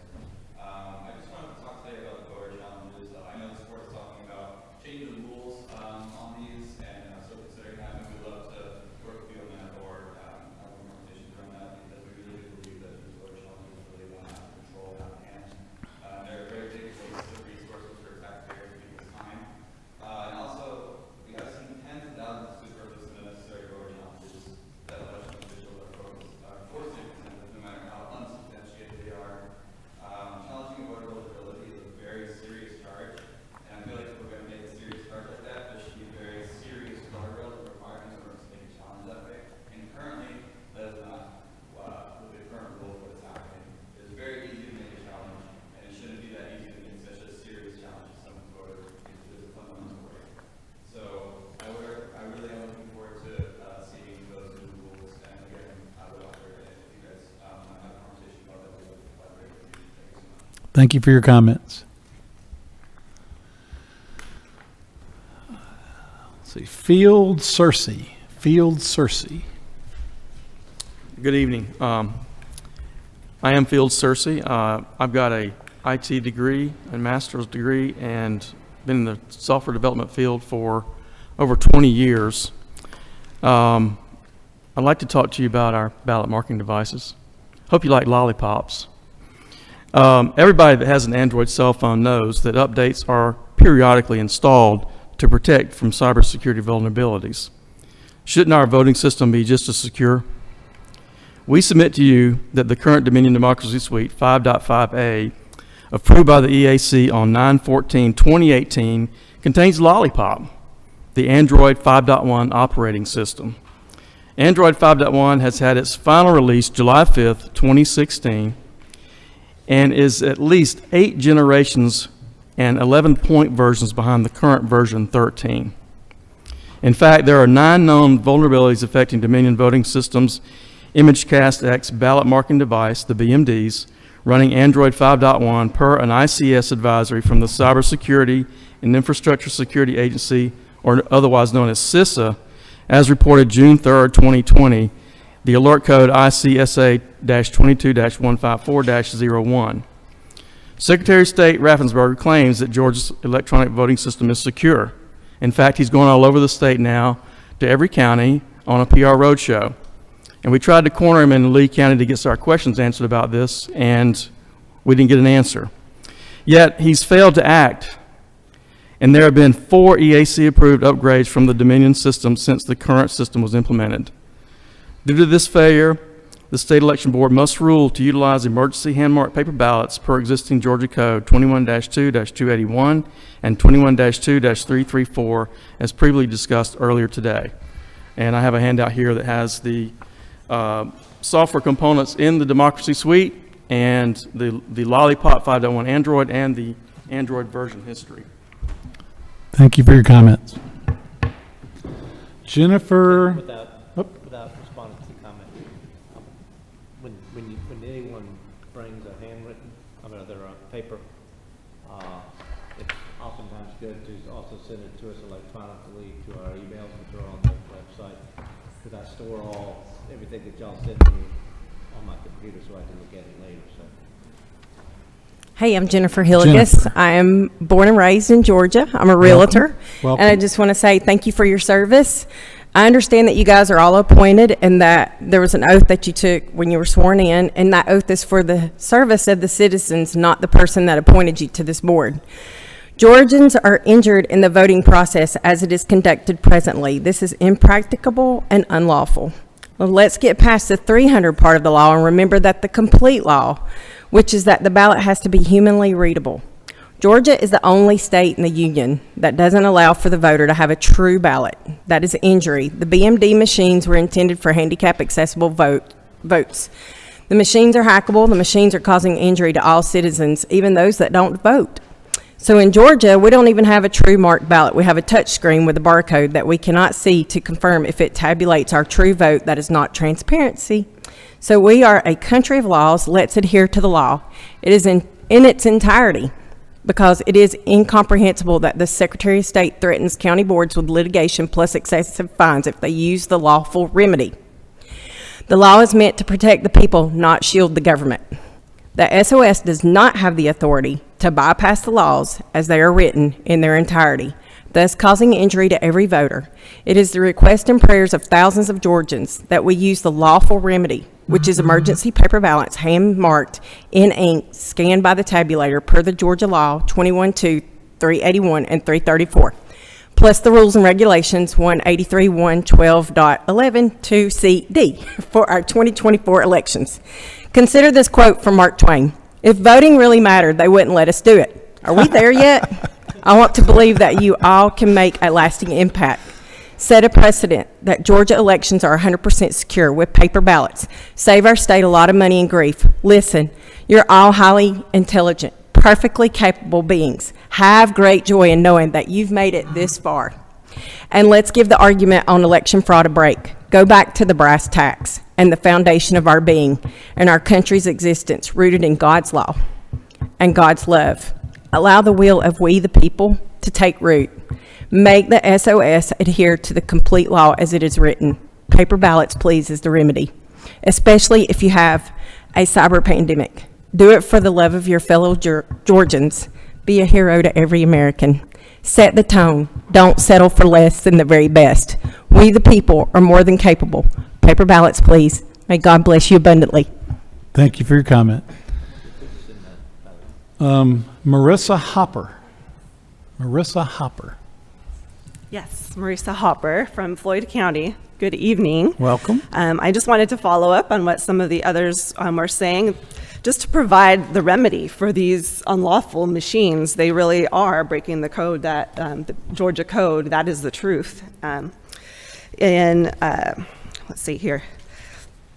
In your rules and regulations, 183-1-12-.11, section 2, paragraph C and D, well, according to this rule, it's written in the backup procedures to use emergency paper ballots. This is in the Georgia Poll Worker Training Manual, and it states, if an emergency situation makes utilizing the electronic ballot markers impossible, impracticable, or if emergency ballots are otherwise needed as determined by the election superintendent, the poll officer shall issue the voter an emergency paper ballot that is to be filled out with a pen after verifying the identity of the voter and that the person is a registered voter of the precinct. While the determination of an emergency situation is the discretion of the election superintendent, the types of events that may be considered emergencies are power outages, malfunctions causing a sufficient number of electronic ballot markers to be unavailable for use, or waiting times longer than 30 minutes. We are in an emergency already, and I agree with Dr. Johnston, who said earlier that we don't want to have confusion with this emergency, that we want to plan beforehand, and the counties have the authority. In Pearson versus Kemp, the Secretary of State admitted in court that he has no legal authority over the county elections. It's up to the county election boards to choose which method of voting they will use. And it's time to go back to paper ballots. It's tried and true. We did it for years. There's counties now that have been doing trial runs again, just to address the concerns that maybe it won't, it'll take too much time, or all of those things. And they've come back. It's been 100% accurate. It's been done in a timely manner. And I just encourage all the counties to use their authority and take this responsibility to use secure, hand-marked, hand-counted paper ballots. Thank you. Thank you for your comment. Okay. Richard Schroeder.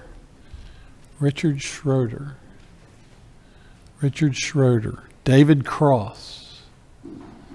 David Cross. Did you not sign up? No, not today? Okay. Earl Ferguson. Earl Ferguson.